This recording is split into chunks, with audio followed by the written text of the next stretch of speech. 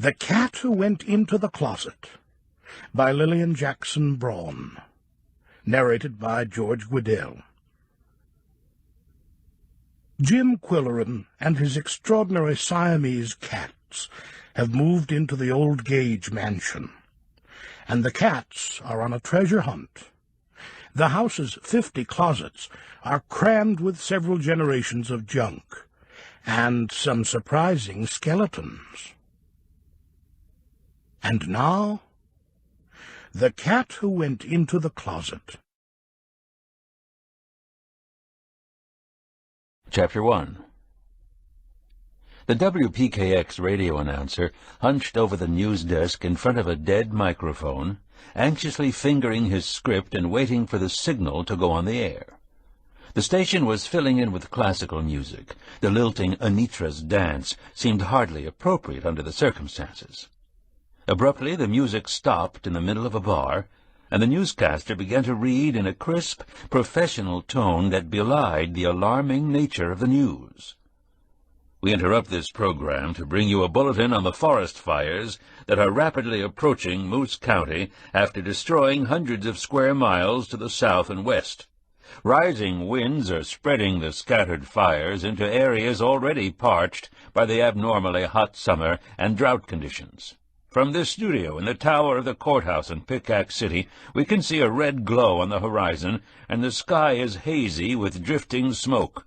Children have been sent home from school, and businesses are closed, allowing workers to protect their families and dwellings.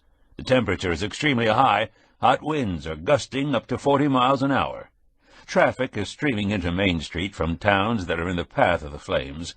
Here in the courthouse, which is said to be fireproof, preparations are being made to house the refugees. Many are farmers who report that their houses, barns, and livestock are totally destroyed. They tell of balls of fire flying through the air, causing fields to burst into flame. One old man on the courthouse steps is proclaiming the end of the world and exhorting passers-by to fall on their knees and pray. The newscaster mopped his brow and gulped water as he glanced at slips of paper on the desk. Bulletins are coming in from all areas surrounding Pickaxe. The entire town of Dry River burst into flames an hour ago and was completely demolished in a matter of minutes. The village of New Perth is in ashes. 32 are reported dead. Pardon me. He stopped for a fit of coughing and then went on with difficulty. Smoke is seeping into the studio. He coughed again. Piney Town, totally destroyed. 17 persons running to escape, killed as the flames overtook them. Volunteer firefighters who went out from Pickaxe are back. They say the fire is out of control. His voice was muffled as he tried to breathe through a cupped hand. Very dark here. Heat unbearable. Wind is roaring. Hold on. He jumped to his feet, knocking his chair backward, and crouched over the mic with a gasping cry. Here it comes! A wall of fire, right down Main Street. Pickaxe is in flames! The lights blacked out. Coughing and choking, the announcer groped for a doorknob and stumbled from the studio. Music blared from the speakers, crashing chords and roaring crescendos, and the studio audience sat motionless, stunned into silence until a few started to applaud.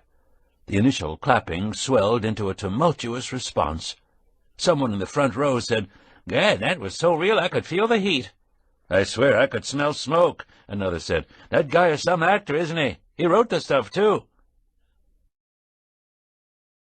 Most of the onlookers, gripped by emotion, were still speechless as they glanced once more at their programs.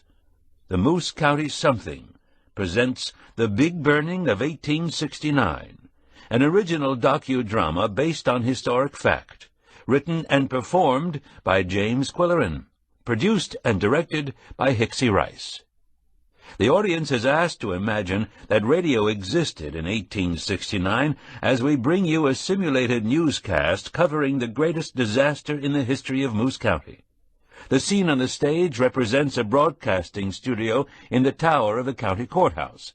The action takes place on October 17th and 18th, 1869. There will be one intermission. Please join us for refreshments after the performance. The audience, having struggled back to reality, erupted in a babble of comments and recollections. I had an old uncle who used to tell stories about a big forest fire, but I was too young to pay any attention. Where did Qwill get his information? He must have done a heck of a lot of research. My mother said her great-great-grandmother on her father's side lost most of her family in a big forest fire. Makes you want to hit the history books, doesn't it? More than 100 prominent residents of Moose County were attending the performance in the ballroom of a mansion that Jim Qwilleran was renting for the winter months. Most of them knew all about the middle-aged journalist with the oversized mustache and doleful expression. He had been a prize-winning crime writer for major newspapers around the United States. He was the heir to an enormous fortune based in Moose County. He wrote a much-admired column for the local daily, the Moose County Something. He spelled his name with a QW. He liked to eat but never took a drink. He was divorced and thought by women to be highly attractive. His easy-going manner and jocose banter made him enjoyable company. He was a close friend of Polly Duncan's, the pickaxe librarian. He lived alone, with 2 cats. The townspeople often saw the big, well-built man walking or biking around Pickaxe, his casual way of dressing and lack of pretension belying his status as a multimillionaire. And they had heard remarkable stories about his cats. Now, sitting in rows of folding chairs and waiting for Scene 2, the spectators saw a sleek Siamese march sedately down the center aisle. He jumped up on the stage and, with tail importantly erect, proceeded to the door where the radio announcer had made his frantic exit.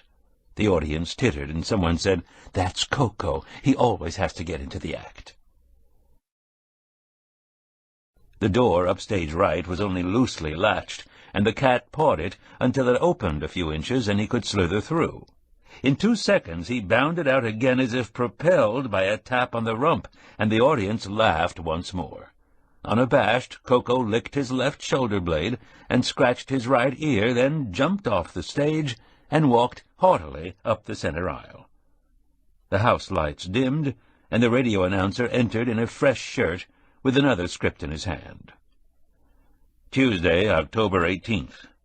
After a sleepless night, Pickaxe can see daylight. The smoke is lifting, but the acrid smell of burning is everywhere, and the landscape is a scene of desolation in every direction. Only this courthouse and a few isolated dwellings and barns are miraculously left standing. The heat is oppressive, 110 degrees in the studio, and the window glass is still too hot to touch. Crews of men are now fanning out through the countryside, burying bodies that are charred beyond recognition. Because so many families lived in isolated clearings, we may never have an accurate count of the dead. More than 400 refugees are packed into the courthouse, lying dazed and exhausted in the corridors, on the stairs, in the courtroom and judge's chamber. Some have lost their feet, some have lost their eyes, some have lost their senses, and they babble incoherently. The groans of badly burned survivors mingle with the crying of babies. There is no medicine to ease their pain. Someone has brought a cow to the courthouse to provide milk for the youngest, but there is no food for the others.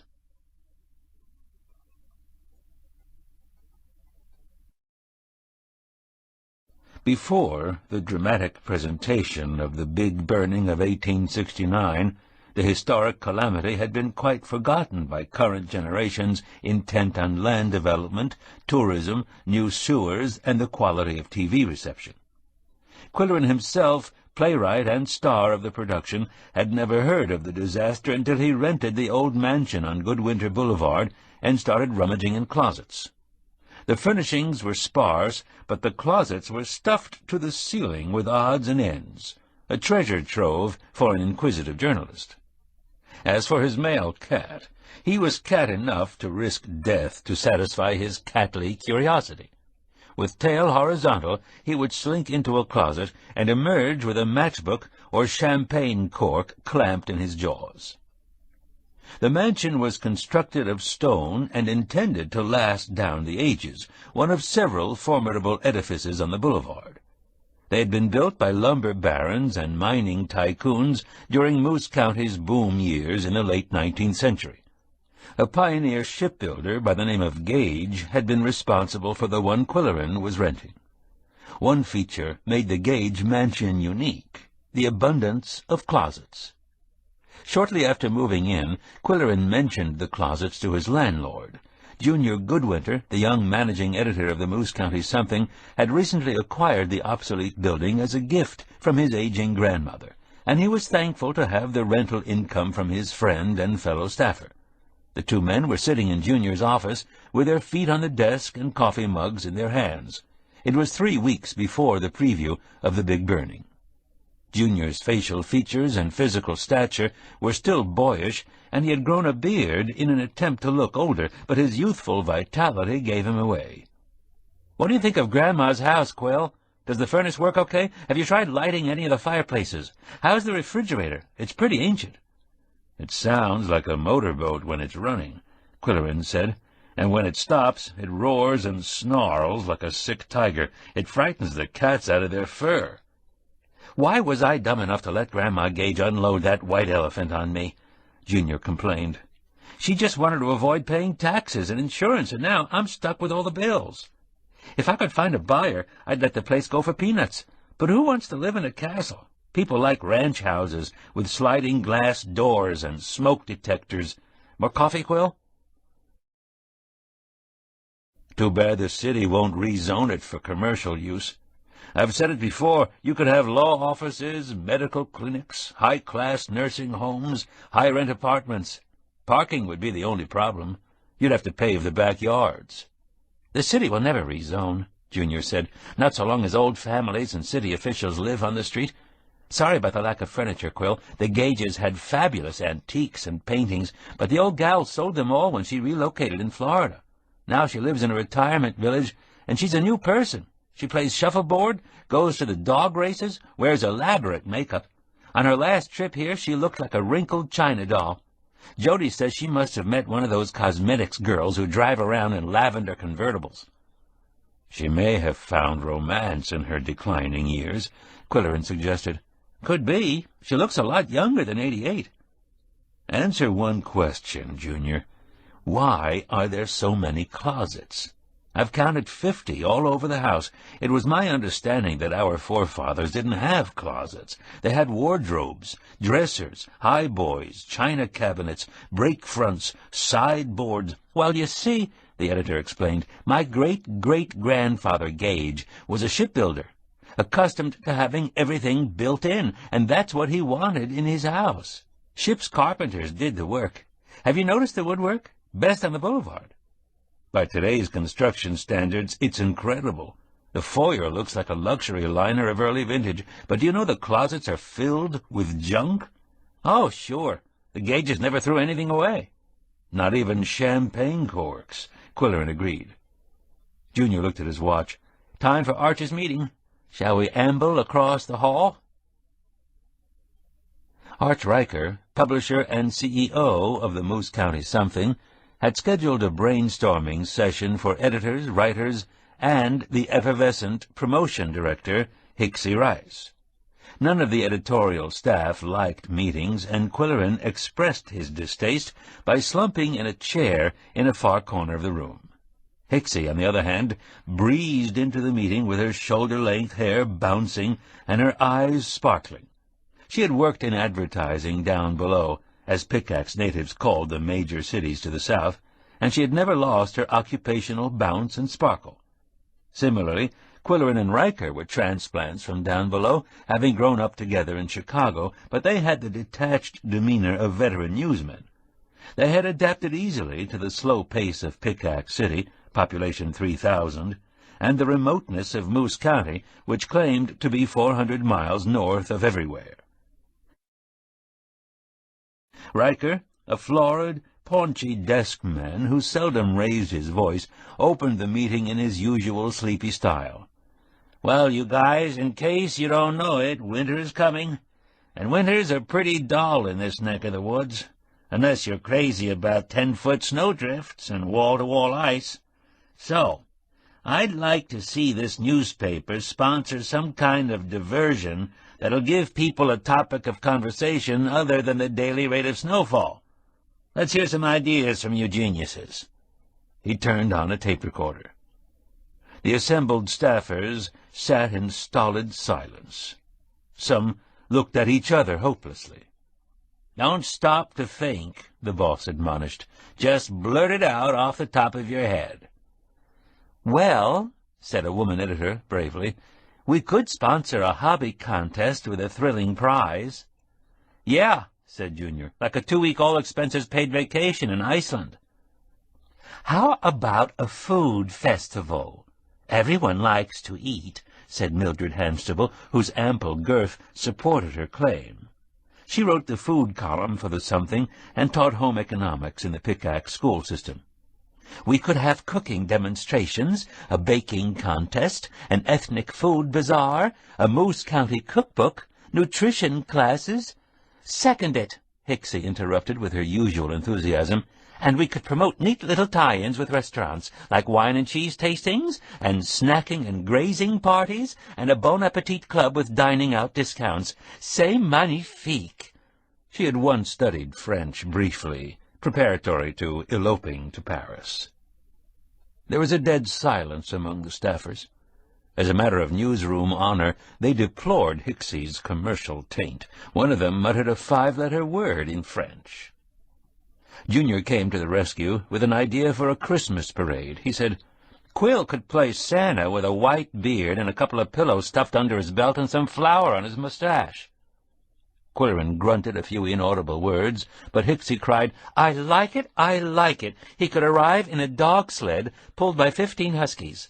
Mushing is a terribly trendy winter sport, you know, and we could get national publicity. The networks are avid for weather bites in winter." Riker said, "I believe we're getting warm, or cold, if you prefer. Snow is what we do best up here. How can we capitalize on it?" "A contest for snow sculpture," suggested Mildred Hanstable, who also taught art in the public school system. "How about a winter sports carnival?" the sports editor proposed. "Cross-country skiing, snowshoe races, ice boating, ice fishing, dog sledding." "And a jousting match with snowblowers," Junior added. "At least it's cleaner than mud wrestling." Riker swiveled his chair around. "Qwill, are you asleep back there in that dark corner?" Quillerin smoothed his mustache before he answered. "Does anyone know about the big forest fire in 1869 that killed hundreds of Moose County pioneers? It destroyed farms, villages, forests, and wildlife. About the only thing left in Pickaxe was the brick courthouse." Roger McGillivray, general assignment reporter and history buff, said, "I've heard about it, but there's nothing in the history books. And we didn't have a newspaper of record in those days." "Well, I've found a gold mine of information," said Quillerin, straightening up in his chair. "And let me tell you something. We may be 400 miles north of everywhere, but we've got a history up here that will curl your toes. It deserves to be told, not just in print, but before audiences, young and old, all over the county." "How did you discover this?" Roger demanded. "While snooping in closets, hunting for skeletons," Quillerin retorted archly. Riker said, "If we were to put together a program, what would we do for visuals?" "That's the problem," Quillerin admitted. "There are no pictures." The publisher turned off the tape recorder. "Okay, we've heard 6 or 8 good ideas. Kick 'em around, and we'll meet again in a couple of days. Back to work."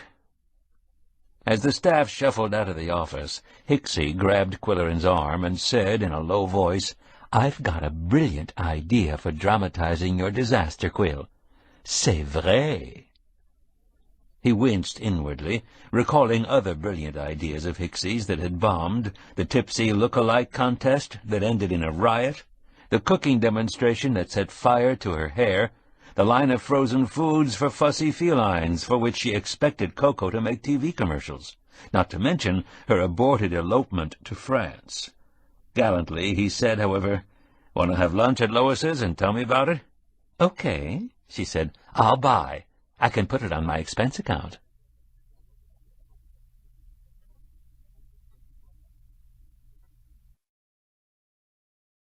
Chapter 2.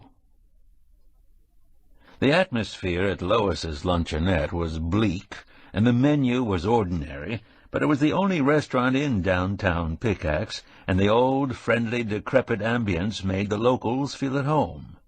A dog-eared card in the window announced the day's special. Tuesday was always hot turkey sandwich with mashed potatoes and gravy, but it was real turkey sliced from the bird. The bread was baked in Lois's kitchen by a white-haired woman who started at 5 a.m. every day, and the mashed potatoes had the flavor of real potatoes grown in the mineral-rich soil of Moose County. Qwilleran and Hixie ordered the special, and she said, "I hear that you're not living in your barn this winter." He had recently converted a 100-year-old apple barn into a spectacular residence.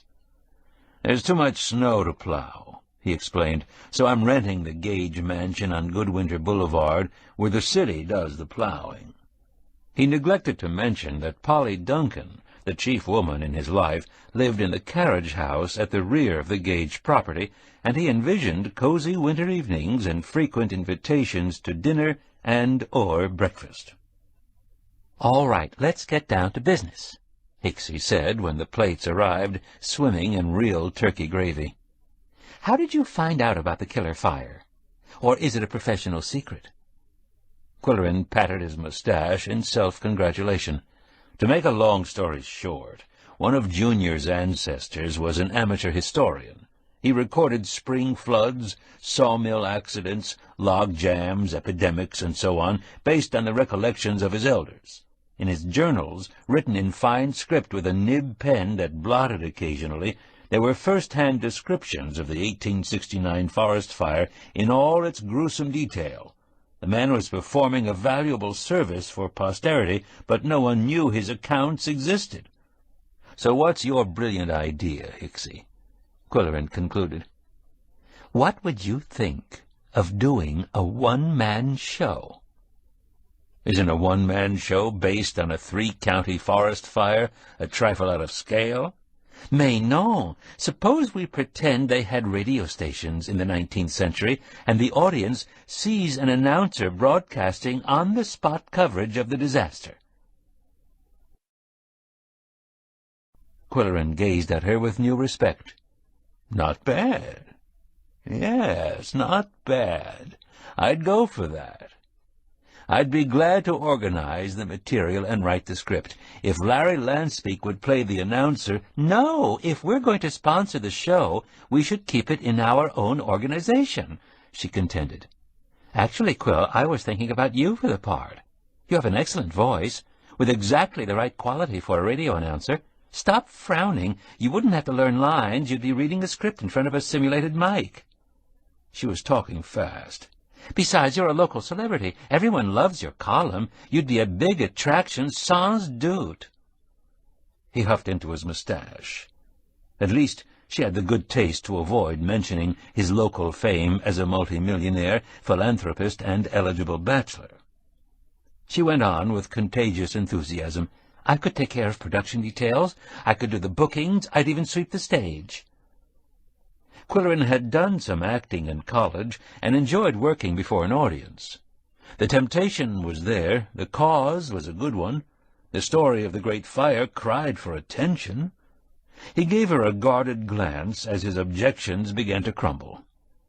"How long a program should it be?" "I would say 45 minutes. That would fit into a school class period or fill a slot following a club luncheon." After a few seconds' contemplation, he said grimly, "I may regret this, but I'll do it." "Merveilleux!" Hixie cried. Neither of them remembered eating their lunch. They discussed a stage setting, lighting, props, a sound system, and how to pack everything in a carrying case to fit in the trunk of a car. Hixie said, "Consider it strictly a road show. My budget will cover expenses, but we'll need a name for the project to go into the computer. How about Suitcase Productions?" "Sounds as if we manufacture luggage," Qwilleran muttered, but he liked it. Returning home from that luncheon with a foil-wrapped chunk of turkey scrounged from Lois's kitchen, Qwilleran was greeted by 2 Siamese who could smell turkey through an oak door 2 inches thick. They yowled and pranced elegantly on long brown legs, and their blue eyes stared hypnotically at the foil package until its contents landed on their plate under the kitchen table. With bemused admiration, Qwill watched them devour their treat.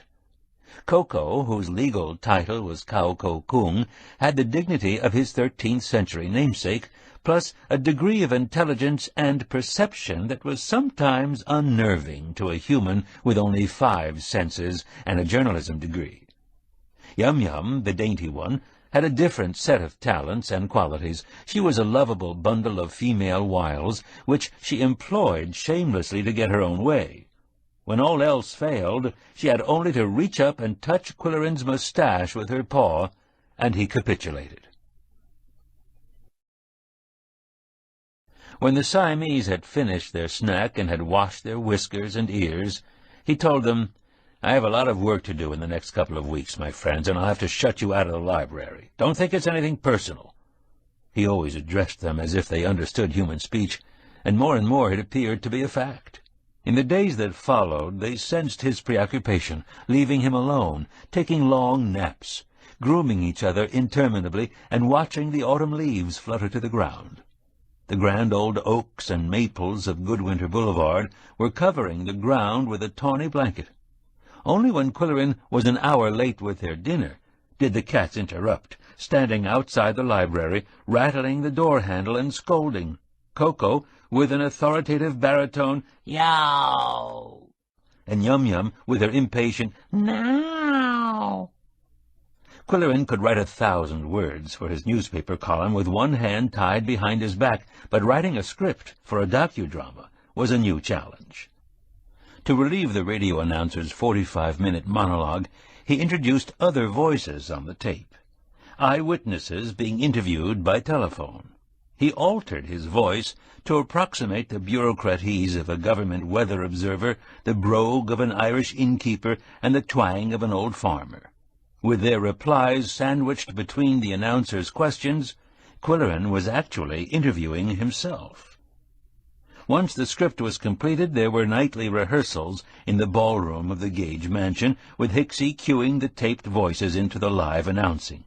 It required split-second timing to sound authentic. Meanwhile, Polly Duncan returned home each evening to her apartment in the carriage house at the rear of the property, and saw Hicksy's car parked in the side drive.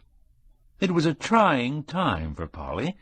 As library administrator, she was a woman of admirable intelligence and self-control, but where Qwill was concerned, she was inclined to be jealous of women younger and thinner than she. One evening, Arch Riker attended a rehearsal and was so impressed that he proposed a private preview for prominent citizens. Invitations were immediately mailed to local officials, educators, business leaders, and officers of important organizations, with replies requested. To Riker's dismay, few responded. He called an executive meeting to analyze the situation. "I think," Hicksy ventured, "they're all waiting to find out what's on TV Monday night." "You've got it all wrong," said Junior Goodwinter, who was a native and entitled to know. "It's like this. The stuffed shirts in this backwater county never reply to an invitation till they know who else is going to be there. You've got to drop a few names." "Or let them know you're spiking the punch," Qwill suggested. "We should have specified a champagne afterglow," Hicksy said. Junior shook his head. "Champagne is not the drink of choice up here. Free booze would have more impact." "Well, you should know," said Riker. "The rest of us are innocents from down below."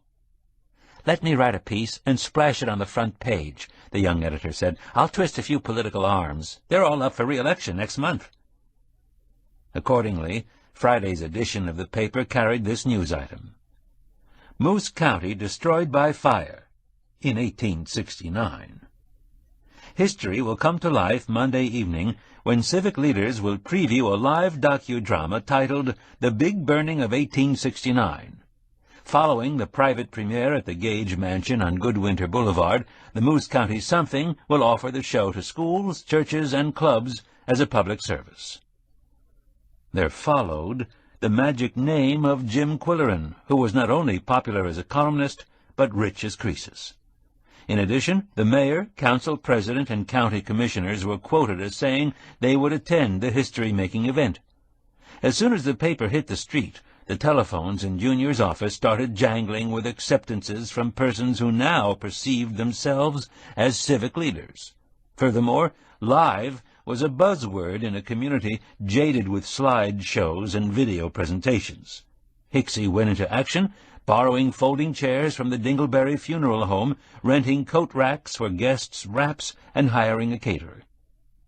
On the gala evening, the Gage mansion, with all windows alight, glowed like a lantern among the gloomy stone castles on the boulevard. Flashbulbs popped as the civic leaders approached the front steps. The publisher of the newspaper greeted them, the managing editor checked their wraps, the political columnist handed out programs, the sports editor directed them to the marble staircase leading to the ballroom on the lower level. The reporters who were providing valet parking carried one elderly man in a wheelchair up the front steps and wheeled him to the elevator, which was one of the mansion's special amenities. Meanwhile, Qwill was sweating out his opening night jitters backstage in the ballroom, a large turn-of-the-century hall with Art Deco murals and light fixtures. More than 100 chairs faced the band platform, where musicians had once played for the waltz and the turkey trot. The stage set was minimal, a plain wood table and chair for the announcer, with an old-fashioned upright telephone and a replica of an early microphone. Off to one side was a table for the studio engineer. Cables snaked across the platform, connecting the speakers and lighting tripods to the control board. "Do they look messy?" Qwill asked Hicksy.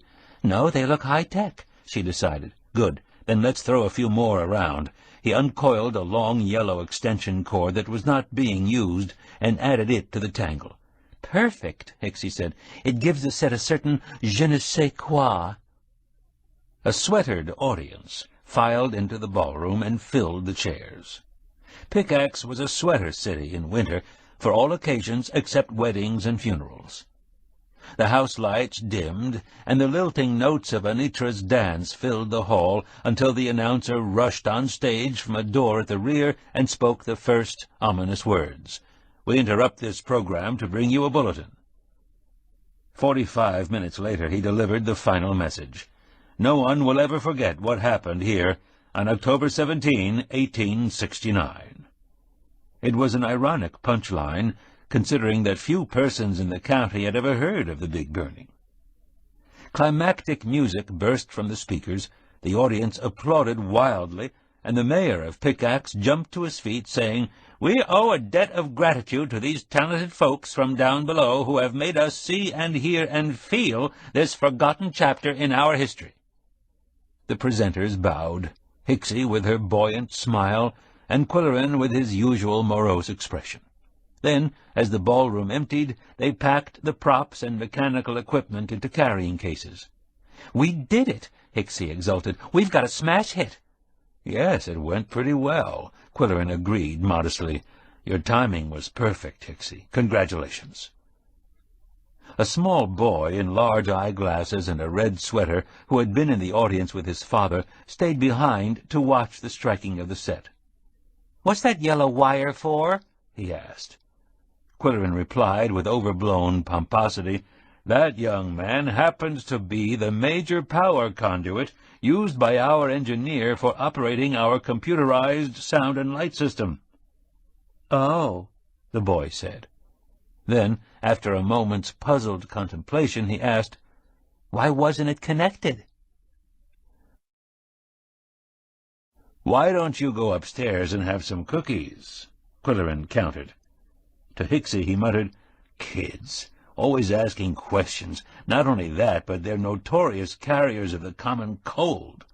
If we're taking this show on the road, I can't afford to be laid up." "I predict we'll be swamped with bookings," she said. "Undoubtedly. Moose County can't resist anything that's free." "Should we extend our territory to Lockmaster County?" "Only if they pay for it. Now let's go upstairs and get some of that free grub."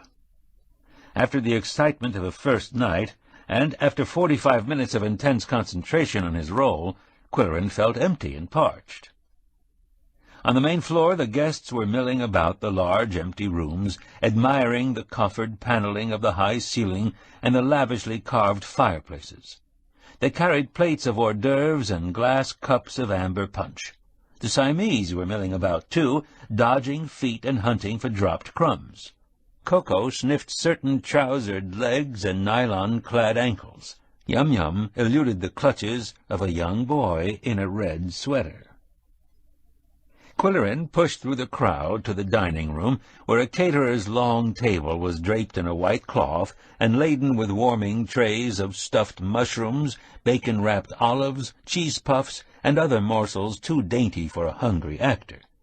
There were 2 punch bowls, and he headed for the end of the table where Mildred Hanstable was ladling amber punch into glass cups.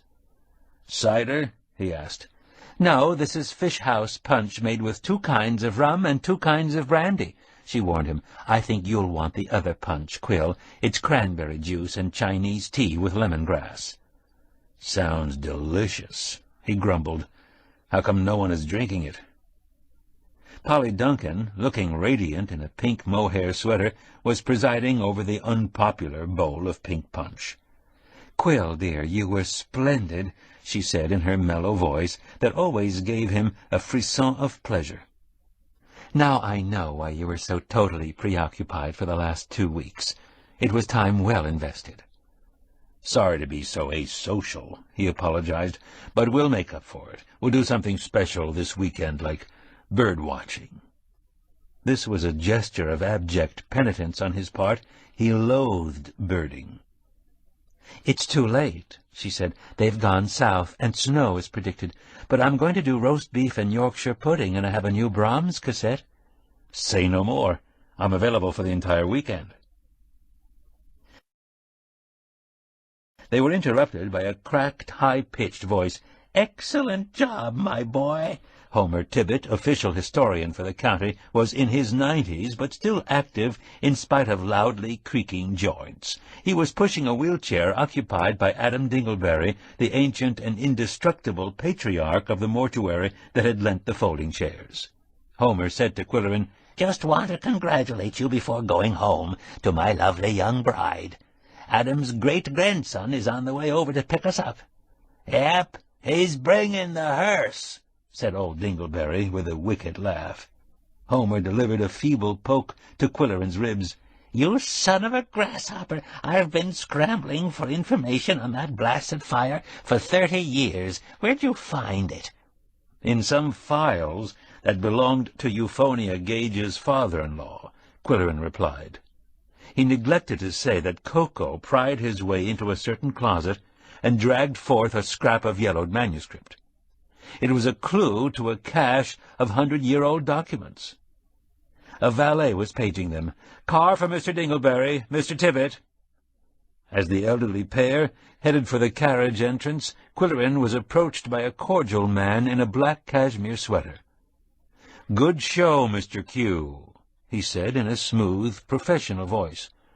"Thank you. I'm Pender Wilmot, your next-door neighbor, and Mrs. Gage's attorney." "Too bad she couldn't be here tonight," Qwill said. "I dare say this old house hasn't witnessed an event of this magnitude since Harding won the presidential election. How do you like living on the boulevard?" "I find it somewhat depressing. There are 7 for-sale signs at my last count." "And I'd gladly make it 8, the attorney said. "But our property has been in the family for 4 generations. And Mrs. Wilmot is sentimental about it, although she might be swayed by a juicy offer." "There'll be no juicy offers until the boulevard is rezoned." "It is my considered opinion," Wilmot said, "that the city will approve rezoning in the year 2030. Mr. Q, this is my son, Timmy." The boy in the red sweater, having failed to catch the slippery Yum-Yum, was now clutching his parent's hand. "And how did you like the show, young man?" Qwill asked him. Timmy frowned. "All those houses burned down, and all those people burned up. Why didn't the firemen get a ladder and save them?" "Come on, son," his father said. "We'll go home and discuss it." They walked toward the front door just as Hicksy dashed up, followed by the owner of the Black Bear Cafe. Gary Pratt's muscular hulk and lumbering gait and shaggy black hairiness explained the name of his restaurant. Excitedly, Hicksy announced, "Gary wants us to do the show at the Black Bear." "Yeah," said the barkeeper. "The outdoor club meets once a month for burgers and beer and a program. They have a conservation guy or a video on the environment. They've never had a live show." "How many members?" Qwilleran asked. "Usually about 40 turn out, but it'll be double that if they know you're coming." "Okay with me. Go ahead and book it, Hicksy." Qwilleran moved through the crowd, accepting congratulations. Susan Exbridge, the antique dealer, gave him her usual effusive hug. "Darling, you were glorious. You should be on the stage. And this house, isn't it magnificent? Euphonia gave me a tour before she sold the furnishings. Look at the carving on that staircase.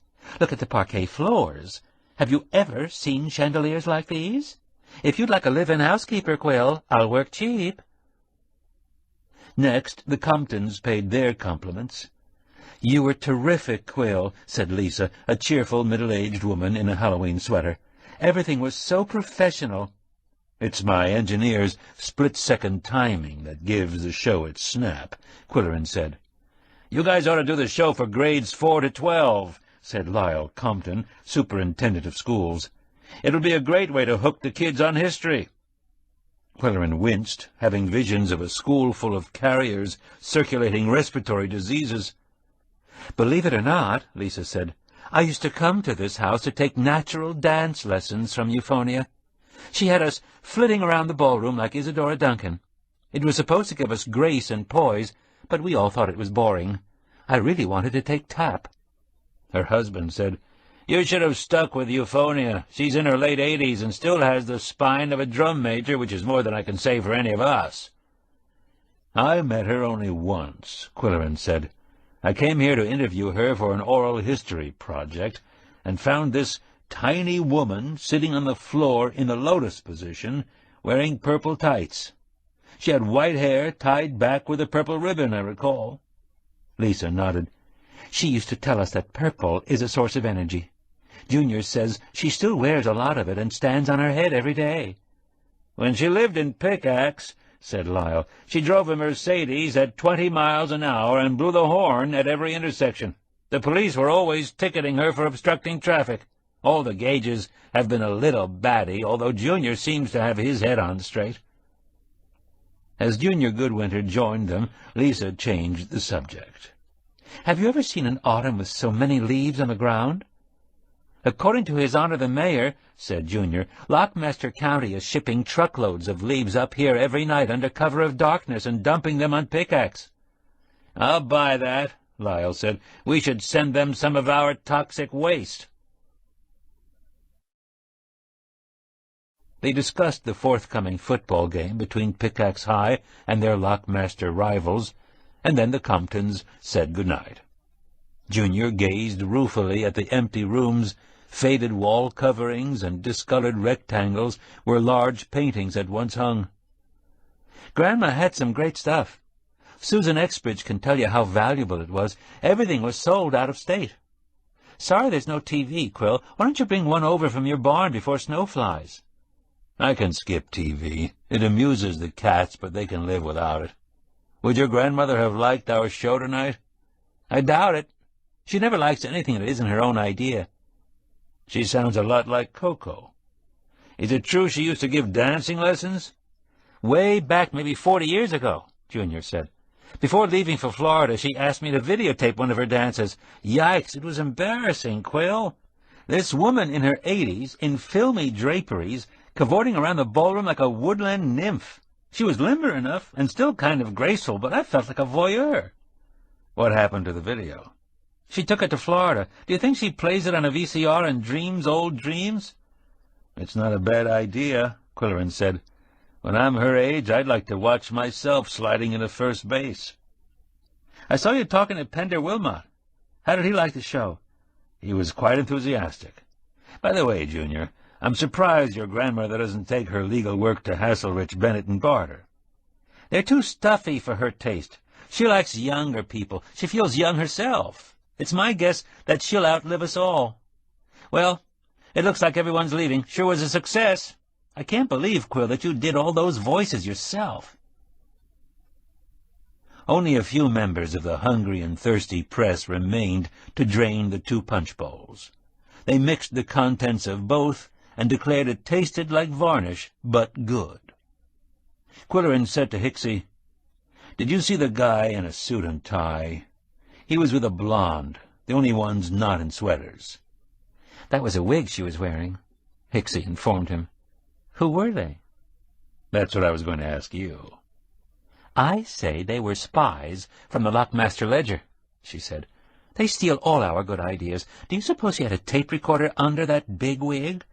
I'm glad we copyrighted the script. We can sue." Arch Riker and Mildred Hanstable were almost the last to leave. The publisher was beaming. "Great job, you 2 kids. Best PR stunt we could spring on this kind of community." "Thanks, boss," said Qwilleran. "I'll expect a raise." "You'll be fired if you don't start writing your column again. The readers are screaming for your pellucid prose on page 2. Consider your vacation over as of tomorrow." "Vacation? I've been working like a dog on this show, and I haven't seen anything that looks like a bonus." This sparring between the 2 old friends was a perpetual game, since the Moose County something was backed financially by the Klingenschön Foundation, established by Qwilleran to dispose of his unwanted millions. Riker drove Mildred home, and Qwilleran told Polly he would escort her to her carriage house in the rear. "I'll be right back," he told the Siamese, who were loitering nearby and beaming questioning looks in his direction. "I've missed you, dear," Polly said as they walked briskly, hand in hand, through the chill October evening. "I thought I had lost my most favored woman status. Bootsy missed you, too." "Sure," Qwilleran replied testily. He and Polly's macho Siamese had been engaged in a Cold War ever since Bootsy was a kitten. "Would you like to come upstairs for some real food and a cup of coffee?" Qwilleran said he wouldn't mind going up for a few minutes. When he came down, 2 hours later, he walked slowly, despite the falling temperature, reflecting that he was happier than he had ever been in his entire life. Not that the pursuit of happiness had concerned him in his earlier years. What mattered then was the excitement of covering breaking news, working all night to meet a deadline, moving from city to city for new challenges, hanging out at press clubs and not caring about money. Now he was experiencing something totally different. The contentment of living in a small town, writing for a small newspaper, loving an intelligent woman of his own age, living with 2 companionable cats. And to cap it all, he was on the stage again. Not since college days, when he played Tom in the Glass Menagerie, had he known the satisfaction of creating a character and bringing that character to life for an audience. At the side door of the mansion he was greeted by the scolding yowls and switching tails of 2 indignant Siamese whose evening repast was late. "My apologies," he said, as he gave them a crunchy snack. "The pressure is off now, and we'll get back to normal. You've been very understanding and cooperative. How would you like a read after I've turned out the lights? The electric bill is going to be astronomical." Despite his affluence, Qwilleran was frugal about utilities. Now he went from room to room through the great house, flipping off switches. The Siamese accompanied him, pursuing their own special interests. In one of the large front bedrooms upstairs he noticed a closet door ajar and a horizontal brown tail disappearing within. Minutes later, Koko caught up with him and dropped something at his feet. "Thank you," Qwilleran said courteously as he picked up a purple ribbon bow and dropped it in his sweater pocket. To himself he said, if Euphonia's theory is true, Koko sensed a source of energy. Cats, he had been told, are attracted to sources of energy. The 3 of them gathered in the library for their read, a ritual the Siamese always enjoyed. Whether it was the sound of a human voice, or the warmth of a human lap and a table lamp, or the simple idea of propinquity, a read was one of their catly pleasures that ranked with grooming their fur and chasing each other. As for Qwilleran, he enjoyed the company of living creatures and, to be perfectly honest, the sound of his own voice. "Would anyone care to choose a title?" he asked. In the library there were a few hundred books that Mrs. Gage had been unable to sell, plus a dozen classics that Qwilleran had brought from the barn, along with his typewriter and computerized coffee-maker. Koko sniffed the bindings until his twitching nose settled on Robinson Crusoe from Qwilleran's own collection.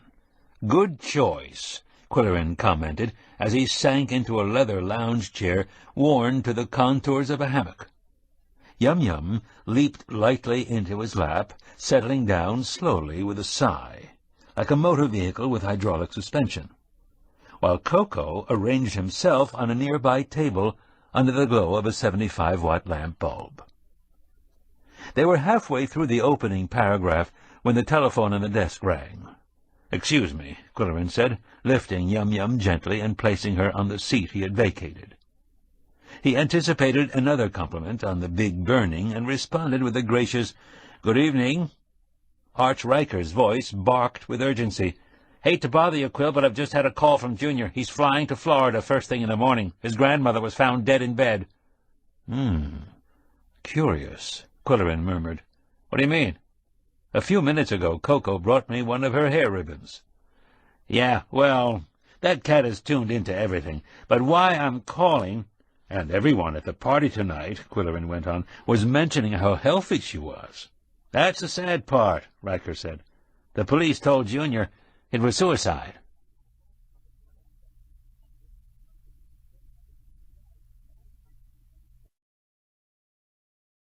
Chapter 3. The news of Euphonia Gage's suicide was surprising, if not incredible. "What was her motive?" Qwilleran asked Arch Riker. "We don't know yet. We'll run a 'died suddenly' on the front page of tomorrow's paper and give it the full treatment Wednesday. Junior is drafting an obit on the plane and will fax it when he arrives down there and gets a few more details. Meanwhile, will you see if you can dig out some photos? Her early life, studio portraits, anything will be useful. She was the last of the Gages. Junior says she left some photo albums in the house, but he doesn't know exactly where." As Qwilleran listened to the publisher's directive, he felt a fumbling in his pocket and reached down to grab a paw. "No!" he scolded. "What did you say?" "Nothing. Yum-Yum was picking my pocket." "Well, see what you can find for Wednesday. Usual deadline. Sorry to bother you tonight." "No bother. I'll give you a ring in the morning." Before resuming the reading of Robinson Crusoe, Qwilleran added the purple ribbon bow to what he called the Koko-kung collection in a desk drawer. It consisted of oddments retrieved by one or more cats from the gaping closets of the Gage mansion: champagne cork, matchbook, pocket comb, small sponge, pencil stub, rubber eraser, and the like. Yum-Yum left her contributions scattered about the house. Koko organized his under the kitchen table, alongside their water dish and feeding station. As the day ended, Qwilleran felt a welcome surge of relief and satisfaction. The big burning had been successfully launched and enthusiastically received. He slept soundly that night, and would not have heard the early morning summons from the library telephone if 8 bony legs had not landed simultaneously on tender parts of his supine body. Hixie Rice was on the line, as bright and breezy as ever. "Pardonnez-moi, did I get you out of bed?" she asked when Qwilleran answered gruffly. "You sound as if you haven't had your coffee yet. Well, this will wake you up. We have 2 bookings for our show, if the dates are okay with you. The first is Thursday afternoon at Mooseland High School. That's a consolidated school serving the agricultural townships." "I'm not keen about doing the show for kids," he objected. "They're not kids. They're young adults, and they'll love it." "Of course. They love anything that gets them out of class, including chest x-rays," he said with pre-coffee cynicism. "What kind of facility do they have?" "We'll be doing the show in the gym, with the audience seated in the bleachers. The custodian is constructing a platform for us." "What's the second booking?"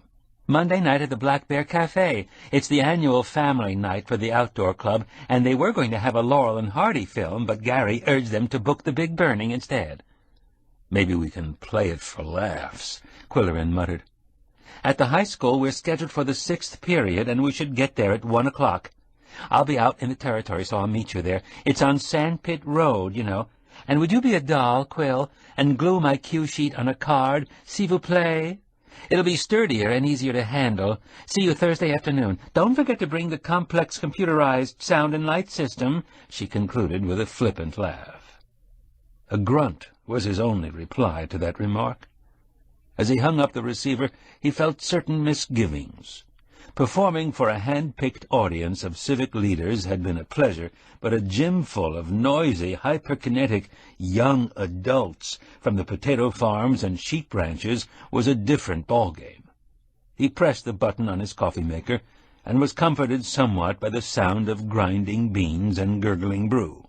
Meanwhile, he fed the cats, and whether it was the soothing sight of feline feeding or the caffeine jolt of his first cup, something restored his positive attitude, and he tackled Riker's assignment with actual relish.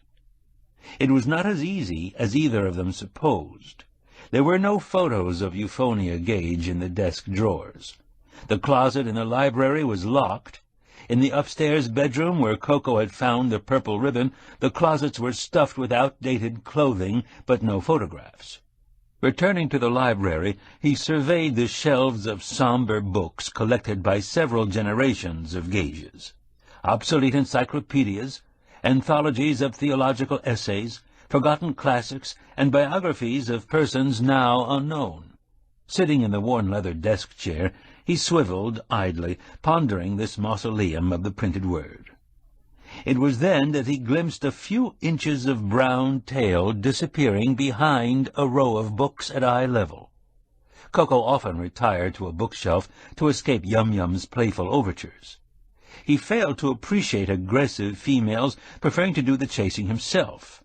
So now he was safely installed in the narrow space behind some volumes on nutrition, correct breathing, vegetarian diet, medicinal herbs, Hindu philosophy, and similar subjects of interest to the late Mrs. Gage.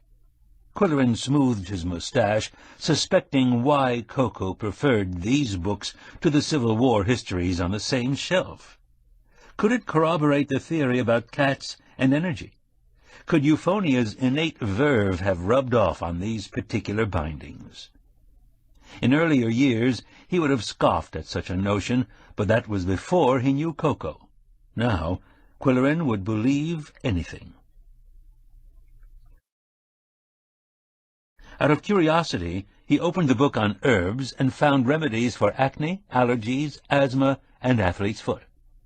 Hopefully he looked under F, but found nothing on football knee, which was his own Achilles' heel. He did find, however, an envelope addressed to Junior and mailed from Florida, casually stuck between a new book on cholesterol and an old book on mind power. He opened it and read, "Dear Junior, ship all my health books right away. I teach a class in breathing twice a week. These old people could solve half their problems if they knew how to breathe. Also send my photo albums. I think they're on the shelf with the Britannica. I'll pay the postage. Thank you for sending the clippings of Mr. Q's column. I like his style. No one down here has the slightest knowledge of how to write. Perhaps you should start a subscription to the paper for me. Send me the bill. Grandma." The letter, dated 2 weeks previously, hardly sounded like a potential suicide. And Qwill wondered, had something drastic happened to change her lifestyle or her outlook? It could be sudden illness, sudden grief, personal catastrophe. 2 photo albums were exactly where she had said they would be, and he turned the pages to find the highlights of her life, all captioned and dated as if she expected some future biographer to publish her life. He found a tiny Euphonia in a christening dress 2 yards long, propped up on cushions. A young girl dancing on the grass in front of peony bushes. A horsewoman in full habit with the straightest of spines, and a bride in a high-necked wedding dress with an armful of white roses. In none of the photos was there a glimpse of her bridegroom, daughter, parents, or grandchildren, only an unidentified horse. Qwill narrowed the collection down to 10 suitable pictures and telephoned Riker at the office. "Got 'em," he announced. "How about lunch?" At noon he walked downtown and tossed the photos on the publisher's desk. Riker shuffled through the pack, nodded without comment, and said, "Where shall we eat?" "First, I want to use your glue pot," Qwill said. "Do you have a 5x7 index card?" "No, what for?" "Never mind, just give me a file folder, and I'll cut it down. I want to paste Hicksie's cue sheet on a card for durability." "Apparently you're expecting a long run," the publisher said with satisfaction. "Yes, and I'm charging the paper for mileage." They drove in Riker's car to the old stone mill on the outskirts of town, the best restaurant in the vicinity. "Have you heard from Junior?" Qwill asked. "Give him a break. His plane left only an hour ago." They were passing the impressive entrance to Goodwinter Boulevard. "How do you and the cats enjoy rattling around in that big house?" "We're adaptable. Actually, I live in 3 rooms. I sleep in the housekeeper's old bedroom on the main floor.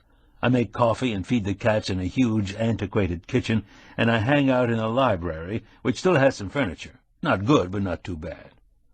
"Is that where you found the dope on the forest fire?"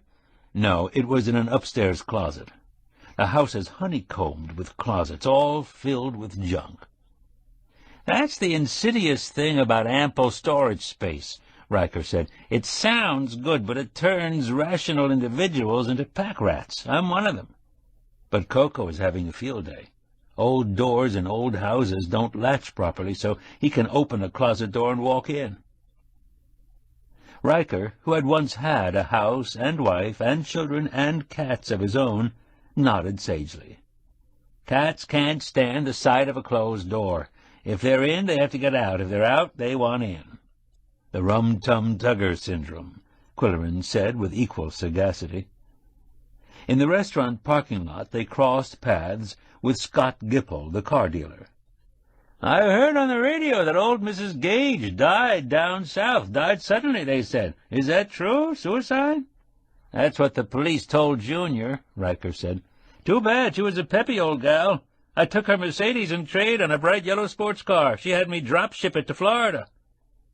When they entered the restaurant, the hostess said, "Isn't that sad about Mrs. Gage? She had so much style, always came in here wearing a hat and scarf. The barman kept a bottle of Dubonnet just for her. Your usual table, Mr. Q?" The special for the day was a French dip sandwich with skins-on fries and a cup of cream of mushroom soup. Riker ordered a salad. "What's the matter?" Qwill inquired. "Aren't you feeling well?" "Just trying to lose a few pounds before the holidays. Do you have plans for Christmas Eve?" "That's 2 months away. I'll be lucky if I survive Thursday afternoon at Mooseland High." "How would you like to be best man at a Christmas Eve wedding?" Qwill stopped nibbling breadsticks. "You and Mildred? Congratulations, old stiff. You two will be happy together. Why don't you and Polly take the plunge at the same time? Share the expenses. That should appeal to your thrifty nature." "The chance to save a few bucks is tempting, Arch, but Polly and I prefer singlehood. Besides, our respective cats would be incompatible. Have you broken the news to your kids?" "Yeah, and right away they wanted to know how old she is. You know what they were thinking, that she'll outlive me and collect their inheritance." "Nice offspring you begot," Qwill commented, half in sympathy and half in vindication. For years Riker had chided him for being childless. "Are they coming for the wedding?" "If the airport stays open, but I doubt it. 50 inches of snow are predicted before Christmas." The 2 men talked about the forthcoming election. The incumbent mayor had a drinking problem, and the high cost of gasoline, when one lives 400 miles north of everywhere, and a good place for a honeymoon, not the new Pickaxe Hotel. When coffee was served, Qwill brought up the subject that was bothering him. "You know, Arch, I can't understand why Mrs. Gage would choose to end her life. Old folks often pull up stakes and go to a sunny climate away from family and friends, and they discover the loneliness of old age. My father found it gets harder to make new friends as years go by. Mrs. Gage was 88, you know." "What's 88 in today's world?" People of that age are running in marathons and winning swimming meets. Science is pushing the lifespan up to 110. Not for me, please. Anyway, when Junior phones, ask him to call me at home.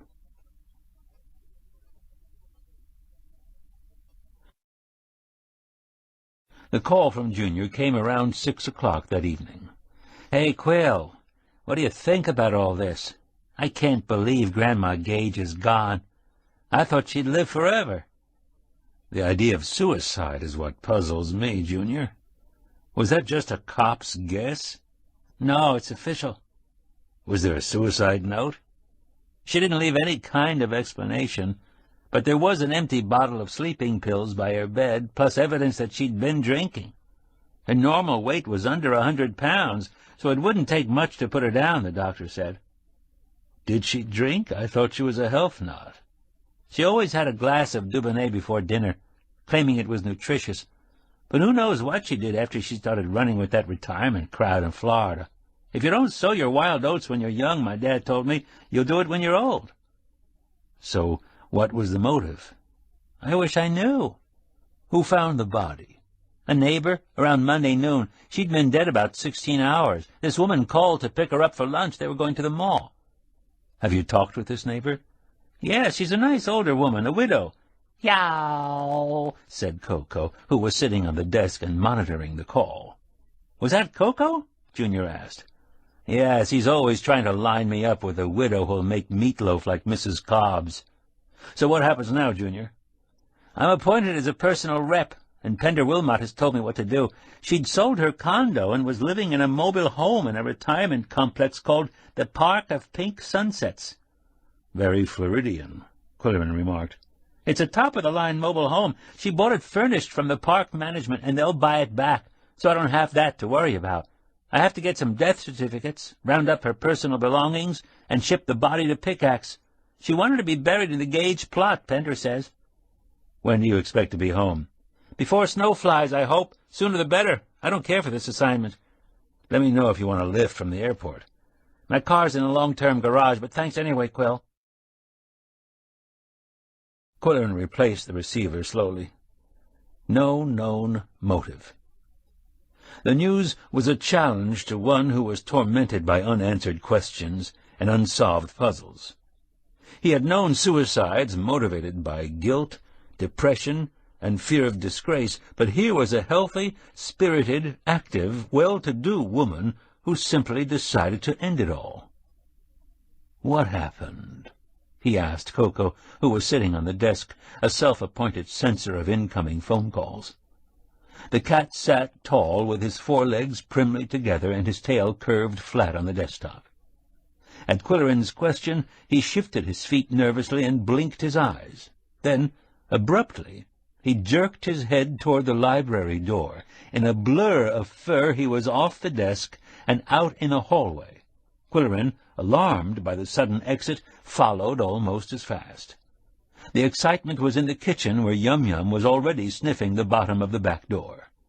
Koko's tail bushed, his ears swept back, his whiskers virtually disappeared, and a terrible growl came from the depths of his interior. Quillen looked out the back window.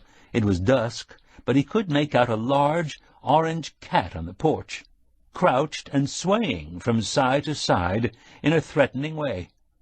The man banged on the door, yanked it open, and yelled, "Scat!" The intruder swooshed from the porch in a single streak and faded into the dusk. Yum-Yum looked dreamily disappointed, and Koko bit her on the neck. "Stop that!" Quillen commanded in a gruff voice that was totally ignored. Yum-Yum appeared to be enjoying the abuse. "Treat!" he shouted. It was the only guaranteed way to capture their immediate attention, and both cats scampered to the feeding station under the kitchen table, where they awaited their reward.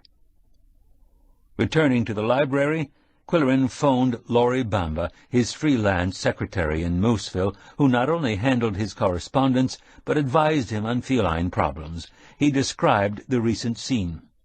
"It's a male," Laurie said. "He's a threat to Koko's territory. He's interested in Yum-Yum." "Both of mine are neutered," he reminded her. "It makes no difference. The visitor probably sprayed your back door." "What? I won't stand for that." Qwill stormed into the phone. "Isn't there some kind of protection against marauding animals invading and vandalizing private property? An ordinance or whatever?" "I don't think so. Do you have any idea where he lives?" "When I chased him, he headed for the attorney's house next door." "Well, thanks, Laurie. Sorry to bother you. I'll see my own attorney about this tomorrow." Blowing angrily into his mustache, Qwill strode through the main hall and glared out the front window, where autumn leaves smothered sidewalks, lawns, pavement, and the median. Then, smashing his fist in the palm of his hand, he returned to the library and phoned Osmond Hasselrich of Hasselrich, Bennett and Barter. Only someone with the nerve of a veteran journalist would call the senior partner at home during the dinner hour, and only someone with Qwill's bankroll could get away with it. The elderly lawyer listened courteously as Qwill made his request concisely and firmly. "I want an appointment for tomorrow afternoon, Mr. Hasselrich, and I want to consult you personally. It's a matter of the utmost secrecy." Chapter 4. While waiting for his Wednesday afternoon appointment with Mr. Hasselrich, Qwill tuned in the WPKX weather report several times, hoping for an update, hoping to hear that dire atmospheric developments in the Yukon Territory or Hudson Bay would close in on Moose County, depositing 18 inches of snow and closing the schools. No such luck. The meteorologist, who called himself Weatherby Good, had a hearty, jovial manner that could make floods and tornadoes sound like fun, and on this occasion he was actually singing. "Blow, blow, blow the leaves gently in the street. Merrily, merrily, merrily, merrily, fall is such a treat. Yes, folks, the mayor, who is running for re-election, has promised leaf pickup before Halloween. The vacuum truck will be operating east of Main Street on Friday and west of Main Street on Saturday, so lock up your cats and small dogs, folks." By the time Qwill walked downtown to the office of Hasselrich, Bennett and Barter, the whine of leaf-blowers paralyzed the eardrums like a 100-piece symphony orchestra playing only one chord. At the law office he sipped coffee politely from Mr. Hasselrich's heirloom porcelain cups, inquired politely about Mrs. H's health, and listened politely to the elderly attorney's discourse on the forthcoming snow. All this before getting down to business. When Qwill finally stated his case, Mr. Hasselrich reacted favorably. As chief counsel for the Klingenschön Foundation, he had become accustomed to unusual proposals from the Klingenschön heir, and although he seldom tried to dissuade Qwill, his fleshy eyelids frequently flickered and his sagging jowls quivered. Today the august head nodded without a flicker or a quiver. "I believe it can be accomplished without arousing suspicion," he said. "With complete anonymity, of course," Qwill specified. "Of course, and with all deliberate haste." Qwill walked home with a long stride. That evening, when he took Polly Duncan out to dinner, she asked casually, "What did you do today?" "Walked downtown, made a few phone calls, ran through my script, brushed the cats." He avoided mentioning his meeting with Hasselrich. They were dining at Tipsy's, a log cabin restaurant in North Kennebec, Polly with her glass of sherry and Qwill with his glass of skunk water. "Guess what's happening on Christmas Eve?" he said. "Arch and Mildred are tying the knot." "I'm so happy for them," she said fervently, and Qwill detected a note of relief. He had always suspected that she considered Mildred a potential rival. "Arch suggested we might make it a double wedding," he said, with a sly sideways glance. "I hope you disabused him of that notion, dear." He gave their order. "Broiled whitefish for the lady, and I'll have the king-size steak, medium rare." Then he remarked, "Did you read the obituary in today's paper?" "Yes, I wonder where they found those interesting pictures." "Did you know Mrs. Gage very well?" "I believe no one knew her very well," said Polly. "She served on my library board for a few years, but she was rather aloof. The other members considered her a snob. At other times she could be quite gracious. She always wore hats with wide brims, never tilted, always perfectly level. Some women found that intimidating. Qwill said, "I detect a lingering floral perfume in one of the upstairs bedrooms at the house." "It's violet. She always wore the same scent, to the extent that no one else in town would dare to wear it. I don't want to sound petty. After all, she was good enough to rent the carriage house to me when I was desperate for a place to live." "That was no big deal," Qwill said. "No doubt she wanted someone around to watch the main house while she was in Florida." "You're always so cynical, Qwill." "Were you surprised that she'd taken her own life?" Polly considered the question at length before replying. "No. She was completely unpredictable. What was your impression when you interviewed her, Qwill?" "She came on strong as a charming and witty little woman, full of vitality. But that may have been an act for the benefit of the press." "What happens now?" "Junior is in Florida, winding up her affairs and trying to get home before snow flies." "I hope the weather is good for the trick-or-treaters. Are you all ready for Halloween?" "Ready? What am I supposed to do?" "Turn on your porch light and have plenty of treats to hand out. Something wholesome, like apples, would be the sensible thing to give, but they prefer candy or money. They used to be grateful for a few pennies, but now they expect quarters." "Quarters? Greedy brats. How many kids come around?" "Only a few from the boulevard, but carloads come from other neighborhoods. You should prepare for at least 100. Qwill grunted his disapproval. "Well, they'll get apples from me and like it." He was quiet when the steak was served. Tipsy's specialized in an old-fashioned cut of meat that required chewing. Eventually he said, "We put the show on the road tomorrow. Mooseland High is our first booking, unless we're fortunate enough to have an earthquake." "You don't sound very enthusiastic, dear. Do they have a good auditorium?" "They have a gym. They're building a platform for us. Hicksy made the arrangements. I've practiced packing the gear, and I can set up in 9 minutes flat and strike the set in 7. The afternoon at Mooseland High School was better than he expected in one way. In another, it was worse. In preparation for the show, he packed the lights, telescoping tripods, cables, props, and sound equipment in 3 carrying cases and checked off everything on a list: script, mic, telephone, extension cords, double plugs, handkerchief for the announcer to mop his sweating brow, and so forth. In college theater there had been a backstage crew to handle all such details. Now he was functioning as stage manager, stage hand, and prop man, as well as featured actor. It was not easy, but he enjoyed a challenge. Everything on the checklist was accounted for, with one exception: Hicksy's cue card. He unpacked the 3 cases, thinking it might have slipped in accidentally, but it was not there. He remembered gluing the cue sheet on a card in the newspaper office. Could he have left it there? He phoned Riker. "You took it when we went to lunch," Riker said. "I saw it in your hand." "Go and see if it's still in the car," Qwill said urgently. "And hurry, we have a show in half an hour. I'll hold." While holding, he appraised the calamitous situation. How could Hicksy operate the sound system and lighting without her cue card? There were 6 cues for music, 8 for voices, 5 for lights, all numbered to correlate with digits on the stereo counter. With more experience, she might be able to wing it, but this was only their 2nd performance.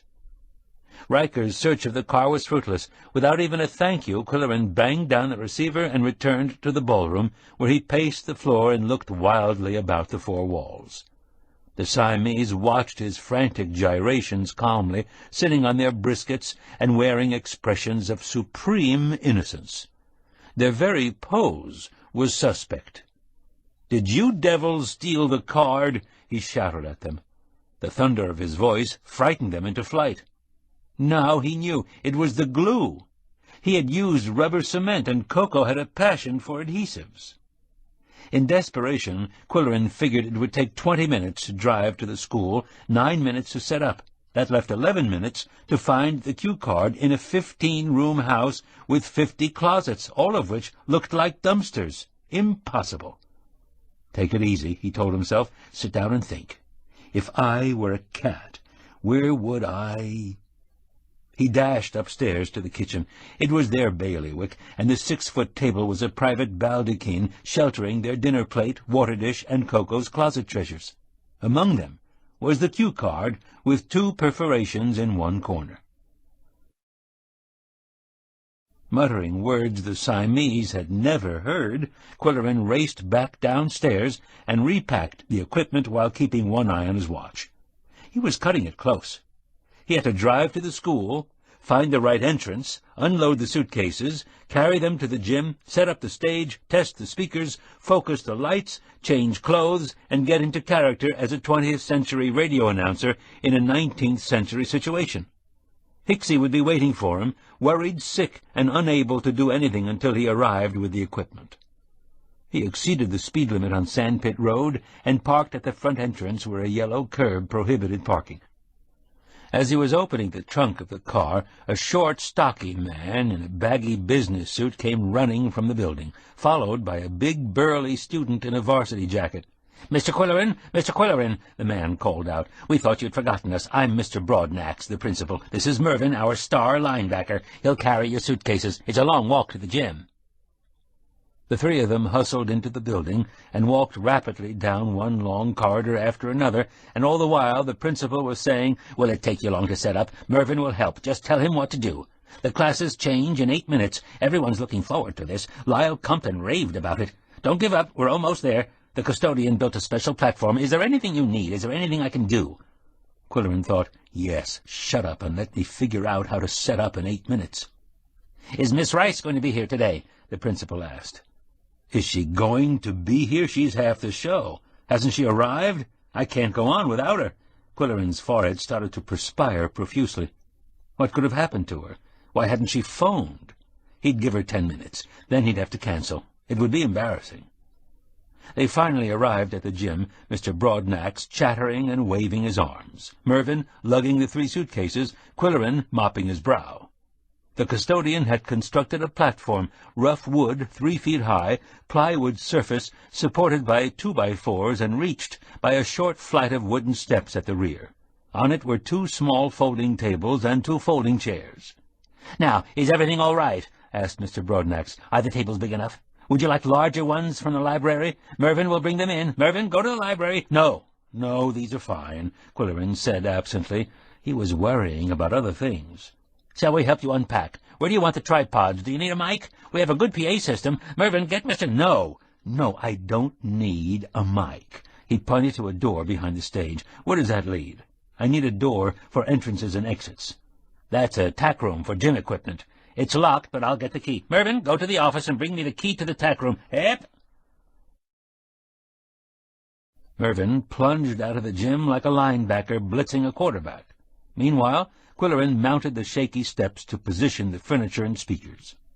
The floor of the stage, he discovered, bounced like a trampoline.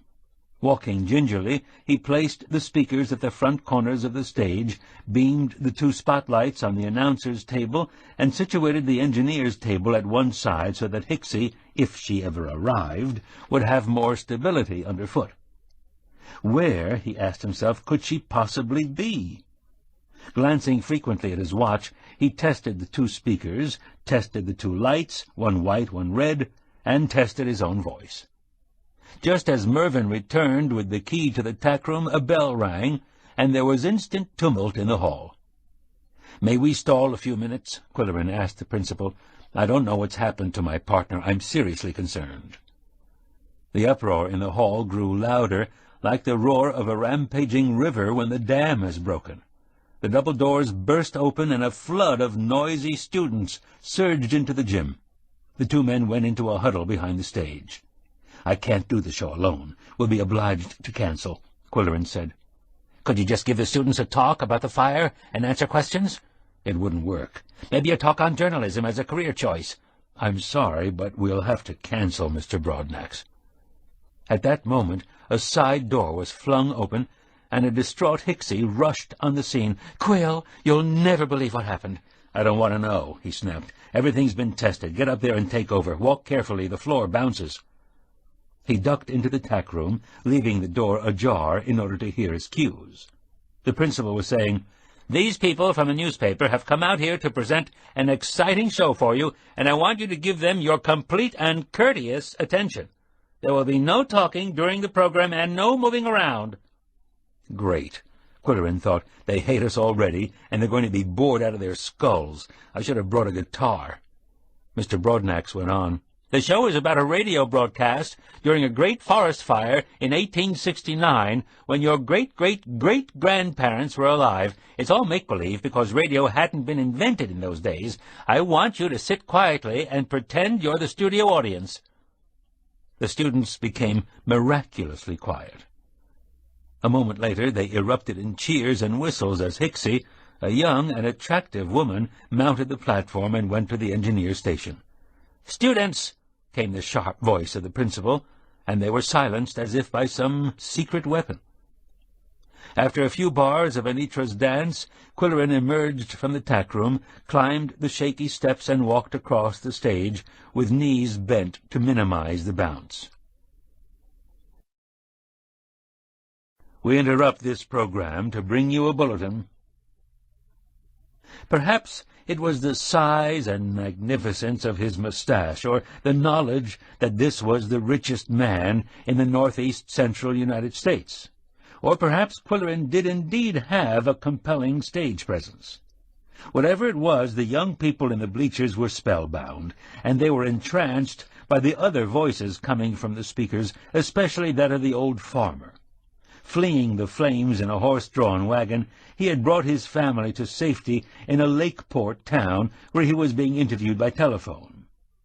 "Tell me, sir," said the announcer, "is the fire consuming everything in its path?" "No," said a parched and reedy voice. "It's like the fire was playing leapfrog, jumping right over one farm and burning the next one down to the ground. I don't know what the Lord is trying to tell us. We picked up one old fellow wandering around blind as a bat. Didn't even know where he was. His clothes, they was all burned off. He was stark naked and black as a piece of coal. We sure had a wagon load when we come into town. We was lucky. They was all alive. Some wagons came into town full of corpses." There were gasps and whimpers in the audience as flames were reported to be sweeping across the countryside and consuming whole villages. Suddenly red light filled the stage, and the announcer jumped to his feet. "Pickaxes and flames!" he yelled. Knocking over his chair, he ran, gasping and choking, from the stage. In his panic, he bounced the plywood floor, and both speakers fell over, face down, while one leg of the folding table collapsed, sliding the telephone and mic to the floor. "Oh, God!" Qwill muttered as he dashed into the tack room and slammed the door. How would Hicksy set up the stage again? Would the audience consider it slapstick comedy? There was an excited uproar in the bleachers, rising above the crashing Tchaikovsky fire music. By opening the door an inch, Qwill thought he could get an idea how Hicksy was coping, but the door refused to open. He was locked in. Oh, no! He pounded on the panels with both fists, but the crescendo of the music and the student pandemonium drowned out his appeal for help. His face was already flushed by the emotion of the scene, and now he could hardly breathe in the airless, sweaty closet. He found a dumbbell and hammered on the door. No one heard. Soon the music would signal him to make his entrance, and if he failed to respond on cue, the tape would run out of music, and the disembodied voice of the Irish innkeeper would come from nowhere, answering questions that were not being asked, unless Hicksy had the sense to stop the tape. But how would she know he was locked in? The music ended, and Hicksy realized something was wrong. She pressed the button. The hubbub in the audience subsided. In the momentary silence, Qwill pounded on the door frantically with the dumbbell, bringing Mr. Broadnax with the key. It was an overheated but poised radio announcer who mounted the flimsy steps, to deafening applause. As the voice of the Irish innkeeper came from the speakers, the students were shocked to hear him say, There's plenty of sad tales they're telling. One poor man tried to rescue his 2 children, both of them half suffocated, but he couldn't carry both of the little ones because his right arm was burned off. Burned clean off, mind you. He had to choose between them, poor man." When it was over, the performers took cautious bows to vociferous applause. Then the audience piled out of the gym, and Hicksy said they loved it when everything fell over. They thought it was part of the show. "Best program we've ever had," the principal told them as they packed their gear. "Even the troublemakers liked it, especially the part where the man's arm was burned off. Now, what can we do for you? Mervyn will carry your suitcases. Would you like a cold drink in our cafeteria?" Qwilleran and Hicksy were both glad to get out of the building. "Okay, chum, what happened to you?" he asked peevishly. "You'll never believe this," she said. "I had lunch at Linguini's, and the parking lot was full, so I parked in the weeds behind the restaurant. When I came out, it was getting chilly, so I put on the coat that was on the back seat. As soon as I pulled onto the open highway, I felt something crawling inside my sleeve. I screamed, ran the car off the road, and jumped out. At the same time, a mouse ran out of my coat." "But that doesn't explain why you were so late," he objected with a lack of sympathy. "I had to wait for a farmer to come with a tractor and pull me out of the ditch." "Well, if you say so," Qwilleran said dubiously. "But I'll tell you one thing, I'll never set foot on another platform unless I've personally tested it." "And I'll never park in the weeds behind Linguini's again, je le jure." Upon returning home from Mooseland High School, Qwilleran's first move was to phone Gary Pratt at the Black Bear Cafe. "Gary," he said, "I'd like to run up there tomorrow afternoon and see where we're going to present our show for the outdoor club. I don't want any surprises Monday night." "Sure thing. What time tomorrow?" "How about 2 o'clock?" "I'll be here," said the barkeeper. "There's somebody I want you to meet, too. A nice little girl who comes in quite often." "How little?" "Well, I mean she's in her 20s, but a heck of a lot smaller than your other farm girls around here. She has a problem you might be able to help her with." "If it's a financial problem, tell her to check with the Klingenschön Foundation," Qwilleran said. "I don't get involved with anything like that. I'm lucky to be able to balance my checkbook." "It's nothing like that," Gary said. "The thing of it is it's a family problem, and it sounds kind of fishy to me. I thought you might give her some advice." Qwilleran said he would listen to her story. He had little interest in a young farm girl's family problems, however. What really piqued his curiosity was the suicide of a woman with no apparent motive. He was glad when Junior phoned him on Friday morning. "Turn on the coffee maker," the young editor ordered. "I'll be right there with some donuts from Lois's. I have some things to report." Lois's donuts were freshly fried every morning, with no icing, no jelly, no chopped nuts, just old-fashioned fried cakes with a touch of nutmeg. The 2 men sat at the kitchen table, hugging coffee mugs and dipping into the donut bag. Qwilleran said, "I've figured out why 19th century tycoons built big houses and had 14 kids. 8 of them were girls and considered a total loss. 2 of the sons died in infancy, another was killed while stopping a runaway horse, 1 was deported down below to avoid local scandal, 1 became a journalist, which was even worse, halfway between a cattle rustler and snake oil salesman. They were lucky to have 1 son left to run the family business." "That's just about what happened in the Gage family," Junior said. "Grandpa was the last male heir." "When did you get back from Florida?" "Around midnight. Almost missed the last shuttle out of Minneapolis." "Did you get everything wrapped up?" "To tell the truth," Junior said, "there wasn't that much to do. Grandma had sold her car. The furniture went with the house. We gave her clothes to charity, and the only jewelry she had was seashells and white beads.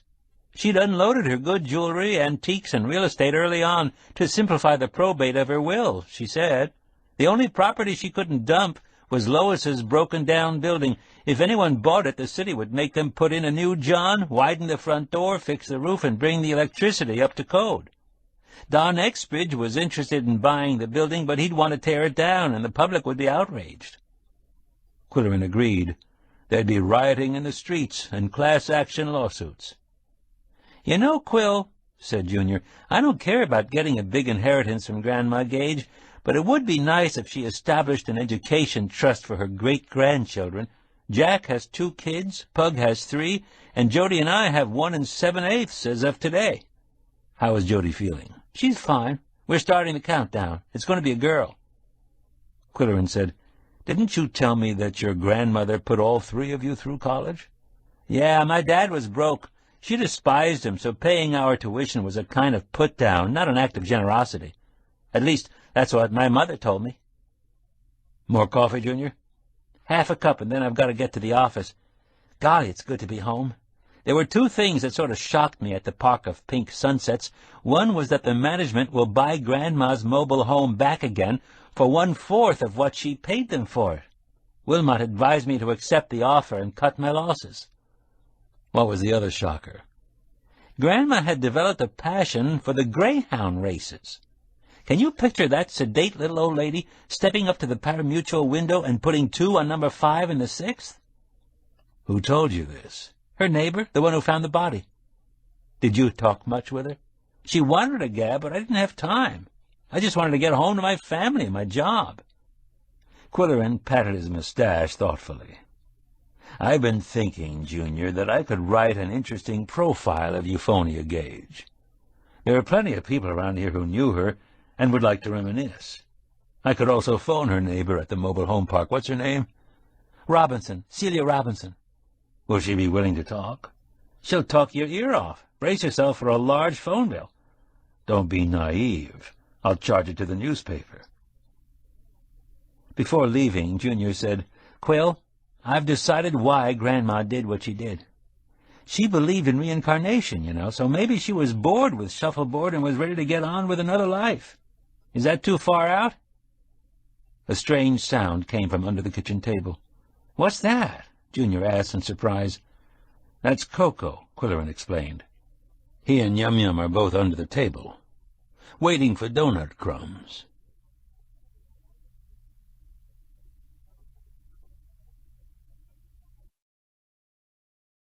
Chapter 5. When Junior mentioned his reincarnation theory as a motive for Euphonia's suicide, the chattering under the kitchen table had a negative, even hostile sound. "You didn't care for the idea," Qwilleran said to Koko after Junior had left for the office. "Neither did I. I don't know what it is, but there's something we don't know about the lady."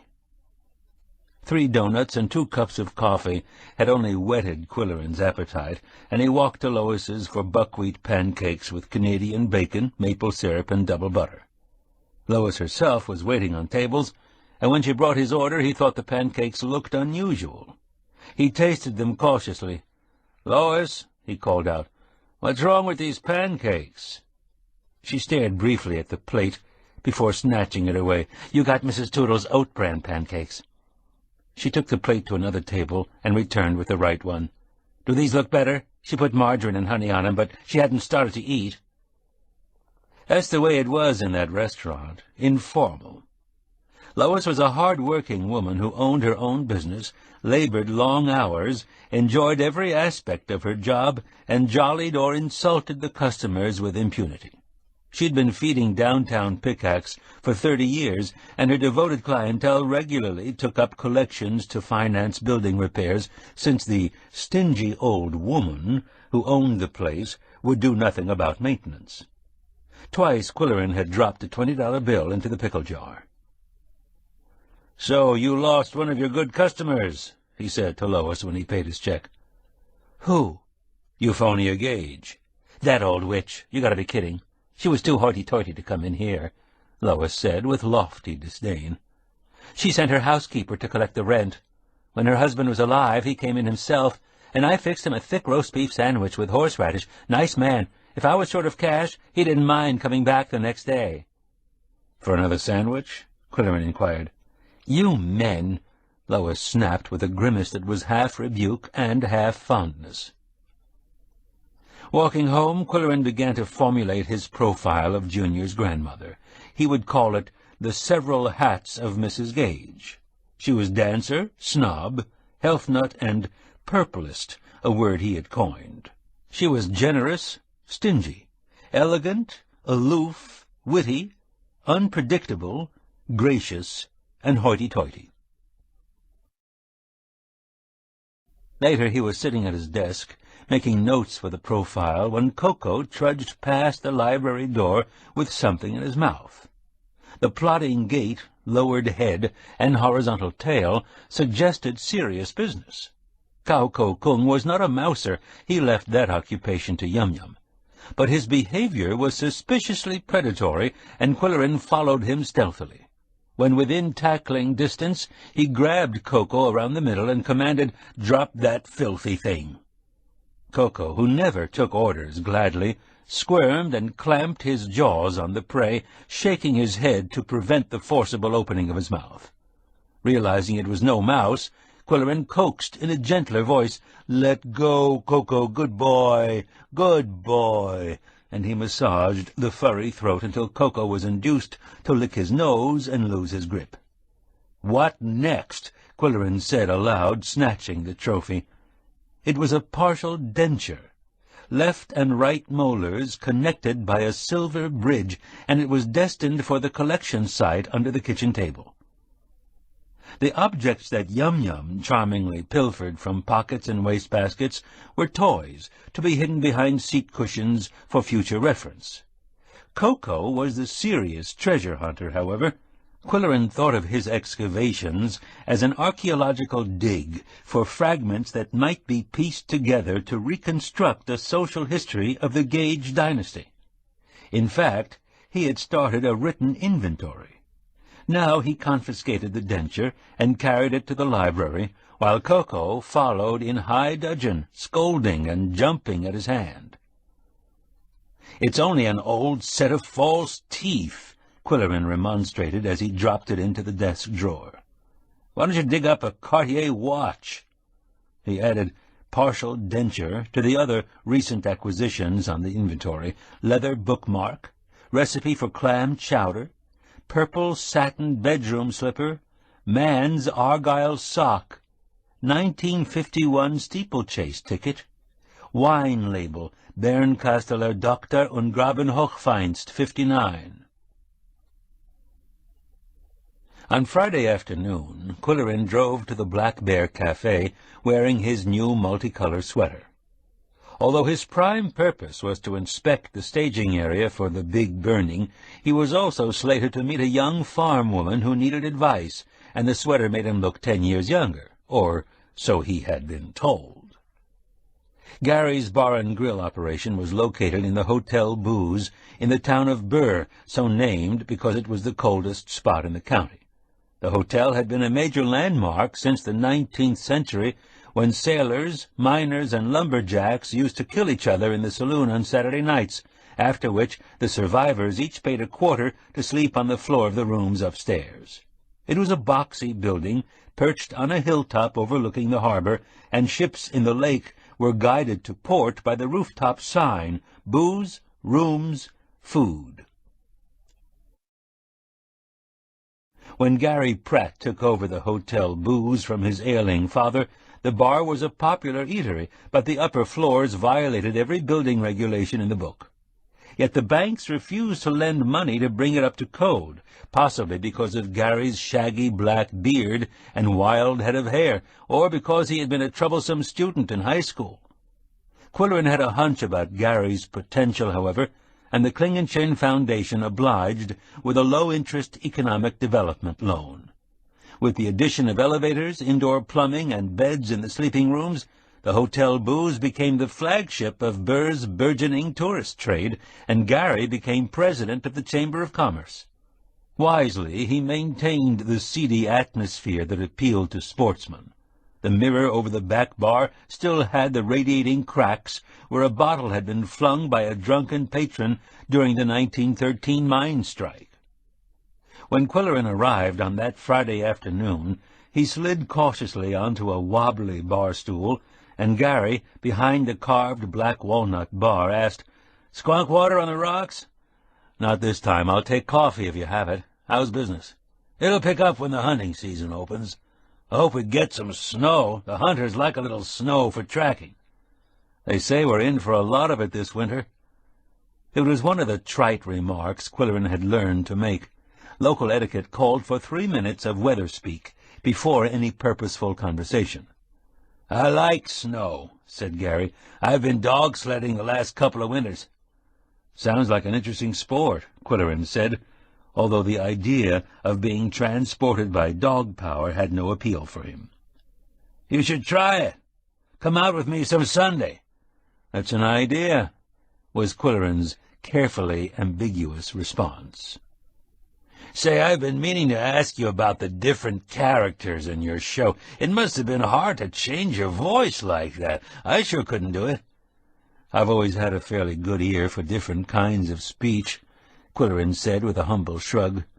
"The big problem was recording the voices. When I played them back, the tape was punctuated with the yowling of cats. So I locked them out of the room and tried again. This time the mic picked up a trash impactor and the sheriff's helicopter. I finally recorded at 3 o'clock in the morning and hoped no one in my neighborhood would require an ambulance." "Well, it sure was impressive. Where did you get all your information? Or did you make some of it up?" "Every statement is documented," Qwilleran said. "Do you know anything about the Gage family?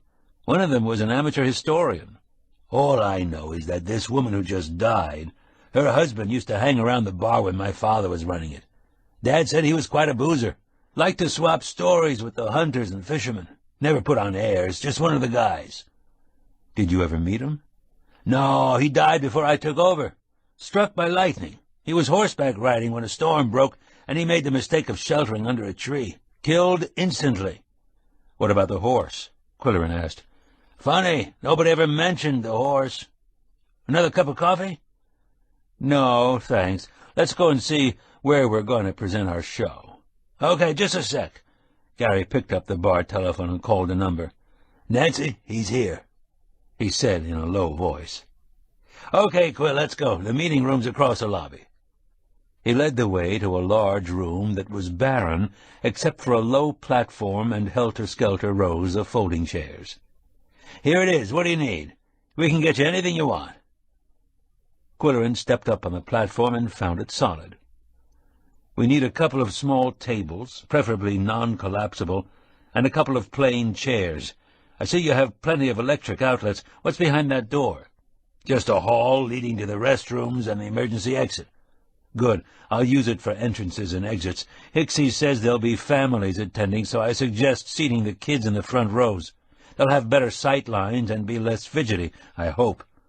And now I'll take that second cup of coffee." Back in the bar, Gary said, "Hey, there's Nancy, the girl I want you to meet." Seated on one of the tilt-top bar stools was a young woman in jeans, farm jacket, and field boots. She was slightly built, and her delicate features were half hidden by a cascade of dark, wavy hair. In dress and stature, she might have been a 7th grader on the way home from school, but her large brown eyes were those of a grown woman with problems. She turned her eyes beseechingly on Qwilleran's mustache. "Nancy, this is Mr. Q," Gary said. "Nancy's a good customer of ours. Burgers, not beer, eh, Nancy?" She nodded shyly, clutching her bottle of cola. "How do you do?" Qwilleran said with a degree of reserve. "Nice to meet you. I've seen your column in the paper." "Good," he said coolly.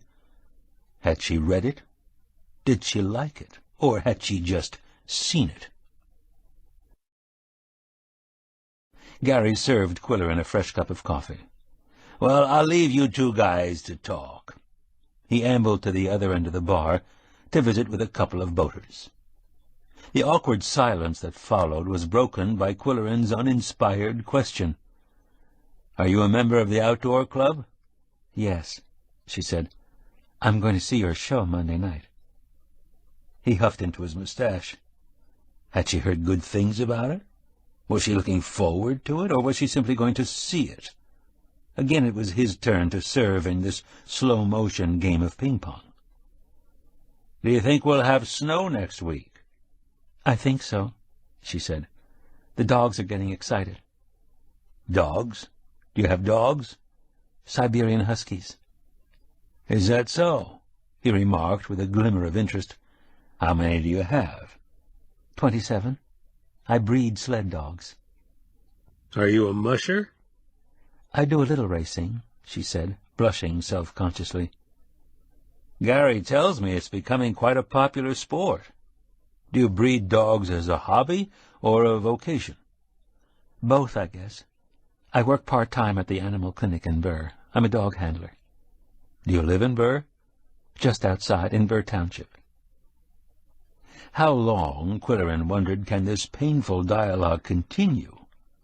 He was determined not to inquire about her problem. If she had a problem, let her state it. They both wriggled on the ancient bar stools that clicked noisily. He tried to catch Gary's eye, but the barkeeper was arguing heatedly with the boaters about the new break wall. "Nancy, I'm afraid I don't know your last name," Qwill said. "Fincher," she said simply. "How do you spell it?" He knew how to spell it, but it was an attempt to fill the silence. Fincher. Fortunately, Gary glanced in their direction, and Qwill pointed to his empty cup and Nancy's half-empty bottle. Gary approached with his bearish, lumbering gait. "Did you tell him about your problem?" he asked Nancy. "No," she said, looking away. Gary poured coffee and produced another bottle of cola. "The thing of it is, Qwill, her dad disappeared." Then he went back to the boaters. Qwill looked inquiringly at the embarrassed daughter. "When did that happen?" "I haven't been able to find him since Sunday." She looked genuinely worried. "Do you live in the same house?" "No, he lives on his farm. I have a mobile home." "What kind of farm?" "Potatoes." "Where did you see him on Sunday?" "I went over to cook Sunday dinner for him, the way I always do. Then he watched football on TV, and I went home to my dogs." "And when did you first realize he was missing?" "Wednesday." There was a long, exasperating pause. Qwill waited for her to go on. "The mail carrier stopped and told me that Pop's mailbox was filling up, and his dog was barking in the house, and there was no truck in the yard, so I drove over there, and Corky was so starved he almost took my arm off. He'd wrecked the house looking for something to eat, and the place smelled terrible." "Did you notify the police?" Nancy looked at her clenched hands. They were small hands, but they looked strong. "Well, I talked to a deputy I know, and he said Pop was most likely off on a binge somewhere." "Is your father a heavy drinker?" "Well, he's been drinking more since Mom died." "Did you do anything further?" "Well, I cleaned up the mess and took Corky home with me, and on the way I stopped at the Crossroads Tavern. That's where Pop goes to have a beer with the other farmers and chew the rag. They said he hadn't been around since Saturday night. They figured he was working in the fields." "Has your father ever done this before?" "Never." Her eyes flashed for the first time. "He'd never do such a thing at harvest. The weather's been wet, and if he doesn't dig his potatoes before the first heavy frost, the whole crop will be ruined. It's not like him at all. He's a very good farmer, and he's got a lot invested in his crop." "And this deputy you mentioned, does he know your father?" "Yes," she said, shrinking into her burly jacket. "What's his name?" "Dan Fincher." "Related to you?" She turned away as she said, "We were married for a while."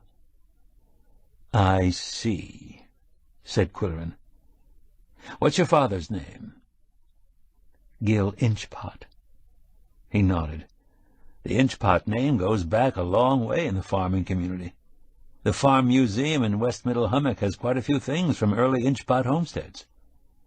"I've never been there," Nancy said. "I never cared much for history." "What kind of truck does your father drive?" "Ford pickup, blue." "Do you know the license number?" "No," she said, pathetically enough to arouse Qwill's sympathy. "Let me think about this matter," he said, pushing a cocktail napkin and a ballpoint pen toward her. "Write down your address and telephone number, also the address of your father's farm." "Thank you," she said simply, turning her expressive brown eyes toward him. He thought, beware of young women with beseeching brown eyes, especially when they look 12 years old. If you learn anything further, ask Gary how to get in touch with me. Thank you, she said again. Now I have to go back to work. I just ran over from the clinic. She left, lugging a shoulder bag half her size. Qwill watched her go, smoothing his mustache like the villain in an old melodrama, but the gesture meant something else. It meant that he sensed an element of intrigue in this country tale. The reaction started with a tingle on his upper lip, in the roots of his mustache, and he had learned to respect the sensation. Gary returned with the coffee server. "Please, not again. It's good coffee, but I'm driving." "Nice little girl, isn't she?" the barkeeper remarked. "I don't visualize her racing with a pack of sled dogs. She looks too delicate. But she's light, like a jockey, and that makes a good racer. What do you think of her story?" "It bears a closer look." "Yeah, that ex-husband of hers is a jerk. Imagine brushing her off like that." "If she wants to talk to me, you dial the number for her, Gary." "Sure, I understand. I'll bet you're pestered by all kinds of people." Qwill threw a $10 bill across the bar. "Keep the change for a down payment on some new bar stools, and I'll see you Monday night." From the hotel booze he drove directly to the police station in downtown Pickaxe, where his friend Andrew Brody was chief. Brody waved him away. "If you're looking for free coffee, you're too late. The pot's dry." "False deduction," Qwill said. "My prime objective is to see if you're doing your work, issuing lots of parking tickets and arresting leaf burners. Did you blow your leaves into the street, Andy? The vacuum truck will be on your side of town tomorrow." The chief shot him a veiled look. "The wife takes care of that." "Oh, now I understand why you're always advocating matrimony. I knew there was some ulterior reasoning." Brody scowled. "What's on your mind besides leaves?" "Do you know a guy named Gil Inchpot?" "Potato farmer, Bird Township." "Right. His daughter's worried about him. He's disappeared. His truck's gone. He abandoned his dog, and he decamped when the potatoes were ready to harvest." "That's the sheriff's turf," Brody pointed out. "Did she report it to the sheriff's department?" "She talked to a deputy named Dan Fincher."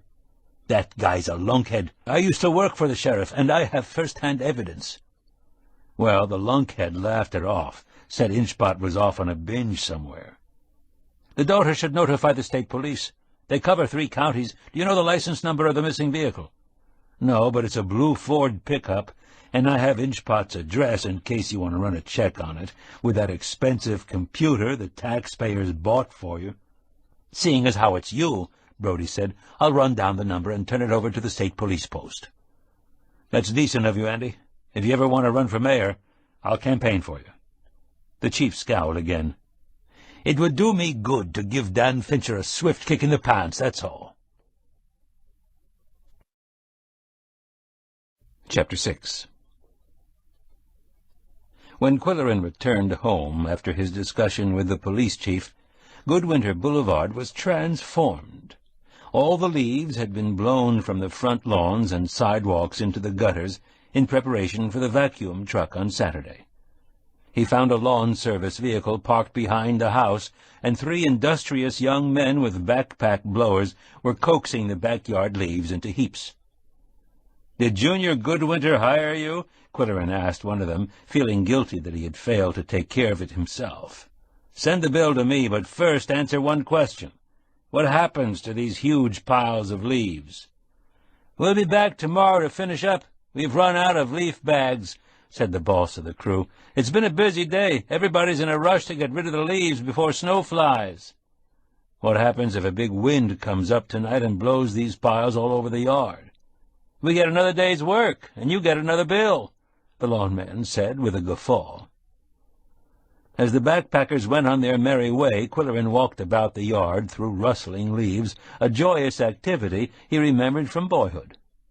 Suddenly, through the corner of his eye, he saw something crawling through the shrubs that bordered the property. He was prepared to yell "scat" when he realized it was the attorney's son. He called out sternly, "Is there something you want, young man?" Timmy Wilmot scrambled to his feet. "Is O.J. over here?" "I don't know anyone of that name." "He's our cat, a great big orange one with bad breath."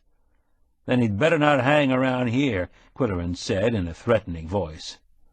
"I'm afraid he'll go out in the street and get sucked up in a leaf-sucker." The boy was looking anxiously about Quillen's yard. "There he is!" He ran across the grass to a pile of leaves that effectively camouflaged a marmalade cat. Grabbing the surprised animal around the middle, he staggered back across the yard, clutching the bundle of fur to his chest, the orange tail dangling between his knees and the orange legs pointing stiffly in 4 directions. The pair reached the row of shrubs on the lot line and crawled through the brush to safety. Indoors, the Siamese were concerned chiefly with Quillen's recent association with a dog handler who also raised Siberian huskies. Their noses, like Geiger counters detecting radiation, passed over every square inch of Quillen's clothing, their whiskers registering positive. He arranged some roast beef and boned chub from Toodle's deli on a plate and placed it under the kitchen table. Then, turning on the kitchen radio for the weather report, he heard the following announcement instead. "The hobgoblins will be out tomorrow night, which is official beggars' night in Pickaxe. A resolution passed by the City Council limits trick-or-treating to 1.5 hours between 6 o'clock and 7:30. Children should stay in their own neighborhoods unless accompanied by an adult. In all cases, 2 or more children should go together. The police department makes the following recommendations in the interest of safety. Stay on the sidewalk. Don't run into the street. Don't go into houses, if invited. Avoid wearing long costumes that could cause tripping.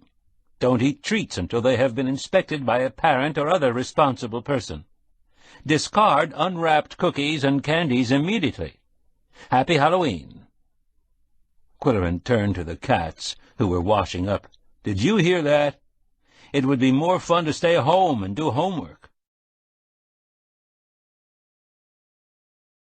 Saturday morning, after he had heard the announcement for the 3rd time, he went back to Toodle's Market and bought a bushel of apples. When he arrived home, his phone was ringing, and Koko was announcing the fact by racing back and forth and jumping on and off the desk. "Okay, okay," Qwill yelled at him. "I can hear it, and I know where it is." Junior's voice said, "Where have you been so early? Did you stay out all night? I've been trying to reach you." "I was buying apples for trick-or-treat." "Apples? Are you nuts? They'll throw 'em at you. They'll soap your windows." "We'll see about that," Qwill said grimly. "What's on your mind? Are you at the office?" "I'm going in later, but first, how would you like to take a little ride?" "Where?" "To the Hilltop Cemetery. Grandma was buried there yesterday, privately." "How come?"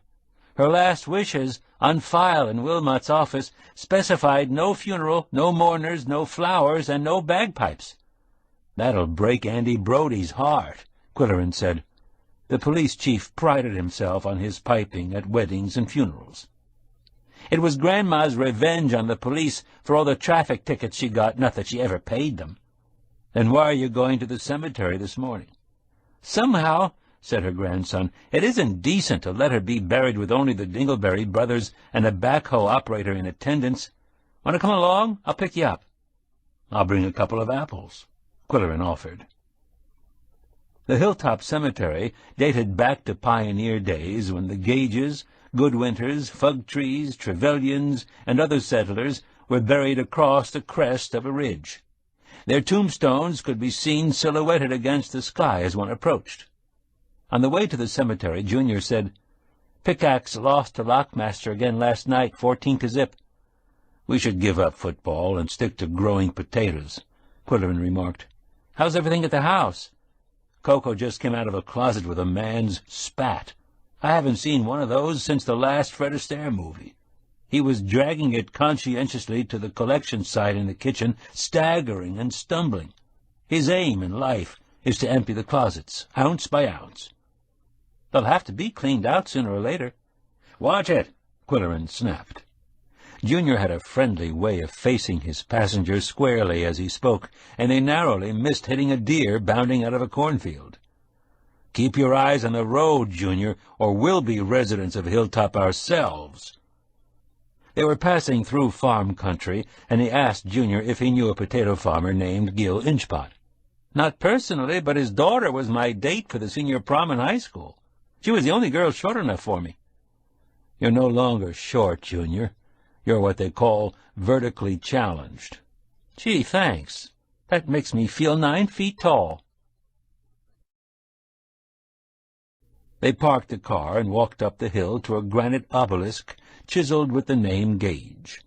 Small headstones surrounded it, and there was one rectangle of freshly turned earth, not yet sodded or marked. "There she is," said her grandson. "I was supposed to ship her books to Florida, but I had too many other things on my mind. My job and the baby coming. I promised, though, she's going to get a memorial service exactly how she wanted it." "Has her will been read?" "Not until my brother and sister get here. Jack has to come from L.A., and Pug lives in Montana.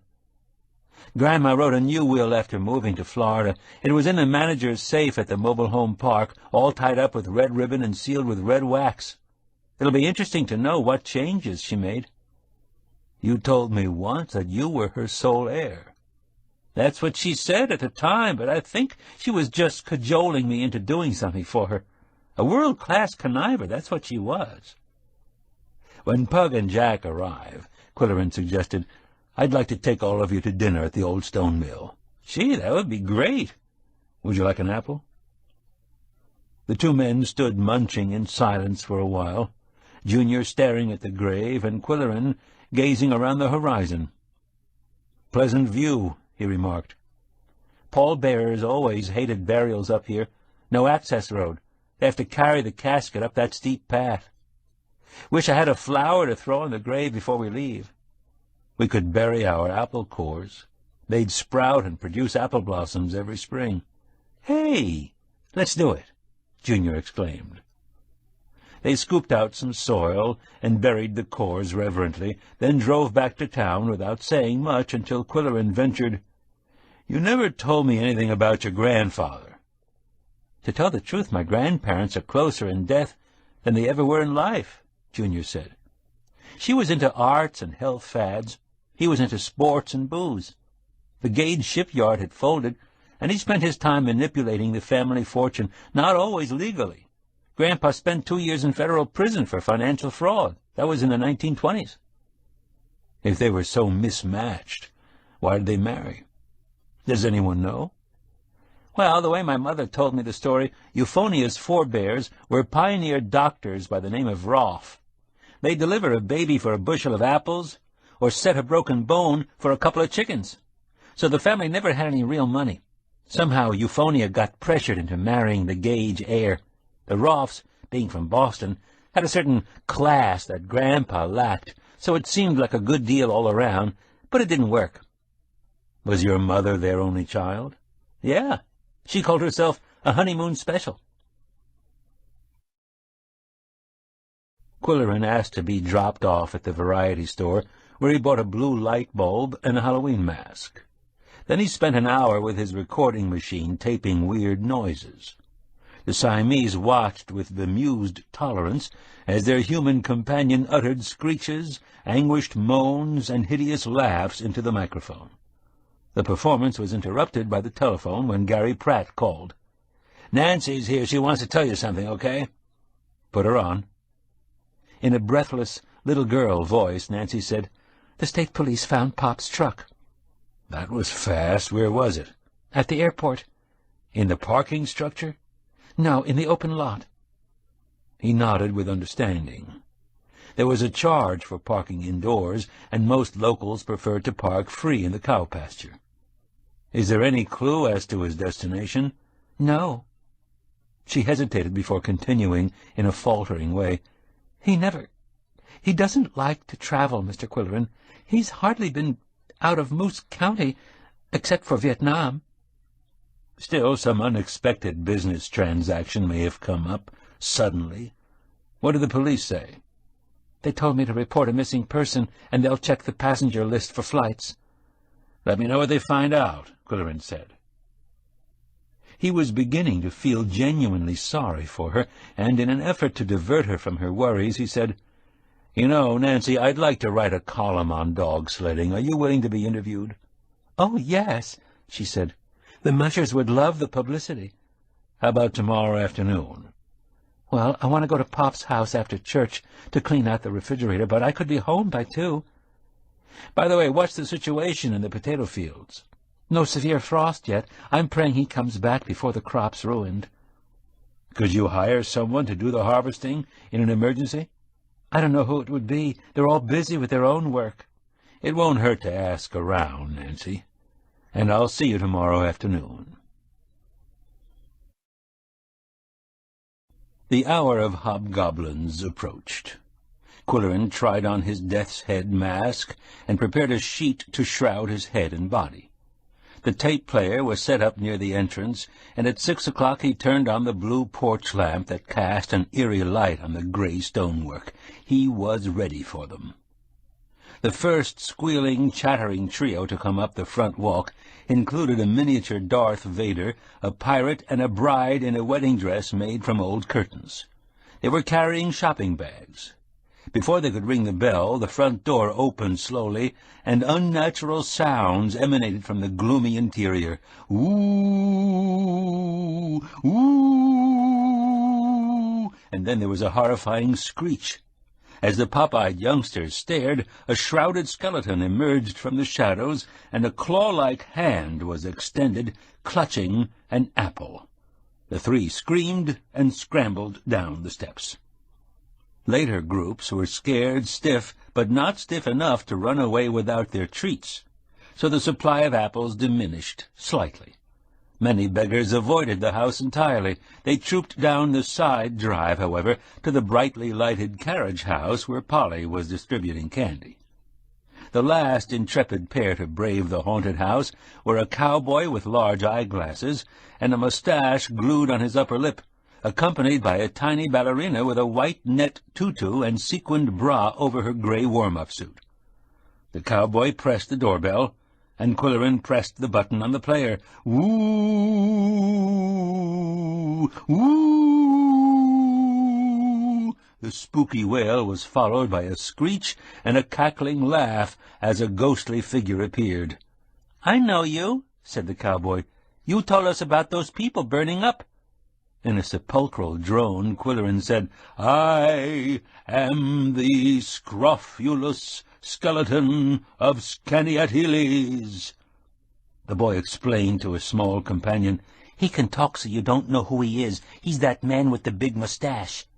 "What do you want?" the apparition intoned. "Trick or treat." The claw-like hand dropped apples into the outstretched sacks, and Timmy Wilmot turned to his sister. "Apples," he said. "Cheapo." At 7:30, Qwill was glad to turn off the blue light and shed his mask and sheet. Soon Polly phoned. "Did you have many beggars?" "Enough," he said. "I have some apples left over in case you feel like making 8 or 9 pies. How about going out to dinner?" "Thanks, but I couldn't possibly. I'm exhausted after running up and downstairs to answer the doorbell. Why don't you come to brunch tomorrow? Mushroom omelets and cheese popovers." "I'll be there, with apples. What time?" "I suggest 12 noon, and don't forget to turn your clocks back. This is the end of daylight savings time."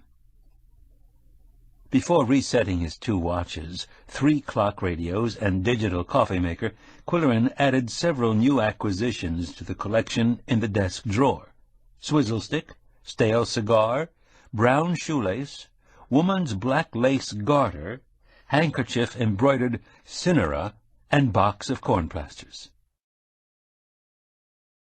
On Sunday morning it was back to standard time for the rest of the nation, but not for Koko and Yum-Yum, who pounced on Qwill's chest at 7 a.m., demanding their 8 o'clock breakfast.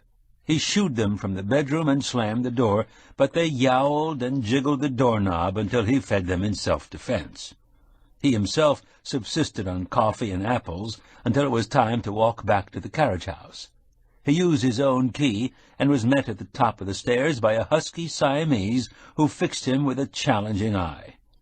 "Back off," Qwill said. "I was invited to brunch. Polly, this cat is much too heavy. "I know, dear," she said regretfully, "but Bootsy always seems to be hungry. I don't know how Koko stays so svelte. When he stretches, he's a yard long." "I suspect he has a few extra vertebrae.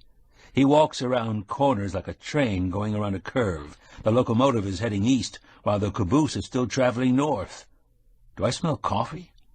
"Help yourself, Qwill. I'm about to start the omelettes."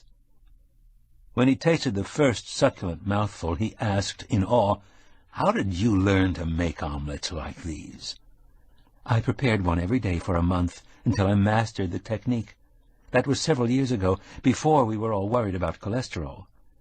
"I'm not worried about cholesterol," he retorted. "I think it's a lot of bunk." "Famous last words, dear." He helped himself to another popover. "Junior's siblings are coming to town for the formalities, and I'm taking them to dinner. I hope you'll join us." "By all means. I remember Pug when she used to come into the library for books on horses. She married a rancher. Jack went into advertising. He was always a very clever boy." "Did you know that Mrs. Gage owned Lois's building?" "Of course. The Gage family has had it for generations." "Did you ever meet Euphonia's husband?" "No, our paths never crossed." "They say he and his wife didn't get along." With a slight stiffening of the spine, Polly said, "I'm not in a position to say, although they never appeared in public together." "He and Lois seemed to hit it off pretty well." "Qwill, dear, for someone who deplores gossip, you seem to be wallowing in it today." "For purely vocational reasons," he explained. "I'm planning an in-depth profile of Euphonia." Polly nodded knowingly, being familiar with his ambitious writing projects that never materialized. He went on. "No one has come up with an acceptable motive for her suicide. Junior thinks it has to do with her belief in reincarnation, but I don't buy that explanation."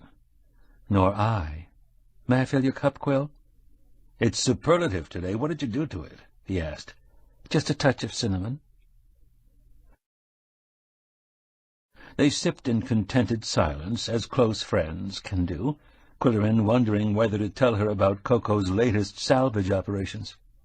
Besides the purple hair ribbon and purple bedroom slipper, there had been an empty vial of violet perfume, an English lavender sachet, and a lipstick tube labeled Grape Delish. Koko had chosen these mementos out of an estimated 1.5 million pieces of junk. Why? Could he sense Euphonia's innate energy in purpleness? Or was he trying to communicate some catly message? "What are you reading these days?" Polly asked. "For myself, a biography of Sir Wilfrid Grenfell, but the cats and I are going through Robinson Crusoe. That was Koko's choice. The opening sentence has 105 words, a maze of principal and subordinate clauses. It's interesting to compare with the staccato effect of simple declarative clauses in Tale of Two Cities, which opens with 120. Polly smiled and nodded, and asked if he would like to hear a Mozart concerto for flute, oboe, and viola. Qwilleran had always preferred 100-piece symphony orchestra or 1,000-voice choir, but he was learning to appreciate chamber music. All in all, it was a cozy Sunday afternoon until he excused himself, saying he had to interview a breeder of Siberian huskies. He avoided mentioning that the breeder was a woman, a young woman, a slender young woman, with appealing brown eyes and a mass of dark, wavy hair, and a little girl voice. Half an hour later, when he arrived at the address in Burr Township, he knew he was in the right place. A 27-dog chorus could be heard behind the mobile home. The excited huskies were chained to a line-up of individual posts in front of individual shelters. Nancy's truck was not in the yard, and when he knocked on the door there was no answer, except from Corky within. He strode about the yard for a while, saying "good dogs" to the frenzied animals, but it only increased the clamor. He was preparing to leave when a pickup with a boxy superstructure steered recklessly into the yard, and Nancy jumped out. "Sorry I'm late," she said excitedly. "The police came to Pop's house while I was there. They checked the airline, and he never bought a ticket." Or, Qwilleran thought, he bought a ticket without giving his right name. "I don't understand it," she went on. "Why would he leave his truck there? I was worried about the potatoes, but now I'm worried that something has happened to Pop." Sympathetically, Qwilleran asked, "Was he having trouble of any kind? Financial problems? Enemies he was trying to avoid?" "I don't know. I don't see how. He was well liked by the other farmers, always helping them out. When I lived at home, I remember how stranded motorists would come to the house to use the phone. They were out of gas, or their car had broken down. Pop had his own gas pump, and he'd give them a gallon or stick his head under the hood of their car and fix what was wrong. He could fix anything mechanical, and was proud of it. So now I'm worrying that he was helping someone out and they took advantage of him. You never know who's driving on these country roads nowadays. It used to be so safe. Everyone was honest, but now someone could come along and stun my dogs and make off with the whole pack. They stole a big black walnut tree from a farm near here." The dogs were still barking until she silenced them with a command. "How old is your father?" Qwilleran asked. 57. "When did your mother die?" She passed away 4 years ago. Pop changed a lot after that." "Could there be anything new in his lifestyle that you don't know about?" "You mean like women? Or drugs?" She hesitated. A reassuring manner was his stock in trade. "You can tell me, Nancy. I may be able to help." "Well, he used to be very tight-fisted, but lately he's spending a lot of money." "Extravagance can be a way of coping with grief. How is he spending the money?" Qwilleran asked. "On farm improvements. Nothing wrong with that, I suppose, but—" She turned frightened eyes to him. "Where is he getting it?"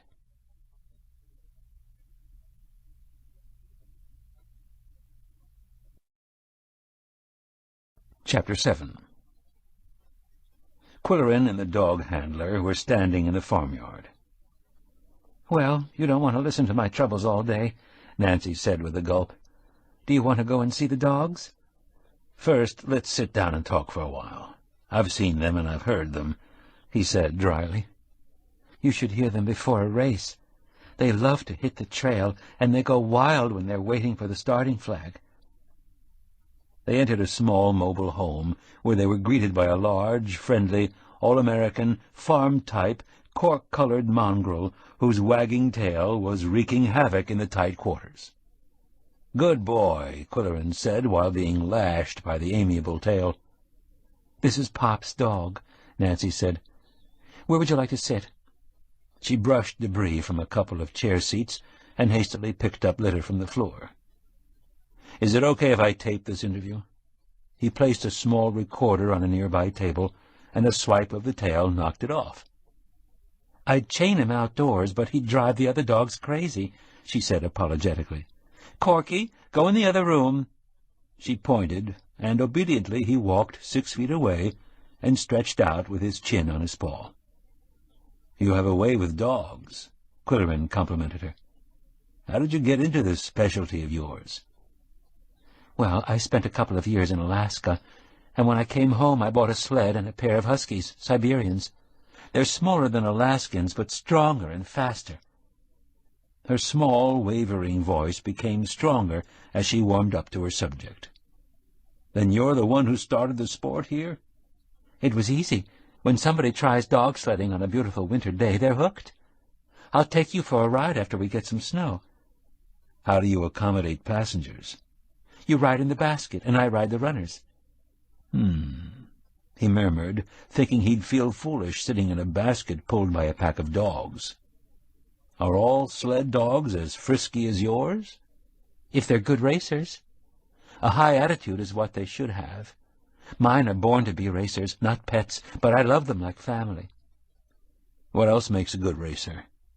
"Hard muscles in the right places, a good gait, and they have to like working in a team." "Training them must be a science," Qwilleran said. "I don't know about that, but it takes a lot of patience." "I believe it. How many dogs make a team?"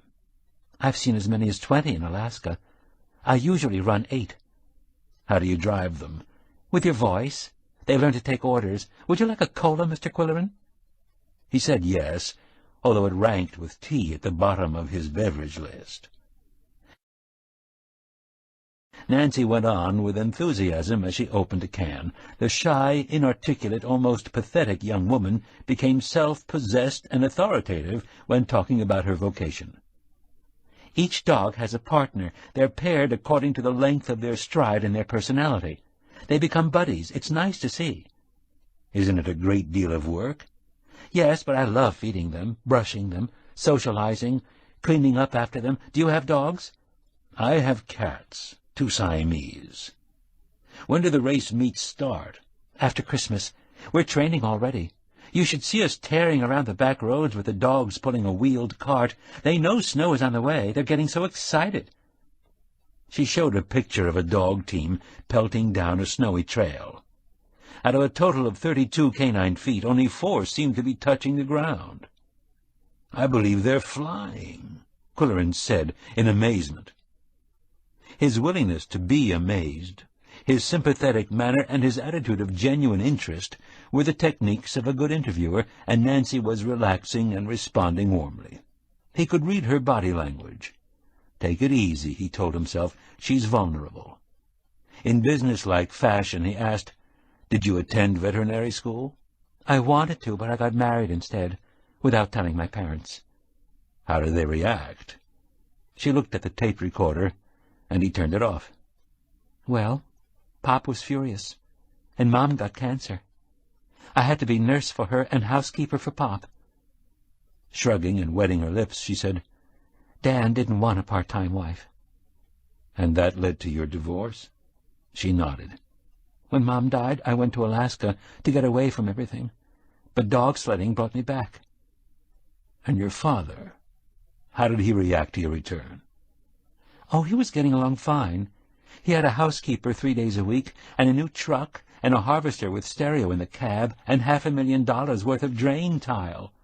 He was a lot nicer to me than before, and he gave me a piece of land for my mobile home, and kennels. I don't know why I'm telling you all this. I guess it's because you're so understanding. I've had troubles of my own, he said. One question occurred to me. Is your father a gambler? Just in the football pool at the tavern.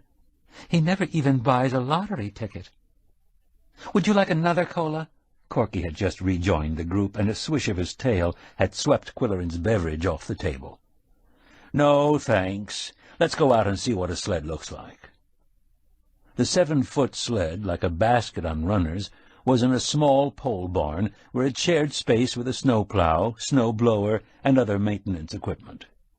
It's made of birch and oak, Nancy said. This is the handrail. That's the brake board down there. It's held together with screws and glue and rawhide lacing. I varnish it before each sledding season. A work of art, Qwill declared. Now let's meet your family. The dogs anticipated their coming. Puppies in a fenced yard were racing and wrestling and jumping for joy. The adults raised a high-decibel clamor that Nancy quieted with a secret word. They were lean, handsome, high-waisted, long-legged animals in assorted colors and markings, with slanted blue eyes that gave them a sweet expression. These 2 are the lead dogs, Terry and Jerry. They're the captains, very brainy. Spunky and Chris are the wheel dogs right in front of the sled. Both Qwill and Nancy turned as a police vehicle pulled into the yard. It was a sheriff's car, and an officer in a wide-brimmed hat stepped out. She shouted, "Hi, Dan, this is Mr. Qwill from the newspaper." Qwill, recognizing the deputy's reticent and almost sullen attitude, said, "I believe we've met. You rescued me after a blizzard a couple of years ago." The deputy nodded. "Mr. Qwill is going to write up my dog team, Dan." "But we'll hold the story until after snow flies. I'll work on it and call if I have any more questions. Beautiful animals, interesting sport, good interview." He moved toward his car. "You don't have to leave," she protested. "I have to go home and feed the cats," he explained, making an excuse that was always accepted. Nancy accompanied him to his car. "Gary says you're living in Mrs. Gage's big house." "That's right. I'm renting it from Junior Goodwinter, her grandson." He noticed a flicker in her eyes, which he attributed to memories of the high school prom, but it was something else. "I've been in that house many times," she said. "It's huge." "Did you know Mrs. Gage?" "Did I? My mother was her housekeeper for years and years. Every year Mom took me there for Christmas cookies and hot chocolate, and Mrs. Gage always gave me a present." "That was gracious of her," Qwilleran said. "What did you think of her?" "Well, she didn't fuss over me, but she was nice." Now he had one more adjective to describe the enigmatic Euphonia Gage, and another reason to call Florida and quiz her talkative neighbor. "Do you like apples?" he asked Nancy before leaving. He handed her a brown paper bag.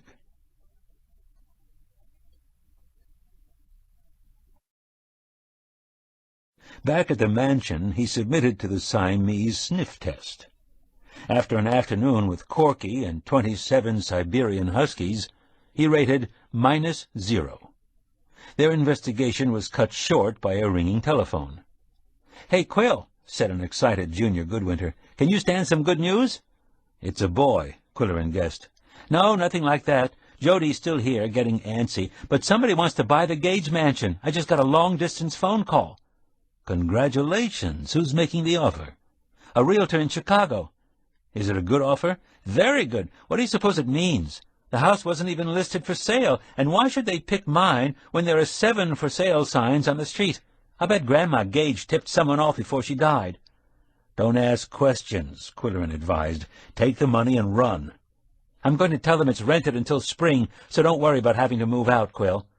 "I appreciate that, and let's not tell Polly until the deal's closed. She'll be upset about losing the carriage house." "Okay, I won't. Golly, this is the best news I've had since I don't know when."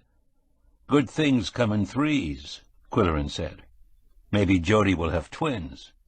By the way, was there a woman in the Gage family by the name of Cynara?" "I don't think so. How do you spell it?" "Like the poem, Cynara. "Nope. Doesn't ring a bell." At a suitable hour, late enough for the 50% discount, but not too late for a Pink Sunset resident, Qwilleran placed a call to Florida, and Koko leaped to the desk in anticipation. "Arrange your optic fibers," Qwilleran advised him. "This may be enlightening." The cat's whiskers and eyebrows curved forward. When a woman's cheery voice answered, he asked, in a rich and ingratiating tone, "May I speak with Celia Robinson?" There was a trill of laughter. "I know it's you, Clayton. You can't fool your old grandmother. Does your mother know you're calling?" "I'm afraid I'm not, Clayton. I'm a colleague of Junior Goodwinter, Mrs. Gage's grandson. I'm calling from Pickaxe. My name is Jim Qwilleran." She hooted with delight, tinged with embarrassment. "Oh, I thought you were my prankish grandson, changing his voice. He's a great one for playing practical jokes. What did you say your name was?" "Jim Qwilleran. Junior gave me your number." "Yes, he was here for a few days. He's a nice boy. And I know all about you. Mrs. Gage showed me the articles you write for the paper. What's the name of the paper?" "The Moose County something." "I knew it was a funny name, but I couldn't remember, and I loved your picture. You have a wonderful mustache. You remind me of someone on TV." "Thank you," he said graciously, although he preferred compliments on his writing. Clearing his throat, he began. "The editor has assigned me to write a profile of Euphonia Gage, and I'd like to talk with someone who knew her in Florida. Were you well acquainted with her?" "Oh, yes. We were next-door neighbors, and I sort of looked after her." "In what way? I'm going to tape this, if you don't mind."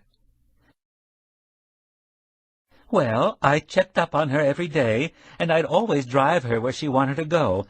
She didn't like driving in the bumper-to-bumper traffic we have around here. She was 88, you know. I'm only 68. "Your voice sounds much younger, Mrs. Robinson." "Do you think so?" she said happily. "That's because I sing." "In nightclubs?" he asked slyly. Mrs. Robinson laughed merrily. "No, just around the house. But I used to sing in a church choir before I moved down here. Would you like to hear me sing something?" Qwilleran thought, "I have a live one here." "I was hoping you'd suggest it," he said. He expected to hear Amazing Grace. Instead, she sang the entire verse and chorus of Mrs. Robinson in a clear, untrained voice. Listening, he tried to visualize her. It was his custom to picture strangers in his mind's eye. He imagined her to be buxom and rosy-cheeked, with partly gray hair and seashell earrings. "Brava!" he shouted when she had finished. "I've never heard it sung better." "Thank you. It's Clayton's favorite," she said. "You have a nice voice, too. Now, what was I telling you about Mrs. Gage? She didn't like to be called by her first name, and I don't blame her. It sounded like some kind of old-fashioned phonograph." "You said you did the driving. Did she still have her yellow sport coupe?" "No, she sold that, and we took my navy blue sedan. She called it an old lady's car. I thought she was being funny, but she was serious." "And where would you two ladies drive?" "Mostly to the mall, for lunch and to buy a few things. She liked to eat at a health food place." "Would you say she was happy at the Park of Pink Sunsets?" "I think so. She went on day trips in the activity bus, and she liked to give talks at the clubhouse." "What kind of talks?" Mrs. Robinson had to think a moment. Diet and exercise, music, art, the right way to breathe." "Were these lectures well attended?" "Well, to tell the truth, they weren't as popular as the old movies on Thursday nights, but a lot of people went because they didn't have anything better to do. Also, they had tea and cookies after the talk. Mrs. Gage paid for the refreshments." Qwilleran said, "I met Mrs. Gage only once, and that was for a short time. What was she like?" Oh, she was very interesting, not like the ones that are forever talking about their ailments and the grandchildren they never see. The park discourages young visitors. You have to get a $5 permit before you can have a visitor under 16 years of age, and then it's only for 48 hours. Clayton likes to spend the whole Christmas week with me because he doesn't like his stepmother. She's too serious. But his granny laughs a lot. Maybe you've noticed," she added, with a giggle. "How old is Clayton?" "Just turned 13. He's a very bright boy with a crazy sense of humor. We have a ball.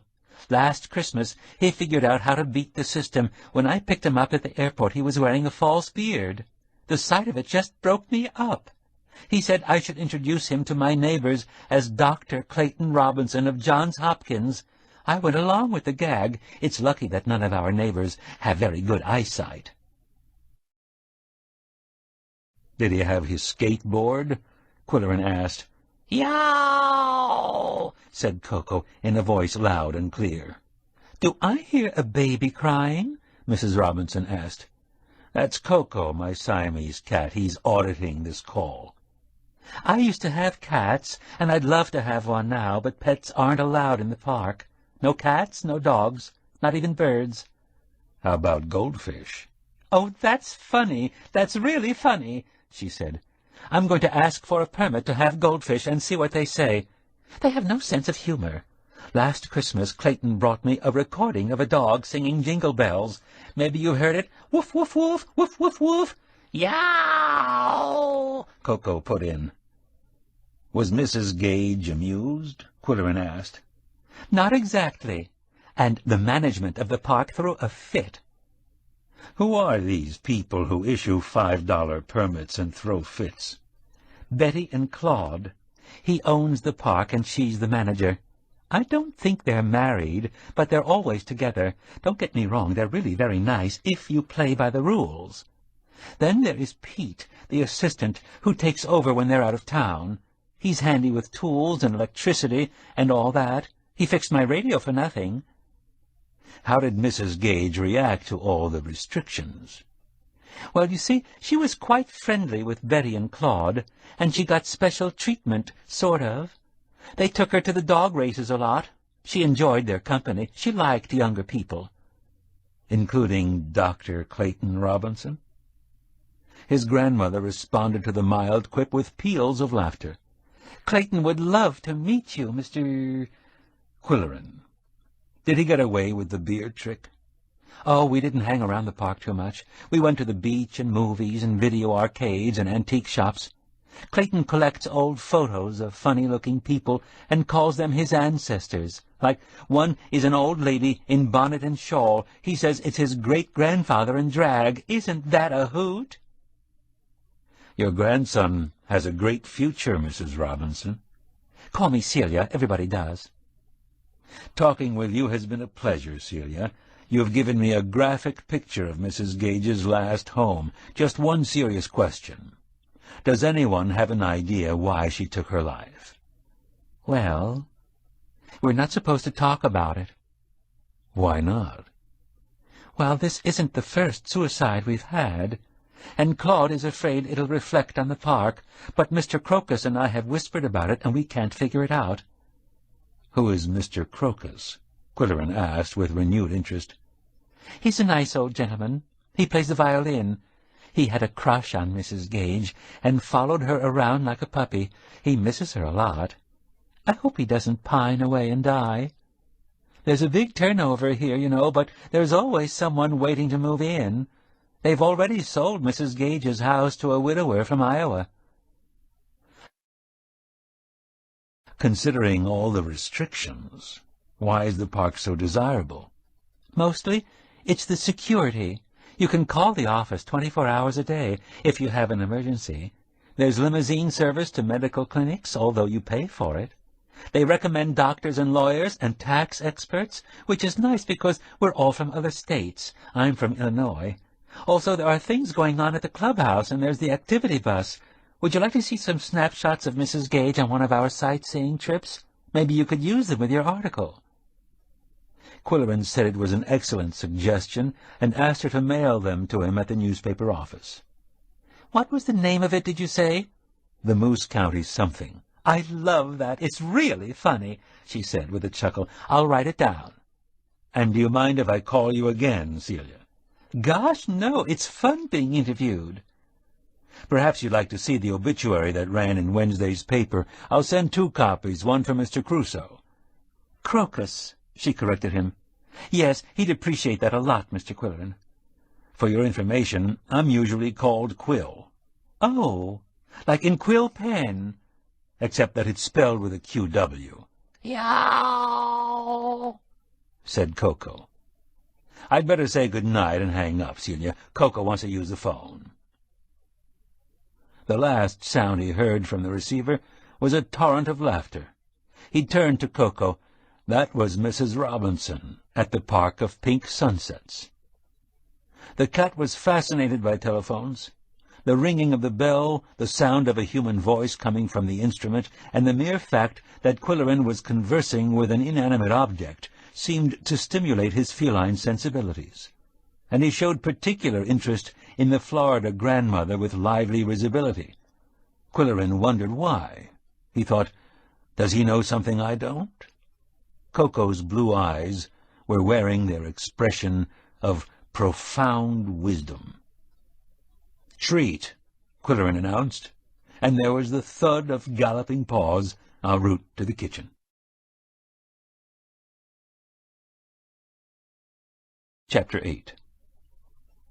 On Monday morning, Qwilleran was weighing the advantages of staying in bed versus the disadvantages of listening to a feline reveille outside his door. The decision was made for him when the telephone rang in the library. He hoisted himself out of bed, put his slippers on the wrong feet, and padded down the hall. "Hey, Qwill!" came the familiar voice of Junior Goodwinter. "I need help. Tomorrow's election day, and we're going to do a rundown on the candidates in today's paper. Would you handle one for us? It's an emergency. Everyone's pitching in, even the maintenance guy." "Now's a hell of a time to think of it," said Qwilleran in the grumpy mood that preceded his first cup of coffee. He looked at his watch and computed the length of time before the noon deadline. "Don't blame me. Arch came barging in half an hour ago with the idea, and he's the boss." "What's he been doing for the last 2 weeks, besides courting Mildred?" "Listen, Qwill, all you have to do is question your candidate on the list of issues, but not on the phone. Personal contact." Qwilleran growled something inaudible. There were 3 candidates for the mayoralty, 7 for 2 vacancies on the city council, and 6 for 1 post on the county board. "Okay," he said. "Of the 16 incumbents, outsiders, nobodies, and perennial losers, which one is assigned to me?" "George Breeze." "I might have known you'd give me an airhead." "Stop at the office first to get a list of the issues. Deadline is 12 noon, so you'd better get hopping." 15 minutes later, Qwill, unbreakfasted, unshaved, and only casually combed, reported to the newspaper office. Junior handed him a list. "Just tape the interview. We'll transcribe it." "By the way," Qwill said, "I phoned Celia Robinson in Florida last night." "Tell me about it later," the editor said as both phones on his desk started to ring. George Breeze was a one-man conglomerate who operated his sprawling empire from a shack on Sandpit Road, surrounded by rental trucks, mini storage buildings, a do-it-yourself car wash, and junk cars waiting to be cannibalized. Usually there was merchandise for sale under a canvas canopy, such as pumpkins in October, Christmas trees in December, and sacks of sheep manure in the spring. His parking lot was always full on Saturday nights. Teens were admonished not to stop there on their way home from school. Breeze was one of 2 candidates opposing the incumbent mayor, the well-liked Gregory Blythe. On the way to interview him, Qwill stopped for breakfast at the Dimsdale Diner, where the number of pickups in the parking lot assured him that the coffee hour was in full swing. Inside the decrepit diner, the usual bunch of men in feed caps gathered around a big table, smoking and shouting and laughing. They made room for Qwill after he had picked up 2 donuts and a mug of coffee at the counter. "What's the latest weather report?" he asked. "Heavy frost tonight," said a sheep rancher. "Light snow later in the week," said a farm equipment dealer. "The big snow is on the way," a trucker predicted. "Who's our next mayor?" Qwill then asked. "Blythe'll get in again, no contest," someone said. "He drinks a little, but who doesn't?" "Do you see George Breeze as a threat?" The coffee drinkers erupted in vituperation, and the county agricultural agent said, "He's exactly what we need. A mayor with wide experience. Loan shark, ticket fixer, ex-bootlegger, part-time bookie, tea-leaf reader." The last triggered an explosion of laughter, and the group broke up. Qwill caught the ear of the ag agent. "Do you know Gil Inchpot?" "Sure do. He shipped out a week ago without harvesting his crop or fulfilling his contracts. He must have cracked up." "Is there any chance of hiring field hands to dig his potatoes? The K Foundation has funds for economic emergencies." "Don't know how you could swing it," said the agent, removing his cap to scratch his head. "Everybody's short of help, and they're racing to get their own crops in before frost." "Inchpot always helped other people in a pinch," Qwill argued. "That he did, I'll give him credit. Give me time to think about it, Qwill, and pray it doesn't freeze tonight." With this scant encouragement, Qwill drove to the Breeze campaign headquarters on Sandpit Road and found the candidate seated behind a scarred wooden desk in a ramshackle hut. He was wearing a blue nylon jacket and red feed cap. Come in, sit down," Breeze shouted heartily, dusting off a chair with a rag he kept under his desk. "Glad you called before coming so I could cancel my other appointments." He spoke in a loud, brisk voice. "Cup of coffee?" "No, thanks. I never drink when I'm working." "What can I do you for?" "Just answer a few questions, Mr. Breeze." Qwill placed his tape recorder on the desk. "Why are you running for office?" "I was born and brought up here. The town's been good to me. I owe it to the people," he answered promptly. "Do you believe you'll be elected?" "Absolutely. Everybody knows me and likes me. I went to school with him."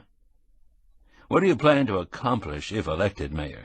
"I want to help the people with their problems and keep the streets clean. Clean streets are important." "Would you favor light or heavy industry for economic development in Pickaxe?"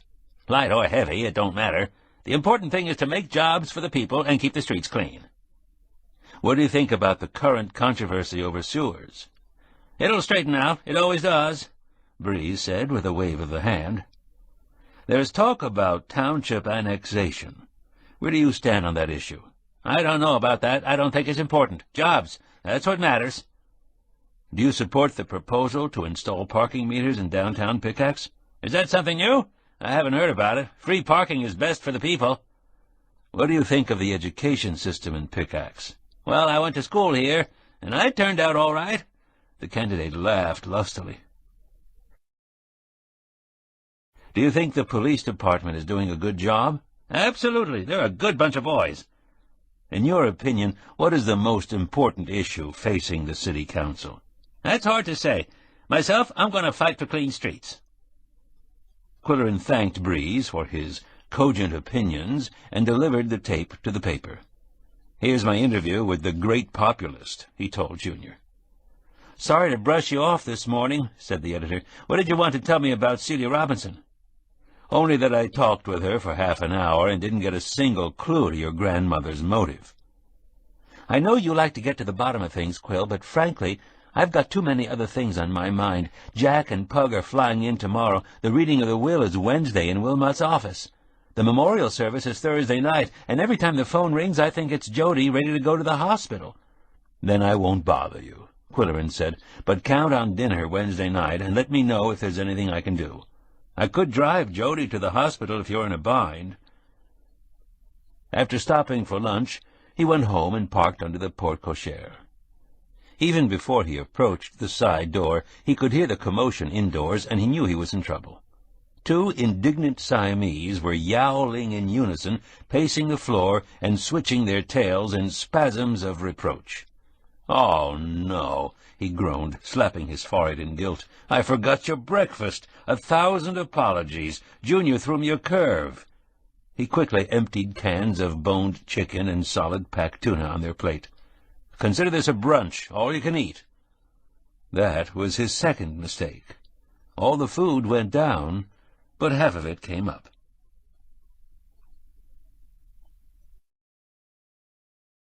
Qwilleran spent the afternoon preparing for his third performance of the Big Burning, and when he drove to the hotel booze at 7 o'clock, the parking lot was jammed.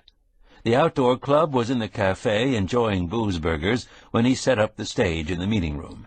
There were extra chairs, he noted, the front row being a mere 6 feet from the platform. "Largest crowd they've ever had," Hixie Rice exulted as she tested the sound and lights, "and I've got bookings for 3 more shows." A rumble of voices in the lobby announced the approaching audience, and Qwilleran ducked through the exit door while Hixie shook hands with the officers of the club and seated the youngsters in the front rows. With his ear to the door, he heard the first notes of Anitra's dance and counted 30 seconds before making an entrance and mounting the stage. "We interrupt this program to bring you a bulletin on the forest fires that are rapidly approaching Moose County."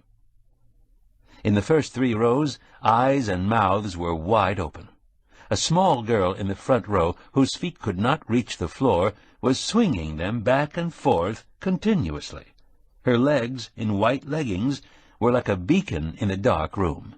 When the old farmer's voice came from the speakers, the legs swung faster. The old farmer was saying, "I come in from my farm west of here, and I seen some terrible things. Hitched the hosses to the wagon and got my family here safe, but never thought we'd make it. We come through fire raining down out of the sky like hailstones, smoke everywhere, couldn't see the road hardly. Hay in the wagon caught fire, and we had to throw it out and rattle along on the bare boards. We picked up one lad not more'n 8-year-old carrying a baby, all that were left of his family. His shoes, they was burned clean off his feet." The white legs never stopped swinging, back and forth like a pendulum. Left, right, left, right. Qwilleran, aware of the movement through the corner of his eye, found himself being mesmerized. He had to fight to maintain his concentration on the announcer's script. "Here in Pickaxe it's dark as midnight. Winds have suddenly risen to hurricane fury. Great blasts of heat and cinders are smothering the city. We can hear screams of frightened horses, then a splintering crash as a great tree is uprooted or the wind wrenches the roof from a house. Wagons are being lifted like toys and blown away. There's a red glare in the sky. Pickaxe is in flames." The red light flicked on. Coughing and choking, the announcer rushed from the studio. In the hallway beyond the exit door, Qwilleran leaned against the wall, recovering from the scene he had just played. A moment later, Hixie joined him. "They love it," she said, "especially the part about the boy with his shoes burned off. The kids identify." "Did you see that one swinging her legs in the front row?" Qwill asked irritably. "She was spellbound." "Well, those white legs were putting a spell on me. I was afraid I'd topple off my chair." "Did you hear the girl crying when you told about the little baby? She created quite a disturbance." "I don't care if the whole audience cries," Qwill snapped. "Get those white legs out of the front row." When he made his entrance for Scene 2, an instant hush fell upon the room. Surreptitiously, he glanced at the front row. The white legs had gone. After a sleepless night, Pickaxe can see daylight. The smoke is lifting, but the acrid smell of burning is everywhere, and the scene is one of desolation in every direction. Only this brick courthouse is left standing, a haven for hundreds of refugees. Fortunately, a sudden wind from the lake turned back the flames, and Mooseville and Burr have been saved. Qwill had not seen the last of the white legs, however. Halfway through Scene 2, he was interviewing the Irish innkeeper by phone. "Sir, what news do you hear from Sawdust City?" A thick Irish brogue came from the speakers. "It's gone, all gone. Every stick of it, they're tellin'. And there's plenty of sad tales this morning. One poor chap from Sawdust City walked into town carrying the remains of his wife and little boy in a pail, a 10-quart pail. Would you believe it now?" At that tense moment, Qwill's peripheral vision picked up a pair of white legs walking toward the stage. "What the devil is she doing?" he thought. The girl climbed onto the stage, crossed to the exit door at the rear, and went to the restroom. The radio announcer went on. "Many tales of heroism and fortitude have been reported. In West Kirk, 13 persons went down a well and stood in 3 feet of water for 5 hours. In Dimsdale, a mother saved her 3 children by burying them in a plowed field until the danger had passed." The white legs returned, taking a shortcut across the stage. It didn't faze the audience. At the end of the show, they applauded wildly, and the president of the outdoor club made Qwill and Hicksy honorary members. Then she fielded questions while he packed the gear, surrounded by the under-10 crowd. They were fascinated by the tape player, lights, cables, and other equipment being folded into compact carrying cases. "I liked it when you talked on the telephone," one said. "How do you know all that stuff?" another asked. "Why didn't everybody get in a bus and drive to Mooseville or Burr to be saved? How could he get his wife and little boy in a pail? I liked the red light." One 3-year-old girl stood silently sucking her thumb and staring at Qwill's mustache. "Did you like the show?" he asked her. She nodded soberly before taking the thumb from her mouth. "What was it about?" she asked earnestly. He was relieved when Nancy Fincher came to the stage. "Mr. Qwill, it was wonderful. I never liked history before, but you made it so real I cried." "Thank you," he said. "As soon as I put these cases in my car, may I invite you for a drink in the cafe?" "Let me carry one," she said, grabbing the largest of the 3. Delicate though she seemed, she handled the heavy case like a trifle. When they were established on the wobbly bar stools, he asked, "Will you have something to eat? I'm always famished after the show. The big burning burns up a lot of energy." "Just a cola for me," she said. "I had supper here, and half of my burger is in a doggy bag in my truck." Qwill ordered a booze burger with fries. "You mentioned that potatoes are a complicated crop to raise," he said to Nancy. "I always thought they'd be a cinch." Nancy shook her head soberly. "That's what everybody thinks. But first you have to know what kind to plant, for the conditions you're working with and the market you're selling to. Different markets want large or small, white skins or red skins, bakers or boilers or fryers." "You seem to know a lot about the subject." "I grew up with potatoes." "Don't stop. Tell me more." He was concentrating on the burger, which was enormously thick. "Well, first you have to have the right kind of soil, and it has to be well drained. Then you have to know the right time to plant and the right kind of fertilizer. Then you worry about crop diseases and weeds and insects and rain. You need enough rain, but not too much, and then you have to gamble on the right time to harvest." "I have a new respect for potato farmers, and potatoes," he said. A soft look suffused Nancy's face. "When Mom was alive, we used to dig down with our fingers and take out the small new tubers very carefully so as not to interfere with the others. Then we'd have creamed new potatoes with new peas." Gary Pratt shuffled up to them. "Are you folks ready for another drink or anything?" "Not for me," she said. "I have to stop and check Pop's mailbox and then go home and take care of my dogs. I've been working at the clinic all day." The two men watched her go, lugging her oversized shoulder bag. "Quite a gal," Gary said. "She has that tiny little voice, and you'd think she doesn't have much on the ball, but the thing of it is, she's a terrific racer, and she really knows dogs. I tried to date her when she came back from Alaska, but her old man didn't like my haircut. So what? I didn't like the dirt under his fingernails. Anyway, Nancy still had a thing for Dan Fincher. Women think he's the strong, silent type, but I think he's a klutz." "Interesting, if true," said Qwilleran, making light of the gossip. "What's the latest on the weather?" "Heavy frost tonight, snow on the way." On the trip back to Pickaxe, Qwilleran drove through farming country, where the bright headlights of tractors in the fields meant that farmers were working around the clock to beat the frost. He felt a twinge of remorse. If he had acted sooner, the Klingenschön clout might have saved Gil Inchpot's crop. He was carrying a sample of Boozberger for the Siamese. "After my faux pas this morning," he told them, "I owe you one." Later, the three of them were in the library, reading Robinson Crusoe, when the sharp ring of the telephone made all of them jump. Qwilleran guessed it would be Junior, announcing that Jody had given birth, or it would be Polly, inquiring about the show in Burr, or it would be Arch Riker, saying that Breeze was suing the paper because the other candidate sounded better than he did. "Hello," he said, ready for anything. "Mr. Qwilleran," said a breathless voice, "Gary gave me your number. I hope you don't mind." "That's all right." "I discovered something when I got to Pop's house, and I notified the police, but I wanted to tell you because you've been so kind and so interested." "What was it, Nancy?" "When I got to the farm, I cut my hand on the mailbox pretty bad, so I went indoors for some antiseptic and a bandage, and in a medicine cabinet I saw Pop's dentures in a glass of water. He would never leave home without his dentures."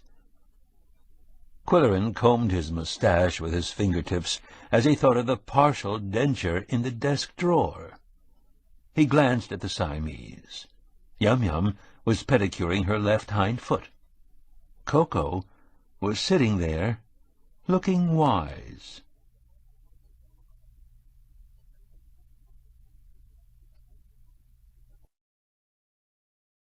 Chapter 9. There was heavy frost in Moose County that night. The tumble-down hamlet of Wildcat, the quaint resort town of Mooseville, the affluent estates of West Middle Hummock, the condominiums in Indian Village, the vacation homes in Purple Point, the stone canyons of downtown Pickaxe, the mansions of Goodwinter Boulevard, the abandoned mine shafts, the airport, all looked mystically hoary in the first morning light. Qwilleran felt moody as he drank his morning coffee.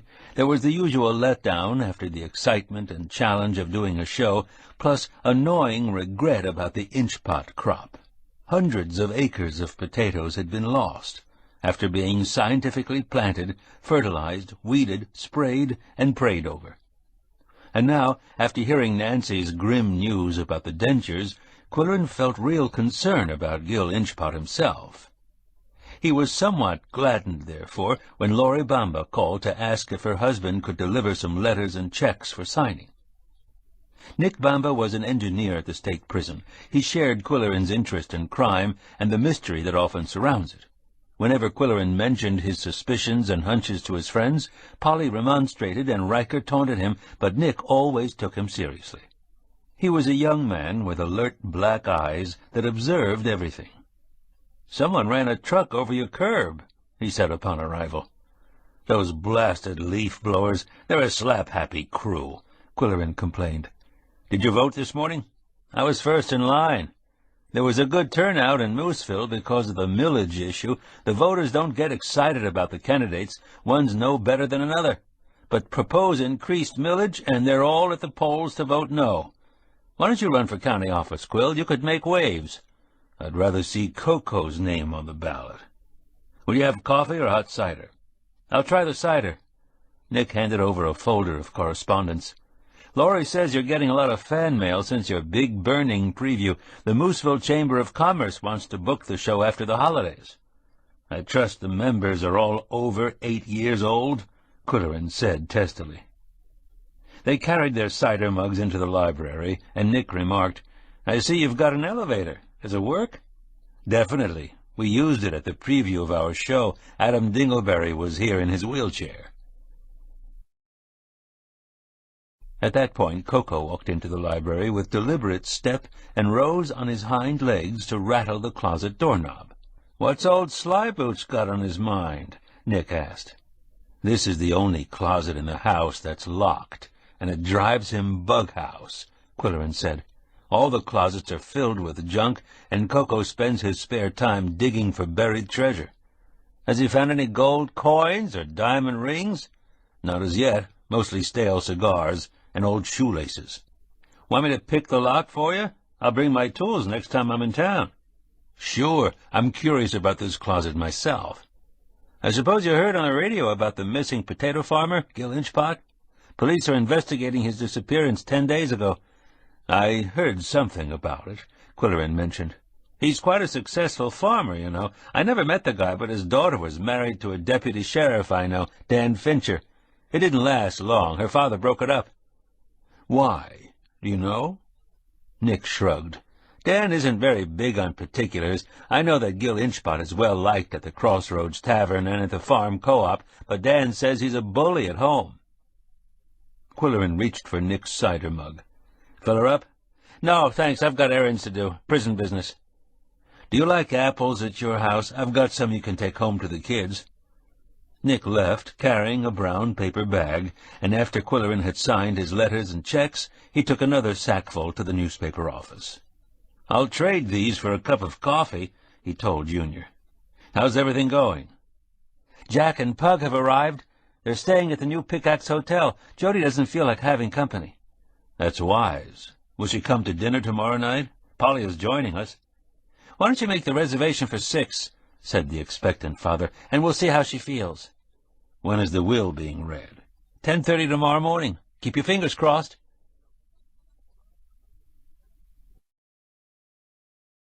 While the will was being read in Pender Wilmot's office, Qwill was at home eating an apple and estimating the extent of Euphonia Gage's estate. No doubt she had cashed in heavily when she liquidated her jewels, real estate, fine paintings, and family heirlooms. No doubt her late husband, being financially savvy and not entirely honest, had left her some blue-chip securities. Her recent economies, such as living in a mobile home and wearing seashell jewelry, were no more peculiar than his own preference for driving a used car and pumping his own gas. And, nearing the end of her life, she may have been moved by a nobly generous impulse to provide handsomely for her 6 great-grandchildren and the one yet unborn. That evening his guests were late in arriving at the old stone mill. He and Polly sat waiting and talking about the election results. As everyone expected, Gregory Blythe had been re-elected. He was an investment counselor, a good administrator, and a former high school principal with good winter blood on his mother's side. The public had forgotten the scandal that ousted him from the education system in Pickaxe, and he was always sober when he conducted city council meetings. After half an hour, Polly asked, "What do you suppose has happened to them? Junior is always so punctual. Perhaps he's taken Jody to the hospital." "I'll phone their house," Qwill said. To his surprise, Jody answered.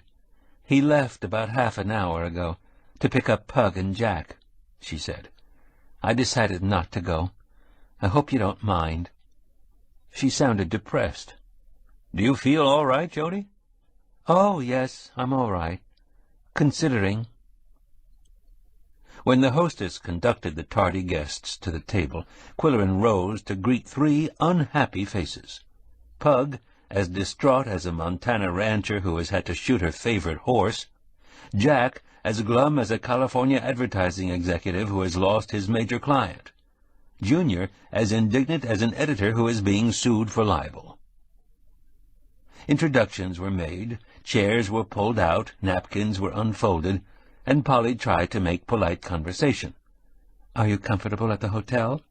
How do you like Montana? Have you adjusted to sunny California?" Her efforts failed to elevate the mood. "What would you like to drink?" Qwill asked. "Champagne? A cocktail? Pug, what is your choice?" "Bourbon and water," she said, pouting. "Scotch margarita," said Jack grimly. "Rye on the rocks," said Junior, fidgeting in his chair.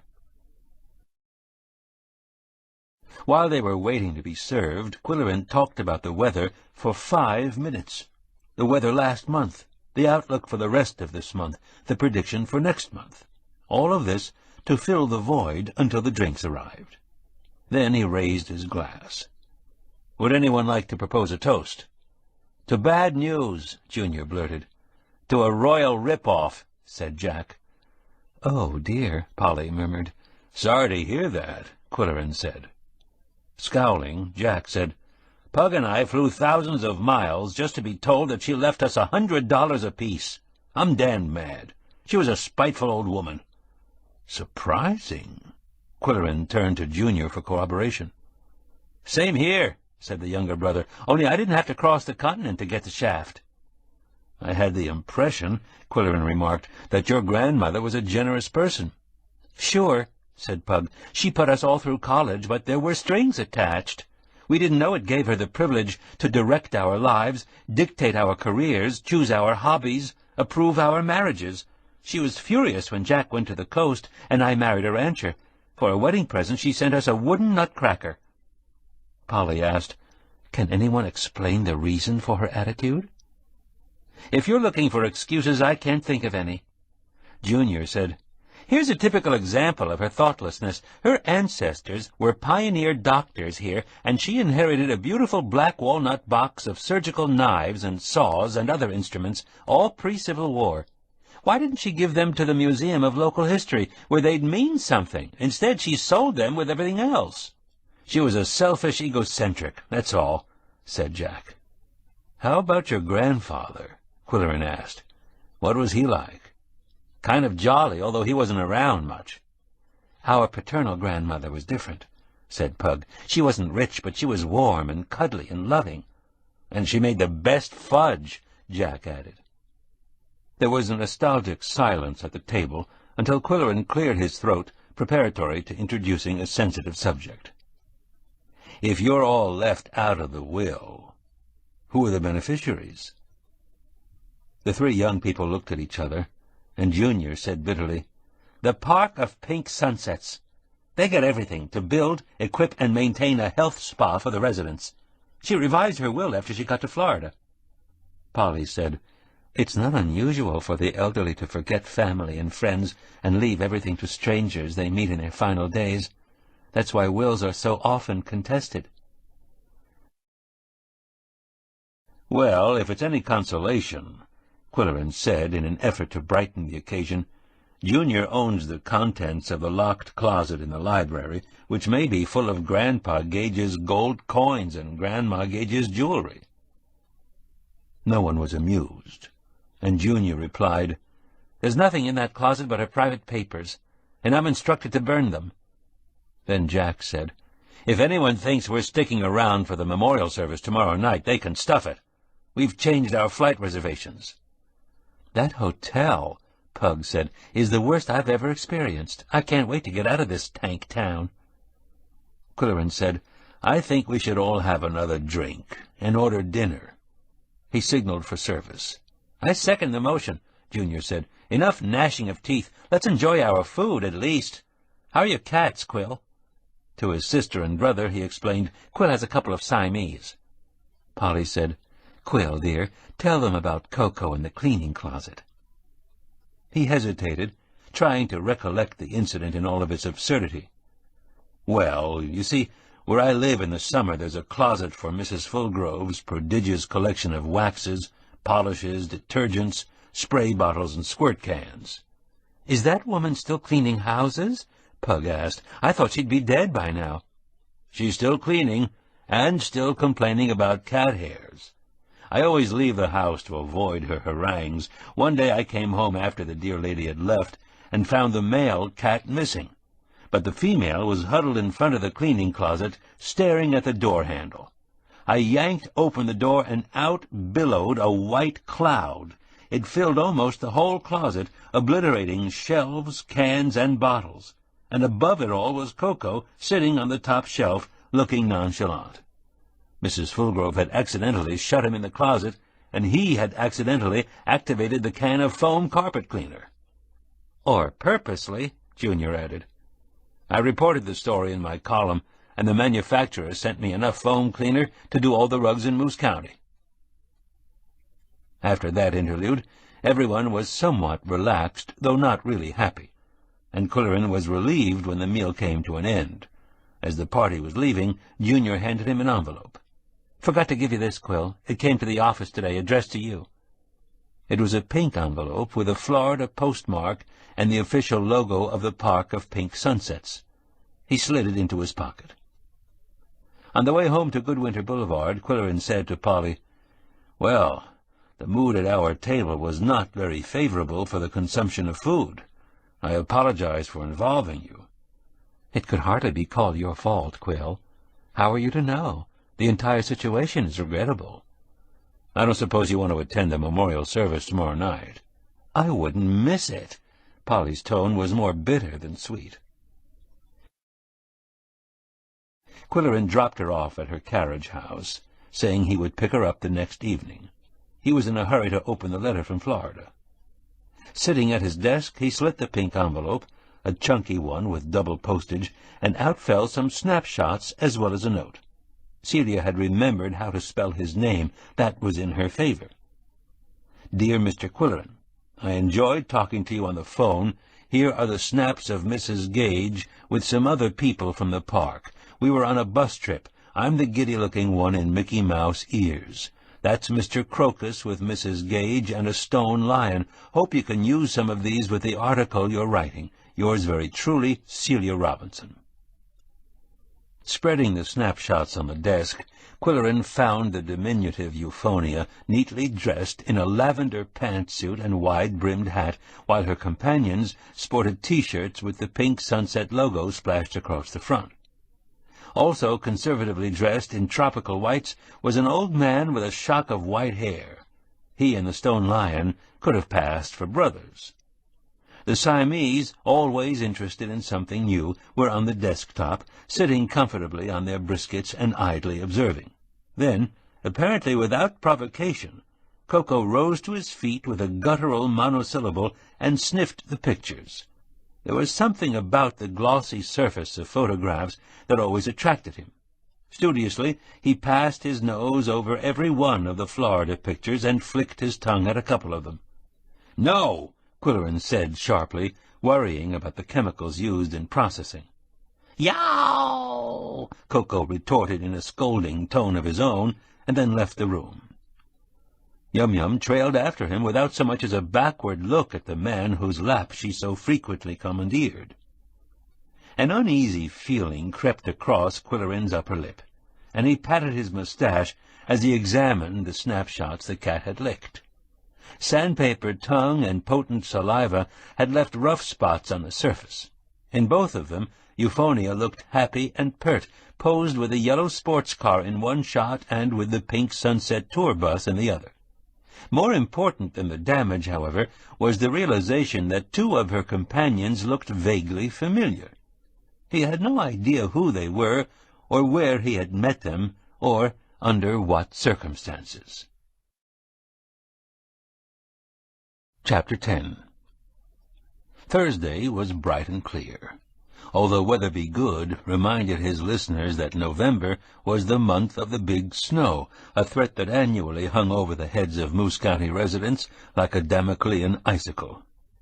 Qwill said to Koko, "Would you like to take a walk? This may be your last chance before snow flies. I'll get the leash." Yum-Yum, whose vocabulary included the word leash, immediately disappeared, but Koko purred and rolled on his side while the harness was being buckled around his middle. Then, on the back porch, he checked out the spots where the nefarious O.J. had left his scent. Next, he led the way down the back steps to a paved area where the last few leaves of autumn were waiting to be pawed, batted, chased, and chewed. While Koko was enjoying these simple pleasures, Qwill became aware of a familiar figure scrambling through the shrubs on the lot line.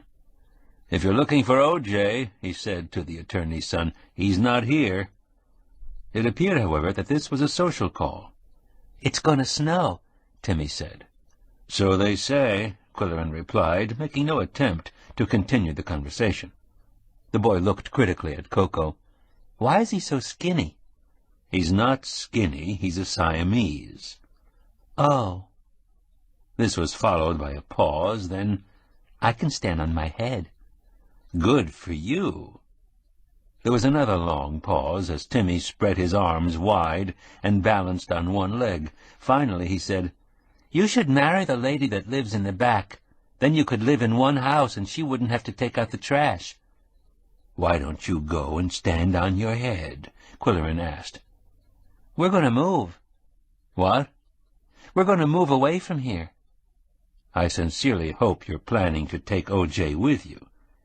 "I'm going to go to a new school and ride the school bus and have fun with the kids." "Why do you want to leave a nice neighborhood like this?" "My dad says some dumb fool bought the house." "Excuse me," Qwill said. "I have to make a phone call." He hurried up the back steps, pulling a reluctant cat. Ringing Junior at the office, he said, "Have you heard the news? Another house on the boulevard has been sold. Pender Wilmot's. That makes two of them, side by side. What do you make of that?" "Who bought it?" Junior demanded with suspicion. "Was it the realtor in Chicago?" "My 6-year-old informant wasn't specific." "I hope this doesn't turn out to be anything detrimental to the neighborhood, like one of those cults or a front for something illegal." "You don't need to worry about anything like that, not in Pickaxe," Qwill assured him, "but I admit it piques the curiosity. Well, get back to work. I'll see you tonight at the memorial service. Do you know why it's being held at the theater instead of the old stone church?" "That's the way she wanted it, and Grandma never did anything in the ordinary way." The K Theater, converted from the former Klingenschen mansion, shared the park circle with the public library, courthouse, and 2 churches. Shortly before 8 o'clock on Thursday evening, more than 100 residents of Moose County converged on the theater, their expressions ranging from respectful to avidly curious. In dress, they were less sweatery than usual, denoting the solemnity of the occasion. When Qwill and Polly arrived in the lobby, they were greeted by 2 young members of the theater club, who smiled guardedly and handed them programs. He said to Polly, "According to Junior, Euphonia planned this service down to the last detail, and I suspect the ushers were instructed to smile with sweetness and respect, and not too much sadness." After a glance at the program, Polly said, "This is not a memorial service. It's a concert." In Memoriam, Euphonia Rolf Gage. Piano Prelude. 6 Gnossiennes. Satie. 1. Adagio, Albinoni. 2. Sonnet 30, Shakespeare. 3. Pavin pour une infante défunte, Ravel. 4. Renouncement, Meynell. 5. Un Sourdine, Verlaine, Fauré. 6. Pas de deux, Anonymous. 7. Duet for Flutes, Telemann. 8. Non sum qualis eram bonae sub regno Cinerae, Dowson. 9. Adagio from Symphonie Concertante, Spohr. 10. Maestoso from Symphony No. 3, Saint-Saëns. Polly said in a voice unusually sharp, "Don't you think it's a trifle too precious? Number 5 is a French art song. Number 8, only Euphonia would use the Latin title for Cinera, is her last gasp of cultural snobbery. And what do you think of number 3? "Try saying it fast 3 times, he said with a lack of reverence. Polly threw him a disapproving glance. "You're being flip. I'm wondering if the reference to a dead princess means that she considered herself royalty." Carol Lanspeak, a trustee of the theater, hurried up to them. "I think you're in for some surprises tonight. Junior asked me to handle the staging because their baby is due momentarily. Larry's doing the readings, and we rehearsed the entire program to get the timing right. Euphonia left instructions for the stage set, lighting, programs, everything. Such a perfectionist." Quillerin reached into his pocket for an envelope of snapshots. "One of her Florida neighbors sent these. You might like to see how she looked toward the end." "Why, she looks wonderful!" Carol exclaimed after examining them. "Wouldn't you know she'd choose to go out while she was looking wonderful?" "Do you recognize anyone else in the pictures?" "No, I don't. Should I?" "I thought some of them might be from Moose County. Snowbirds tend to flock together." Carol and Polly conferred and agreed that they were all strangers. "But here comes Homer. Ask him," Carol suggested. The aged Homer Tibbet was entering with his brisk but awkward gait, accompanied by his attentive new wife. During his career as a teacher and principal, he had shepherded several generations through the school system and claimed to know everyone in 2 counties. He changed glasses to study the snapshots. "Sorry, I can't identify a soul except Euphonia." "Let me see them," said Mrs. Tibbet. "You don't know anyone here," he said with impatience. "You never even met Euphonia. Rhoda's from Lockmaster," he explained to the others, as if she were from the third world. "Homer likes to put on his irascible old man act," his wife said sweetly. "I believe it's time to go upstairs," Carol suggested. "Take the elevator, Homer." 2 matching stairways led to the auditorium entrance on the upper level, from which the amphitheater seating sloped down to a dark stage. A pianist in the orchestra pit was playing the moody, mysterious prelude specified by the deceased. "Who's that at the piano?" Quillerin asked Polly. "The new music director for the schools. I believe she taught in Lockmaster." He admired anyone who could play the piano, and found the pianist strikingly attractive. When the prelude ended, she moved to a seat in front of them, and her perfume made a strong statement. Polly wafted it away with her program. A hush fell on the audience as the house lights slowly dimmed. There were a few dramatic seconds of total darkness before 2 glimmers of light appeared. One spotlighted a bouquet of purple and white flowers on a pedestal, stage right. The other, stage center, illuminated a throne-like chair, on the seat of which was a wide-brimmed straw hat with a band of purple velvet. Flung across the high chair back was a filmy scarf in shades of lavender. Quillerin and Polly exchanged glances. He could read her mind. The pedestal, the throne, the royal purple. The theater had an excellent sound system, and from hidden speakers came the haunting music of Albinoni, the wistful yearning of the solo violin, underscored by the heartbeat of the cello. The audience listened and stared, as if Euphonia herself might glide onto the stage. Other instruments joined in, and the volume swelled, then faded, leaving only the last searching notes of the violin. The spotlights disappeared, and a beam of light focused on a lectern at stage left, where Larry Lanspeak stood waiting. His rich voice gripped the audience. "When to the sessions of sweet silent thought I summon up remembrance of things past—" Quillerin glanced questioningly at Polly, who was frowning, as if unable to connect the woman she had known with the poem she was hearing. He wondered about it himself, and listened for clues to Euphonia's past, and possibly a clue to her suicide motive. "Then can I drown an eye, unused to flow, for precious friends hid in death's dateless night, and weep afresh love's long since cancelled woe." Again the spotlights flooded the throne and flowers as Ravel's slow dance painted its melancholy picture. Then came the poem, I Must Not Think of Thee, followed by the French song, In Secret. Qwilleran deduced that Euphonia was mourning a lost lover, and it was not Grandpa Gage. The anonymous poem confirmed his theory. Two white butterflies kissing in midair, then darting apart to flutter like lost petals, drifting together again for a quivering moment in the sun, yet wandering away in a white flurry of indecision, meeting once more on the upsweep of a breeze, dancing a delirious pas de deux before parting forever, one following the wind, the other trembling with folded wings on this cold rock.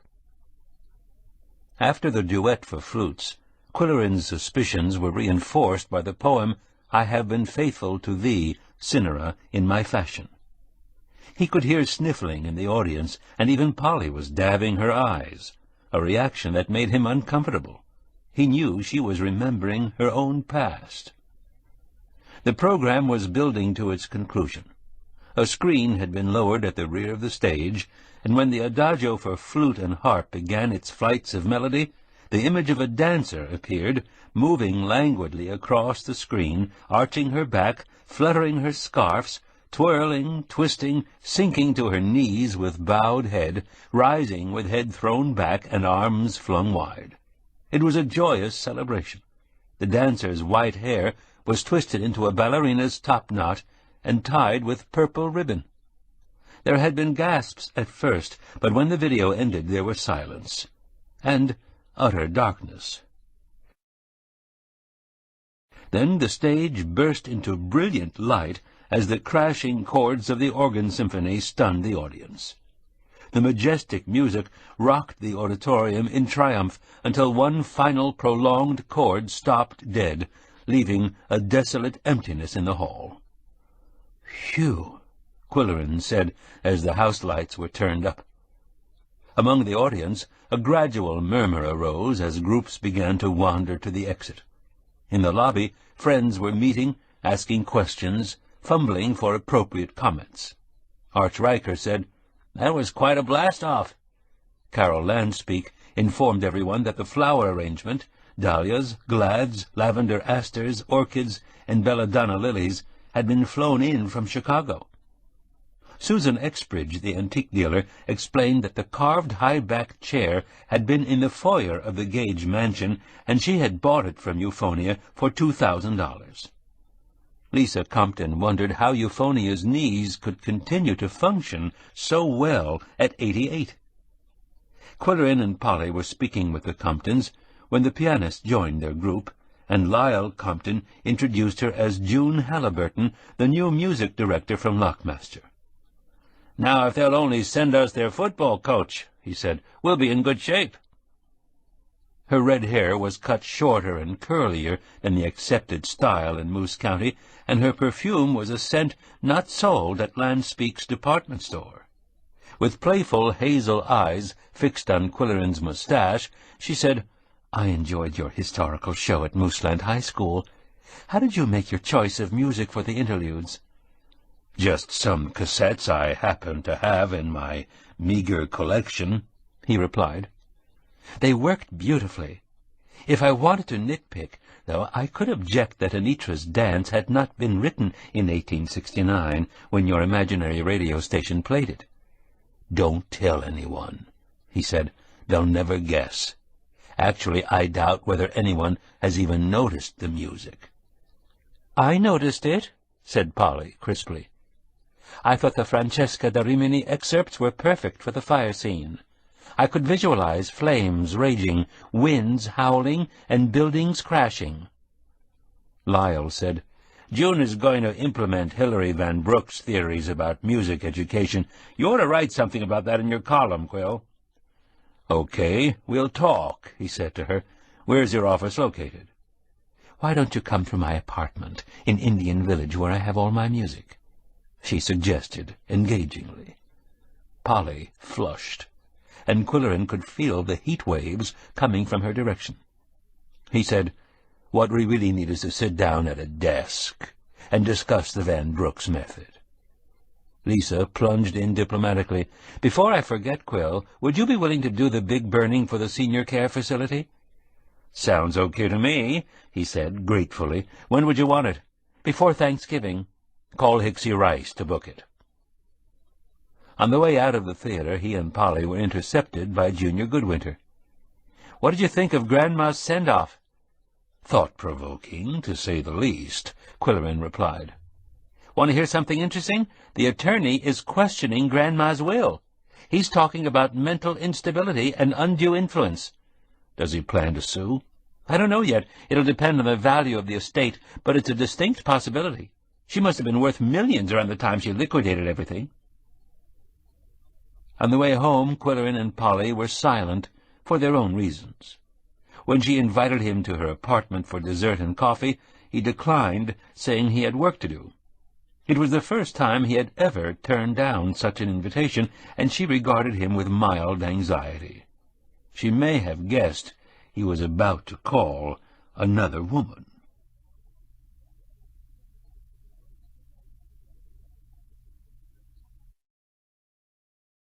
Chapter 11.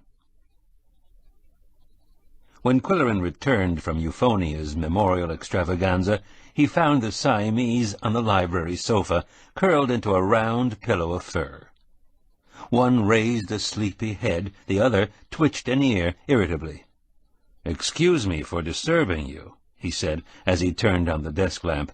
"I need to make a phone call." They exchanged a few perfunctory licks, disengaged their entwined extremities, struggled to their feet, yawned widely, and stretched vertically and horizontally before leaving the room with purposeful step. He knew where they were going, to the kitchen, to lap a tongueful of water and gaze hopefully at their empty plate. He gave them a few crunchy morsels and prepared coffee for himself before placing his call to Florida. When a woman's voice answered, he said, "This is Dr. Clayton Robinson, calling from Johns Hopkins." He changed his voice to sound like a 13-year-old, changing his voice to sound like an MD.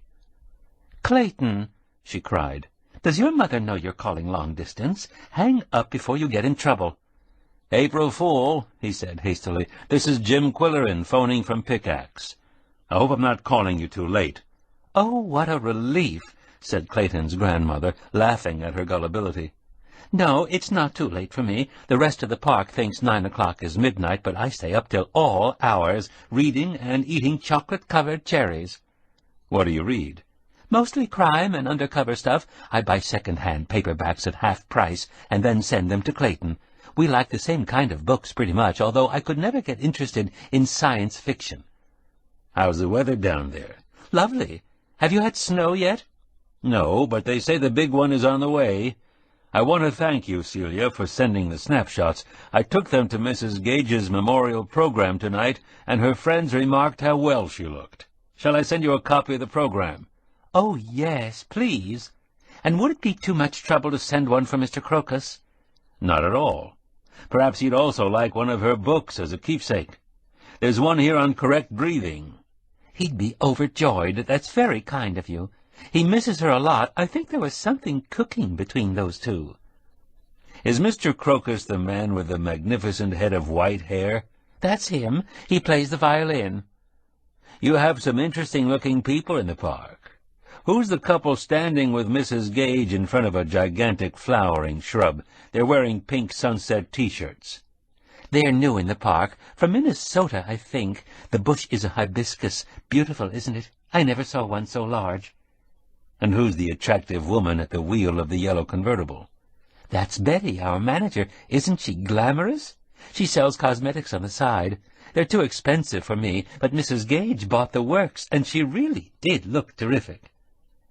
Qwilleran said, "The car looks like the one she bought in Pickaxe before she left." "That's right. She sold it to Betty, or maybe gave it to her. They were very chummy, like mother and daughter." "Yow!" said Koko, who had ambled back into the library. "I hear your cat." "I like the picture of you in Mickey Mouse ears, Celia. Not everyone can wear them with so much panache." she responded with a trill of pleasure. "I don't know what that means exactly, but it sounds good." Qwill said, "I'm looking at a shot of your activity bus with the pink sunset painted on the side. There's a middle-aged man with his arm around Mrs. Gage, and they're both looking unusually happy." "That's Claude, the owner of the park. He was very fond of her. He feels terrible about what she did. Everybody does." "The Sunsetters impress me as one big, happy family," he observed. "Oh, sure. As long as you don't break the rules, everything's hunky-dory. But don't put pink plastic flamingos on your lawn, or all heck will break loose." "This Claude and Betty, are they the ones who used to take Mrs. Gage to the dog track?" "Yes, she wanted me to drive her there, but the crowds are humongous, you know, and not only that, but I don't believe in gambling. I couldn't afford to take chances, for one thing, and then it hurts me to see those beautiful dogs being used that way. I've heard that they're killed after racing a few years." Koko had been moving closer to the phone and was now breathing heavily into the mouthpiece. Qwill pushed him away. "Did Mrs. Gage enjoy gambling, or just the excitement of the races?" "Well, she seemed to get an awful big kick out of winning. Of course, people never tell you when they lose." "Very true," he agreed. "By the way, she was a very wealthy woman. Did she give that impression?" "She didn't talk big, but she was kind of high-toned, and her mobile home was a double wide. I guess she had plenty stashed away." "Had she changed in any way since moving into the park? Was her mind still keen?" "Oh, she was very sharp. She always knew what she wanted to do, and how to do it, and she did it. She sometimes said teapot when she meant lampshade, but we all do that around here. I'm beginning to say left when I mean right. Clayton says it's something in the water in Florida," she said with a giggle. Qwill cleared his throat, signifying an important question. "Were you aware that she drew up a new will after moving to the park?" "Well, she never talked about anything like that, not to me, anyway, but I told her about this fellow, this lawyer, who does work for the Sunsetters for very reasonable fees. He did my will for only $25, and it was all tied up with red ribbon and red wax. Very professional. Of course, it was a simple will. I'm leaving everything to Clayton, not that I have much to leave." "Yow!" said Koko. "I hear my master's voice," Qwill said. "Good night, Celia. Thank you again for the snapshots, and give my regards to the 13-year-old doctor." Her merry laughter was still pealing when he hung up. He arranged the snapshots in rows and studied them. Koko was purring loudly, and Qwill let him pass his nose over the glossy surfaces. Once again the long pink tongue flicked at two of the prints, the same two that had attracted him before. Qwill smoothed his mustache in deep thought. The cat never licked, sniffed, or scratched anything without a reason.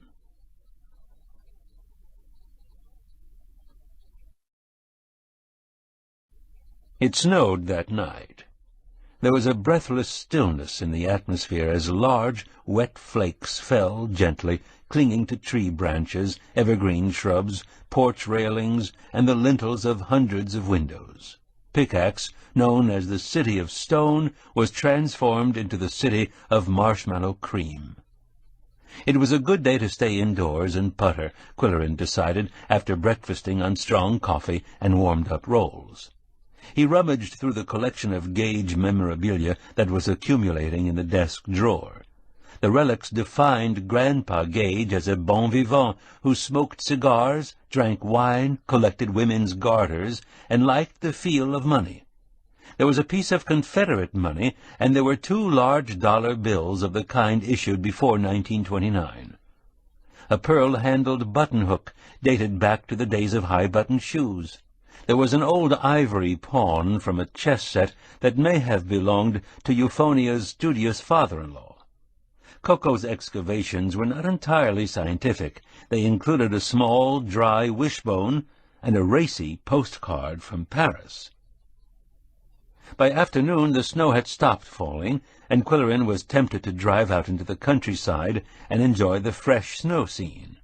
He would take his camera. He would also check the church in Burr, where Hixie had scheduled the next performance of the Big Burning. Phoning the number listed for the Burr Community Church, he was assured that someone would meet him there. He dressed in heavy jacket, boots, and wool cap, and was saying goodbye to the Siamese when Koko staged one of his eloquent demonstrations, jumping at the handle of the back door and muttering under his breath. "Okay, this is your last ride of the season," Qwill told him. He started the car and ran the heater for a few minutes before carrying the cat coop out and placing it on the back seat.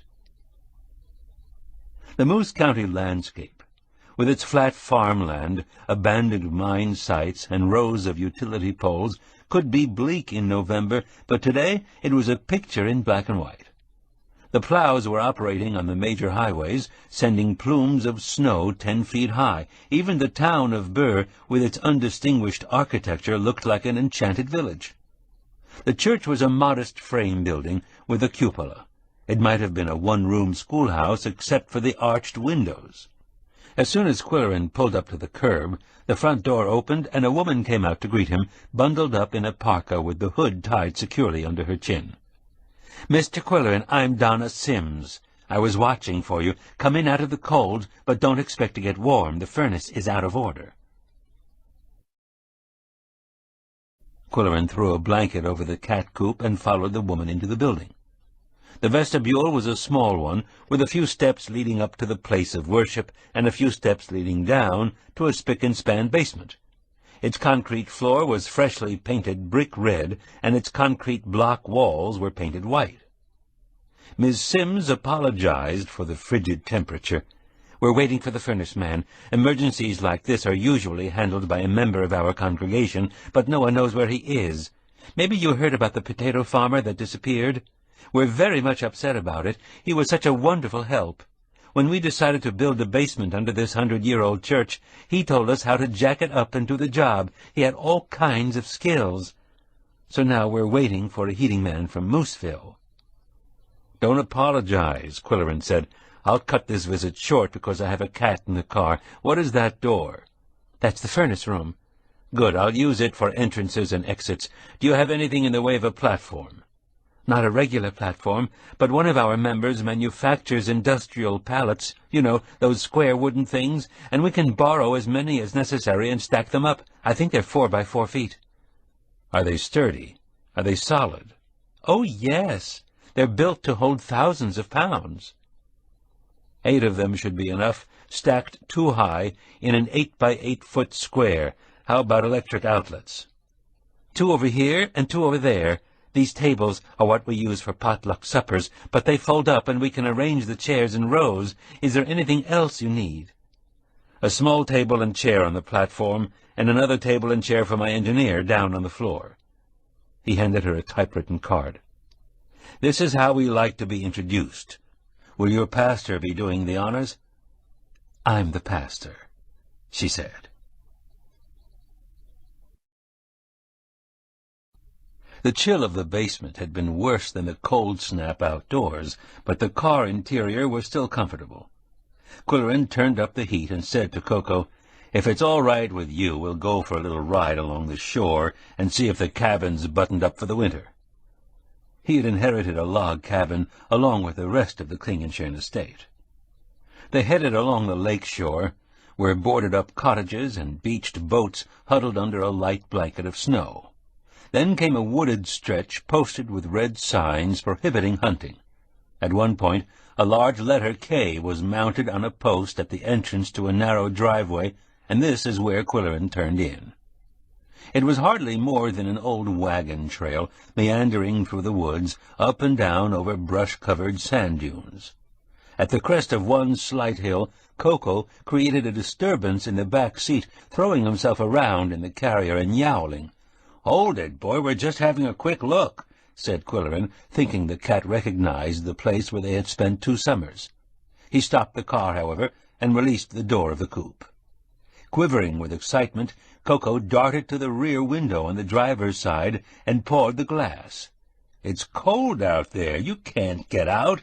You'd freeze your little tail off." In a frenzy, Koko dashed about the interior of the car as Qwill ducked and protested. "Hey, cool it," he said, but then he looked out the driver's window. Twisted trunks of wild cherry trees were silhouetted against the snow, and between them were animal tracks leading into the woods. Qwill jumped out, slammed the door, and followed the tracks. A few yards into the woods there was a slight hollow, and what he found there sent him running back to the car, stumbling through the brush, slipping on wet snow. Without stopping to put Koko in the carrier, he backed down the winding trail to the highway. At the nearest gas station, on the outskirts of Mooseville, he called the sheriff.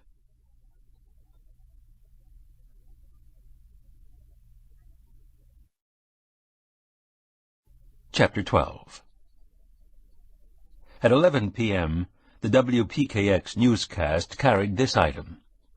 Acting on an anonymous tip, police today found the body of a Burr Township man in the Klingenschein woods east of Mooseville. Gil Inchpot, 52, a potato farmer, had been missing since October 24th. Because of the condition of the body, decomposed and mutilated by wild animals, the medical examiner was unable to determine the cause of death. State forensic experts have been notified, according to the sheriff's department. In phoning the tip to the police, Qwill had identified himself as a hunter trespassing on posted property and declining to give his name. He had altered his voice to sound like one of the locals who went huntin' both in and out of huntin' season. As the Klingenschein heir and a well-known philanthropist, he had to fight to keep a low profile. Qwill preferred to be a news writer, not a news maker. As soon as he heard the broadcast, he called Gary Pratt at the Black Bear Cafe. "Have you heard the news?" "Yeah, it's tough on Nancy," said the barkeeper. "She had to identify the body, and about all that was left was clothing. They didn't say anything about homicide on the air, but the thing of it is, if he'd been out hunting varmint and tripped on something in the woods, he'd be wearing a jacket and boots, wouldn't he? And what about a gun? He was wearing a plaid shirt and house slippers." "And no dentures," Qwill thought. "Is there anything we can do to help Nancy?" "I don't know what it would be. She's a tough little lady, and I think she can take care of herself all right. When she talked to me on the phone, she didn't break down or anything like that, just said that her dogs need her, and she can't afford to crack up." As soon as the conversation ended, Arch Riker called. "Qwill, have you heard what happened? They found a body on your property." Then Polly called. Next it was Junior with the same information. Qwill stopped answering the phone and went to bed. Twice he heard a distant ringing, followed by a much-appreciated silence. In the morning he found the receiver off the phone. The cats, who slept on the library sofa, had been equally annoyed by the ringing phone and had taken matters into their own paws. Qwill wrote Nancy a note of sympathy and mailed it at the same time he shipped a box of chocolate-covered cherries to Celia Robinson. Then, on Monday, he attended Gil Inchpot's funeral at the Burr Community Church, taking care to dress warmly. The furnace had been repaired, however, and the building was stiflingly hot. Gary Pratt was sitting alone in a rear pew, where an occasional blast of frigid air from the front door was a welcome relief. Qwill slipped in beside him. Gary whispered, "Nancy's sitting down front with her ex. They'll be together again before long, I'm willing to bet." 2 days later, Qwill was back at the same church for the third time to present the big burning of 1869. It was snowing again, and he picked up Hicksy Rice at the newspaper for the drive to Burr. Large, wet snowflakes landed on the windshield. "They're so beautiful, it's a shame to run the windshield wipers," she said. "Beautiful, maybe, but this is the kind of snow that wrecks the power lines. I don't know what to expect at the church tonight. The first time I went there, the building was too cold. The second time, it was so hot we couldn't breathe." Hicksy was too happy to care about the temperature. She said, "Can you stand some good news? Arch is making me a vice president in charge of advertising and promotion." "Congratulations. You deserve it." "I have you to thank, Qwill, for steering me up to Pickaxe in the first place. You know, it's a funny thing. When I first met you down below, all I wanted was to find a husband. Now all I want is to be a vice president with a private office and a cute male secretary. I'll be sharing Wilfred with Arch. Wilfred isn't my idea of cute, but he's conscientious and reliable and computer literate. You can't have everything, he philosophized. But tell me something, Hicksy. With your increased responsibilities, are you sure you want to go on pressing buttons and flipping switches for this show? Are you kidding? I adore showbiz. When they arrived at the church, he dropped her at the curb, telling her to check the stage while he unloaded the gear. By the time he opened the trunk and set the suitcases on the sidewalk, Hicksy came running out of the building. The furnace has conked out again. It's like a walk-in freezer. The audience is already there, and they're sitting in heavy jackets and wool hats and gloves. There's a little kerosene stove, but it doesn't do any good. The show must go on, he replied stoically. If the audience can stand it, so can we. You keep your coat on, and I'll have the forest fire to keep me warm. It's surprising how much heat can be generated by concentrating on a role. This was sheer bravado on Qwilleran's part. In portraying the studio announcer, he was supposed to be working in 110-degree heat, and the act called for a short-sleeved summer shirt. Hicksy suggested, "Couldn't you cheat for once and wear a jacket?" And destroy the illusion? Better to contract pneumonia than to compromise one's art. He replied facetiously and a trifle grimly. "Well, I'll visit you in the hospital," she said cheerfully. There was a full house for the show, with everyone muffled to the eyebrows.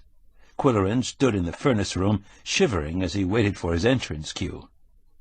During the first act, he steeled his jaw to keep his teeth from chattering as he said, "Railroad tracks are warped by the intense heat.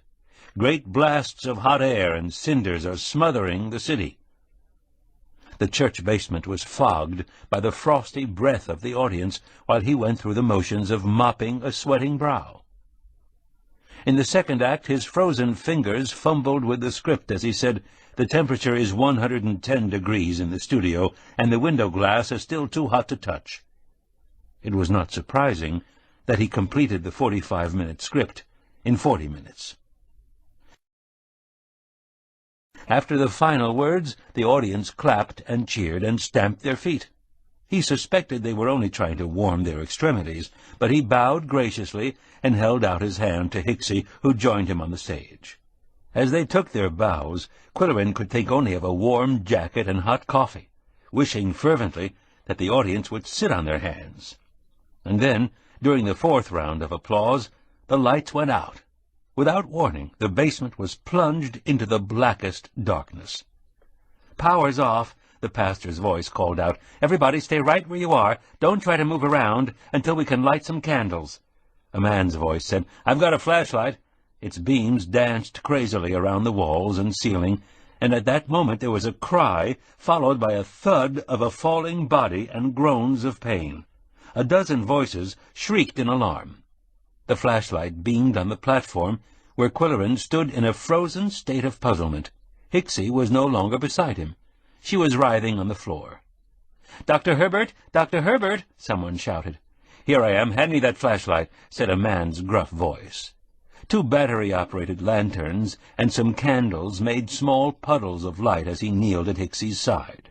The audience babbled in shock. "What happened? Did she fall off the stage? It's lucky that Doc's here."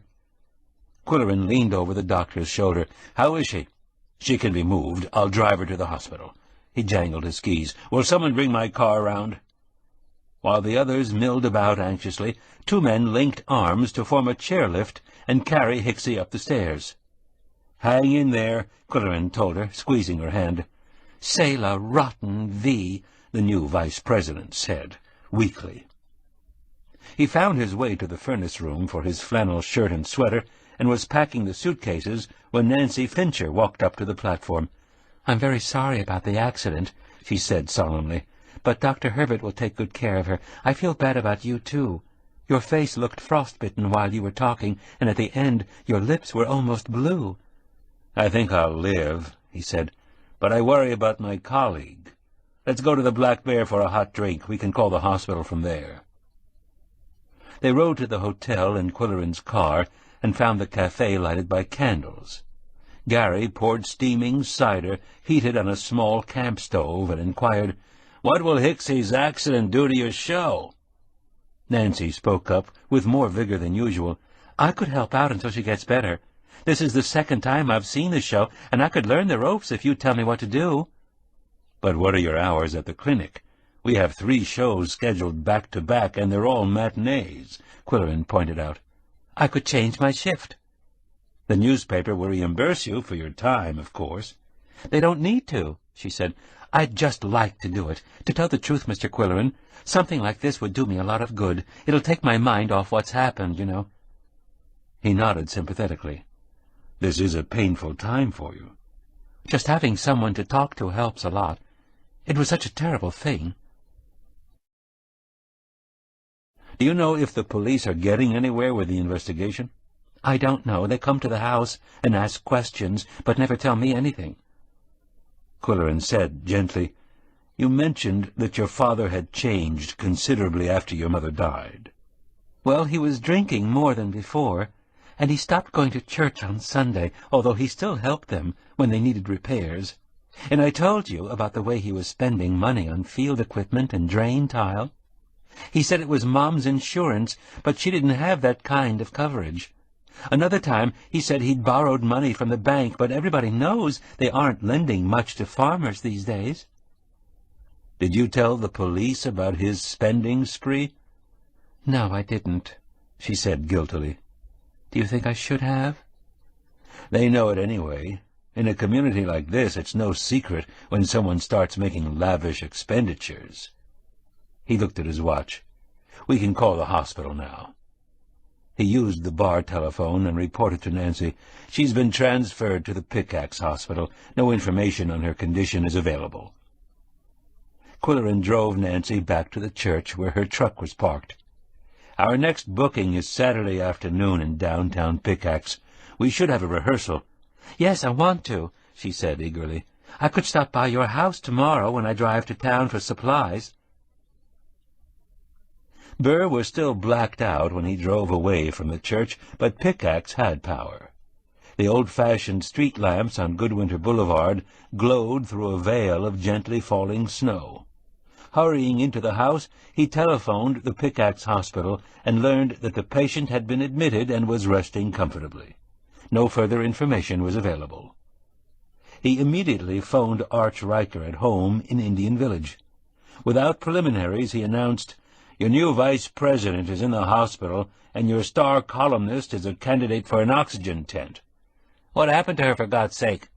"The power failed where we were giving our show, and she fell off the stage, probably because she was frozen stiff.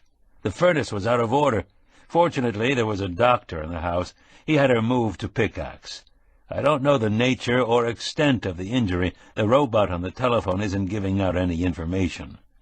"Our night desk will find out," Riker said. "I hate to sound crass, Qwill, but what will this do to our show schedule?"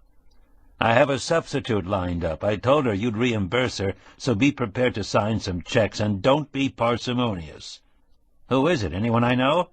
"Nancy Fincher, daughter of the potato farmer whose body was found last week." Riker said, "I'll bet he was growing something besides potatoes." "I don't know about that," Qwill said, "but it appears that he broke up his daughter's marriage to a deputy sheriff. How about that for a suggestive situation?" "Don't waste your time sleuthing, Qwill. You always get off the track when you're playing detective." Qwill ignored the advice. "And what were you doing tonight? Romancing Mildred?" "We had dinner at Tipsy's and talked about her apartment in town and my condo here in the village and her cottage at the beach. The apartment's got to go, but we may build an addition to the cottage." "Don't," Qwill warned, speaking from experience. "By the way, the Landspeaks want us to have the wedding at their place on Purple Point, Christmas Eve." "Excuse me a moment, Arch." He was sitting with his arms on the desk, and Koko was digging in the crook of his elbow. "What's your problem?" he asked the cat. "You're wearing out my sweater sleeve." Both cats liked to knead before settling down to sleep, but Koko was working industriously. At the sharp rebuke, he jumped off the desk and went to the locked closet where he rattled the door handle. Turning back to the phone, Qwill explained, Koko wants me to pick the lock on the library closet. I wish you took orders from your editor-in-chief the way you take orders from that cat. Hang up. I'll call the night desk about Hicksie's accident.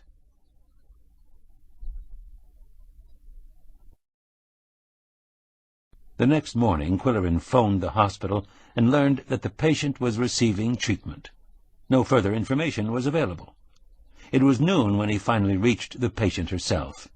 "Hicksie, how are you? We're all worried about you. What's the diagnosis?" With her usual debonair flourish, she replied, "Broken foot. But I've met this perfectly wonderful Dr. Herbert. He drove me to the Burr Hospital and stayed while they x-rayed and put on a soft cast. Then he drove me down here, where they have an orthopedic surgeon. Dr. Herbert is adorable, Qwill. He cares. He has a cabin cruiser, and he's not married." "You sound cheerful," Qwill said, "but how are you from the ankle down?" "C'est si bon. And the food, I'm sitting here with a delectable bowl of seafood chowder on my lunch tray. They have a gourmet dietitian who's fantastique. I expect a split of champagne on my dinner tray." "Okay, I'll drop in to see you this afternoon. Now get back to your chowder while it's hot." "Hot? I never said it was hot. This is a hospital, mon ami." When Qwill visited her a few hours later, he found her in a private room with soft pink walls, sitting in an armchair with her foot elevated and encased in a bright pink cast. "Chic, n'est-ce pas?" she said. "Casts now come in 5 decorator colors, and I thought the hot pink would coordinate with the walls."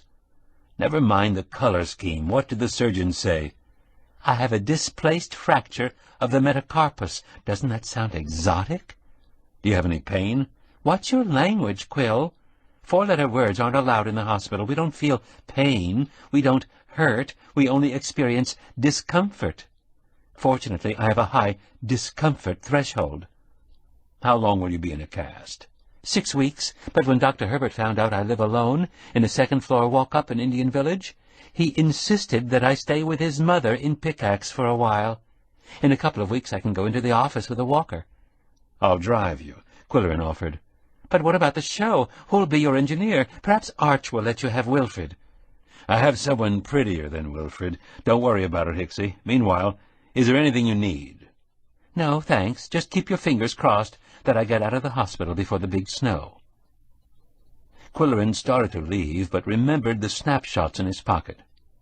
"Did you ever meet Euphonia Gage?" "No, but I saw her around town, in her 80s, and walking like a young girl." "I have pictures of her taken in Florida, and some of her friends look familiar. You may recognize them." "Donnez-moi. I'm good at remembering faces." Hicksie studied the photos carefully. "I think I've seen a couple of these people before. Is it important?" "It may be. I don't know," he admitted. "Okay, leave them with me, and if I get a noodle, I'll call you." From the hospital, Qwill went to the senior care facility to arrange the staging for the Sunday afternoon show. Lisa Compton, in charge of patient activities, showed him the all-purpose room with its rows of long tables. "They take their meals here," she said, "but we remove the tables for a program like yours. We put the hearing-impaired in the front row and the mumblers in the back." "What's behind that door?" "The kitchen." "Good, I can have a piece of pie between the acts." Everything, in fact, checked out. Platform, electric outlets, 2 tables, 2 chairs. "Cup of coffee?" Lisa asked. "Thanks, but I've got to go home and rehearse a new partner for the show. Hicksie has broken her foot." "Oh, the poor dear, that can be so painful." "She doesn't seem to have any discomfort," he said. "But this is only the beginning. When the shock wears off, the nerve ends start to ache. Ask me, I've been there." "Let's not tell Hicksie," he said. "I'll see you Sunday afternoon, Lisa." When he arrived on Goodwinter Boulevard, Nancy's pickup, with its box top and 8 barred windows, was already parked in the side drive. He ushered her directly downstairs to the ballroom, where the stage was set for rehearsal. "I remember this room when I was a little girl," she said. "Mrs. Gage had dozens of little gold chairs around the walls. I loved those little chairs, and always wished she'd give me one for Christmas instead of a book. I wonder what happened to them. "Who knows?" he remarked, in a hurry to get down to business. He explained the code on the cue card and the operation of the equipment. Then they rehearsed the timing and ended with a complete run-through. "Perfect," Qwill said. He packed the gear in preparation for the forthcoming performance and thanked his new engineer for coming to rehearse, but she showed no signs of leaving. "All of this is so exciting for me," she said. "And it's funny, Mr. Qwill. When I first met you, I was tongue-tied, because you were so important and so rich and everything, and I thought your mustache was, well, frightening. But now I feel very comfortable with you." "Good," he said, with an offhand inflection. "It's because you listen. Most men don't listen to women when they talk, not really." "I'm a journalist. Listening is what we do." His defenses were up. As a millionaire bachelor, he had learned to dodge. Briskly he said, "Shall we wind up this session with a quick glass of cider in the library?" She dropped with familiar ease into the scooped-out library sofa, displacing the Siamese, who walked stiffly from the room, and Qwill feared she was feeling too comfortable. Now that she had his therapeutic ear to talk into, she talked and talked about living in Alaska, potato farming, breeding dogs, working for a vet. Dinner time approached, and he had had no real food since breakfast. Under other circumstances he might have invited such a guest out to dinner, but if the Klingenschön heir were seen dining with a young woman half his age, the daughter of a murdered man whose body had been found on Klingenschön property, the pickaxe gossips would put two and two together and get the national debt. The Siamese were still absent and unnaturally quiet, even though it was past their feeding time. Suddenly 8 thundering paws galloped past the library door toward the entrance. "What was that?" she asked. "The cats are trying to remind me it's their dinner time," he replied, looking at his watch. "You should hear my dogs at feeding time. Go ahead and feed them if you want to." Nancy was obviously too comfortable to move. The pelting paws rushed past again like a herd of wild horses as they charged toward the kitchen. Next, there was a frenzy of scuffling, thwacking, and snarling that brought Qwill and his guest to the scene in time for a shattering of glass. "The coffee jar!" he shouted. Coffee beans and broken glass were everywhere, and the Siamese were on top of the refrigerator, looking down on the devastation with bemused detachment. "I'll help you clean up," Nancy offered. "Don't cut yourself." No, thanks, but let me cope with this. I'll see you Saturday afternoon. You'll have to excuse me now."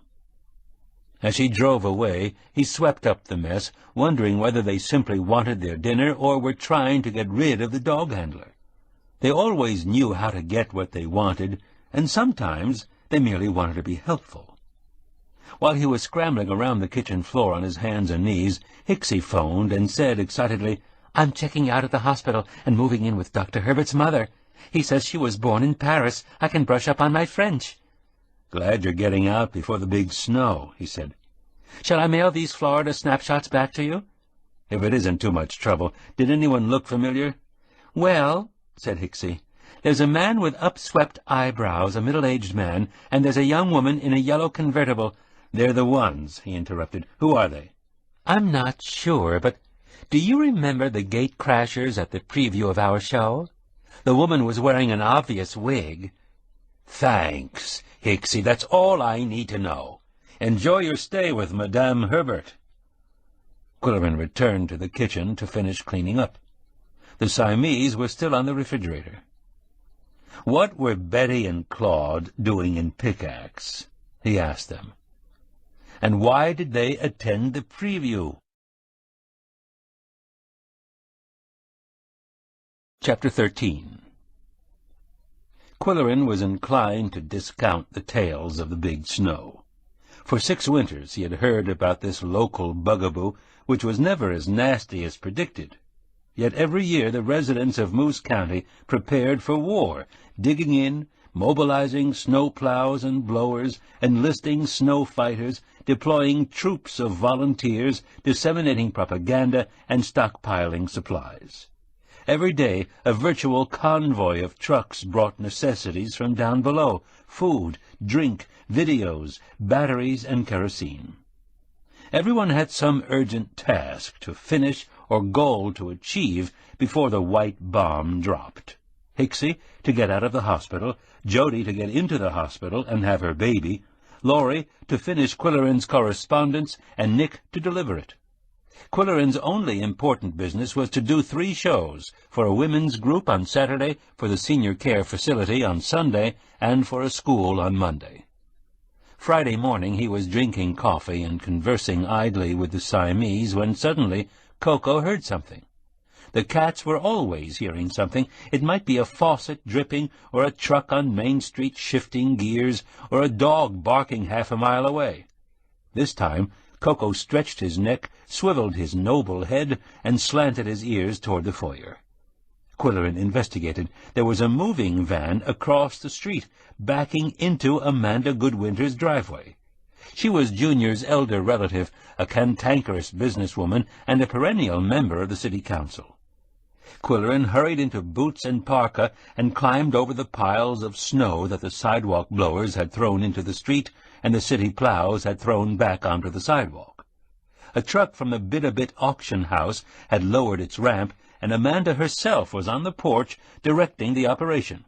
She looked dowdier than ever in her army surplus jacket, Daniel Boone hat, and unfastened galoshes. "Amanda, what's going on here?" Qwilleran hailed her as he plunged through the drifts. "I'm getting out before the big snow. I'm selling everything. I'm moving to Indian Village." "But what will you do with your house?" "It's sold. Good riddance. I always hated it." "Who bought it?" "Some real estate vulture from down below."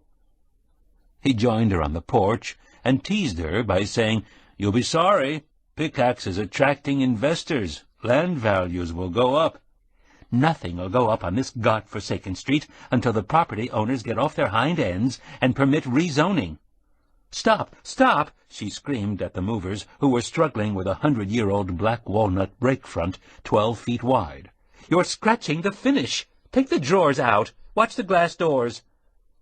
At the same moment, a second moving van pulled up to the Wilmot house. Qwilleran shrugged, pulled up the hood of his parka, and trudged the length of the boulevard, counting for sale signs. There were only 4 left out of a recent 7. He enjoyed walking in snow, and took the opportunity to hike downtown to the church, where he would present the big burning the following afternoon. The fellowship hall in the church basement was a large room paneled in pickled pine, with a highly waxed vinyl floor and a good solid platform. The custodian told Qwilleran he could use the men's restroom for exits and entrances. 75 women were expected for lunch at noon, and they'd be ready for the show at 1 o'clock. Everything appeared to be well organized, and Qwilleran was impressed by the facilities. As he arrived home, Nick Bamba was pulling into the driveway. "Come on in, Nick, and have a hot drink," he said hospitably. "Not this time," Nick declined. "I have a dozen errands to do before the big snow." He handed over a folder. "Here's your correspondence from Laurie, and I've brought my toolkit. I'll pick the lock in the library. Are you all ready for the big snow?" "Polly has been nagging me about that," Qwilleran said, "but my vast experience convinces me that it's never as big as the kerosene dealers would have us believe." "How long have you been here? 5 years? The 7th year is always the really big one. Trust me." Nick tackled the closet lock in professional fashion while dispensing advice. "You need a camp stove and kerosene heater in case of a long power outage, canned food, not frozen, in case you're snowbound, 5-gallon jugs of water in case a water main busts, fresh batteries for your radio and flashlights." "What do they do at the prison?" Qwilleran asked. "We have generators. So does the hospital. Remember not to use your elevator after it starts to snow hard. You could be trapped in a blackout." Nick opened the closet door, collected his tools, and accepted Qwilleran's thanks, and on the way out he said, "If you're not concerned about yourself, Qwill, think about your cats." Koko lost no time in entering the closet. It was filled with files and boxes and drawers, and a small safe stood open and empty. When Qwilleran left to go shopping for canned food, the cat was sitting in the safe, like a potentate in a palanquin. Throughout the weekend, a storm watch was in effect, but Suitcase Productions presented all 3 scheduled shows to capacity audiences. By Monday afternoon, Weatherby Good announced a storm alert and said he was prepared for the worst. He had a sleeping bag in the studio, as well as a package of Fig Newtons. Monday evening, Koko and Yum Yum began to behave abnormally, dashing about and butting furniture. They showed no interest in food or Robinson Crusoe. Eventually, Qwill shut himself in his bedroom to escape the fracas, but he could still hear bursts of madcap activity. He himself slept fitfully. Shortly after daybreak, a peaceful calm settled on the house. Peering out the window, he witnessed a rare sight. The entire sky was the vivid color of polished copper. A weather bulletin on WPKX made note of the phenomenon and warned that it was the lull before the storm. Duck hunters and commercial fishermen were advised to stay on shore and resist the temptation to make one more haul before the end of the season.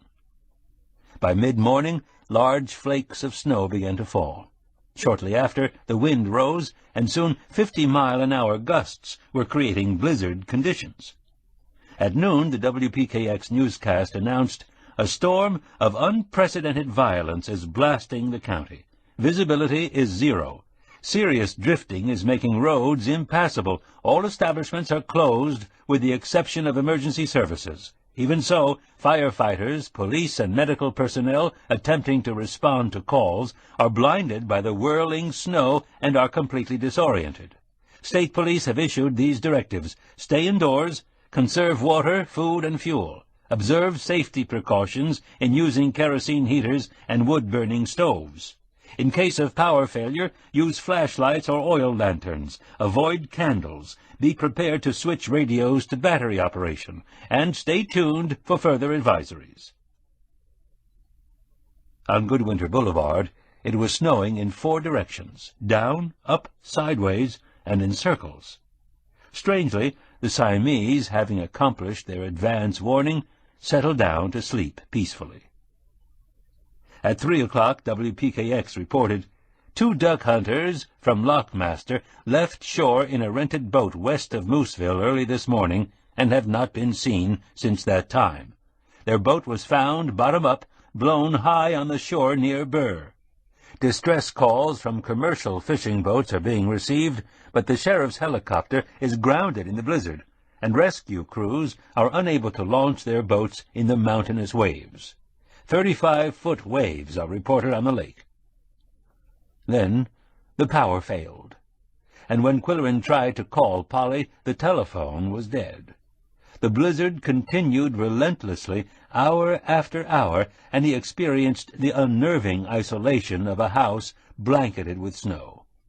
Without mechanical noises and without the sound of street traffic, the unnatural stillness left a muffled void that only amplified the howling of the wind, and a cold darkness settled on the rooms as snow drifted against the windows.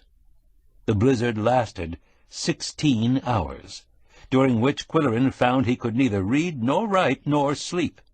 Then the wind subsided. The big snow was over, but it would take almost a week for the county to struggle back to normal. Broadcasting was limited to weather updates and police news on the half-hour. The worst storm in the history of Moose County was the result of a freak atmospheric condition. 3 low-pressure fronts, one coming from Alaska, one from the Rocky Mountains, and one from the Gulf of Mexico, met and clashed over this area. Winds of 70 miles an hour were recorded as 32 inches of snow fell in 16 hours. Drifts of 15 to 30 feet have buried buildings and walled up city streets and country roads, paralyzing the county. For the next 2 days, Qwill lived life without power, telephone, mail delivery, daily newspapers, or sociable pets.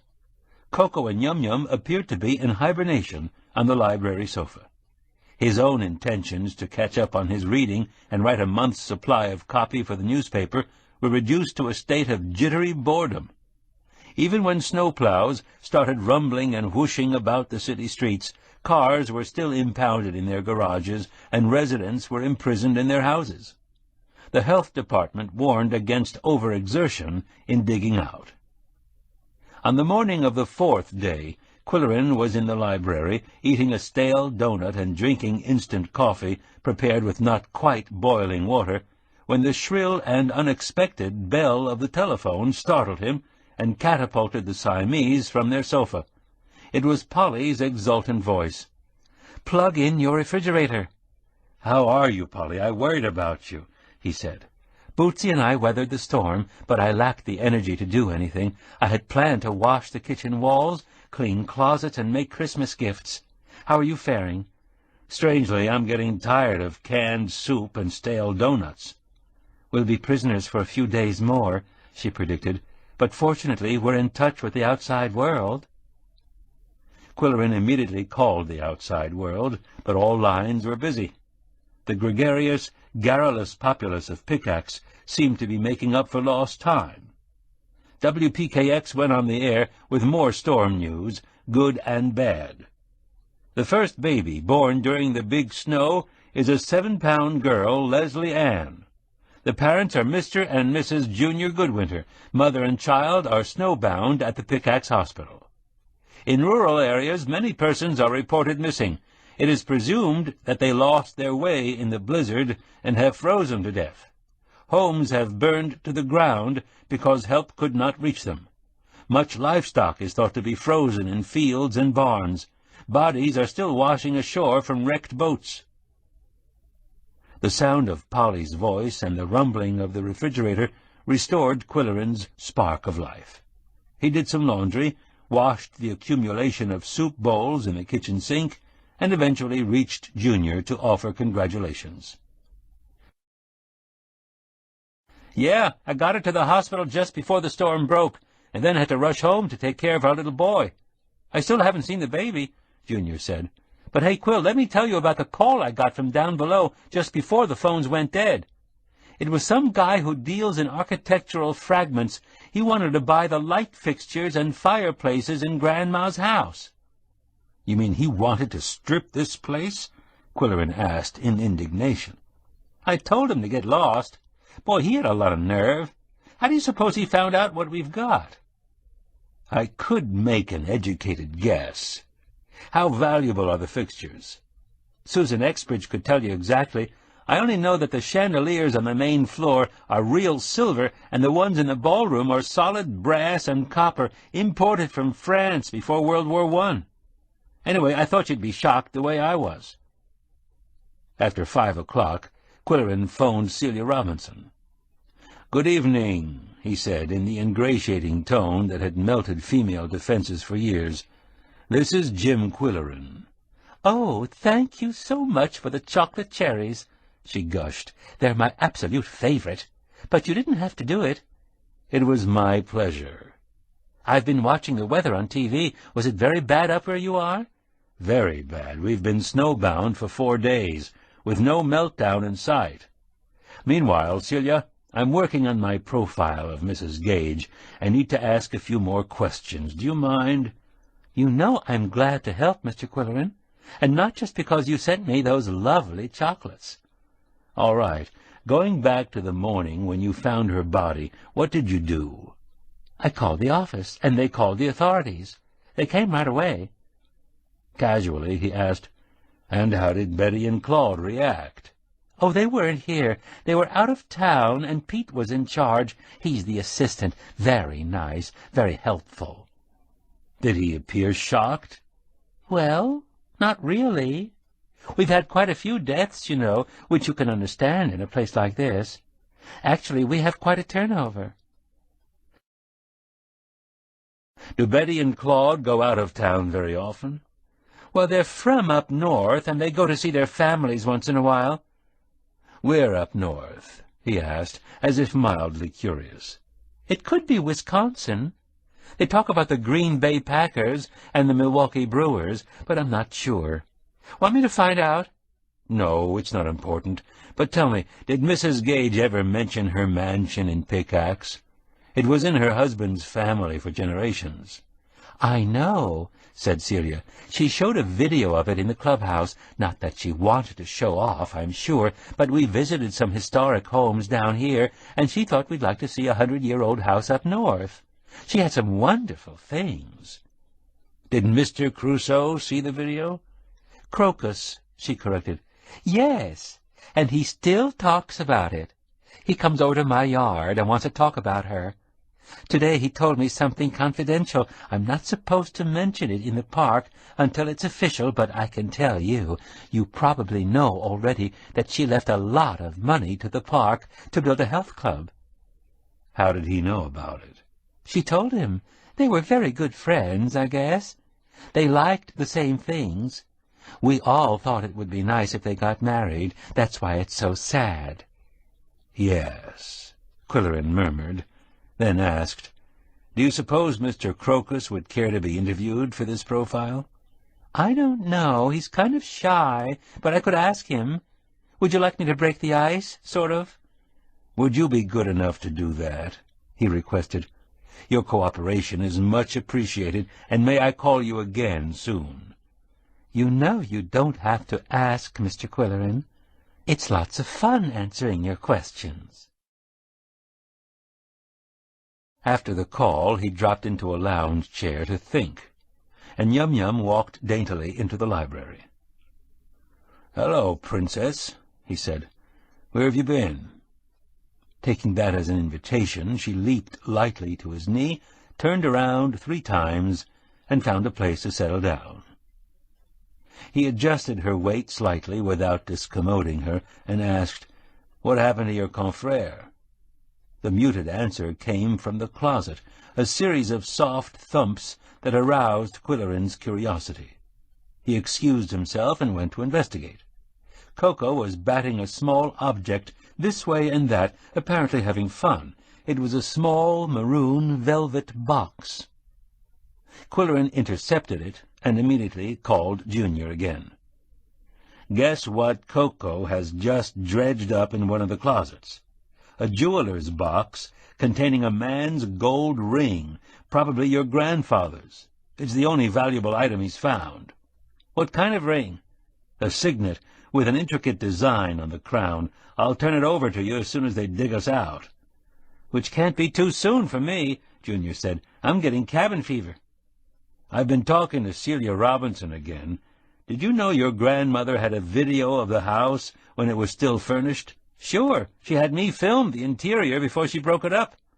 After she died, I found the tape among her effects and brought it home for the Historical Museum."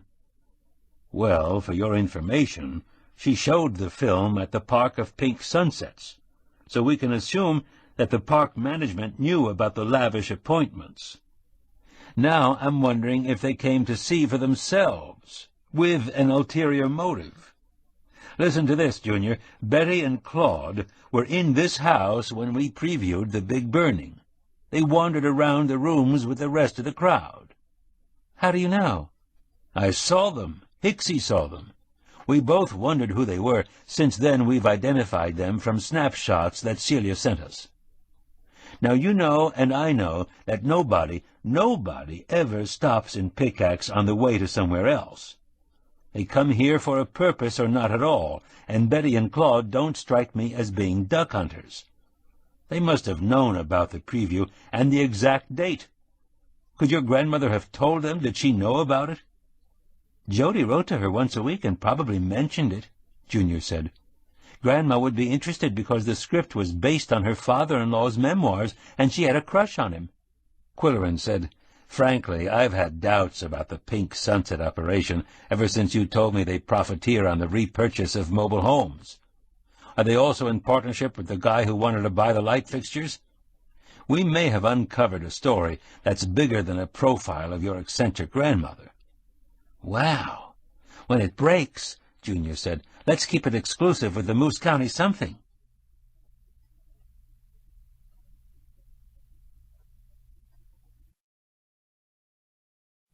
Chapter 14.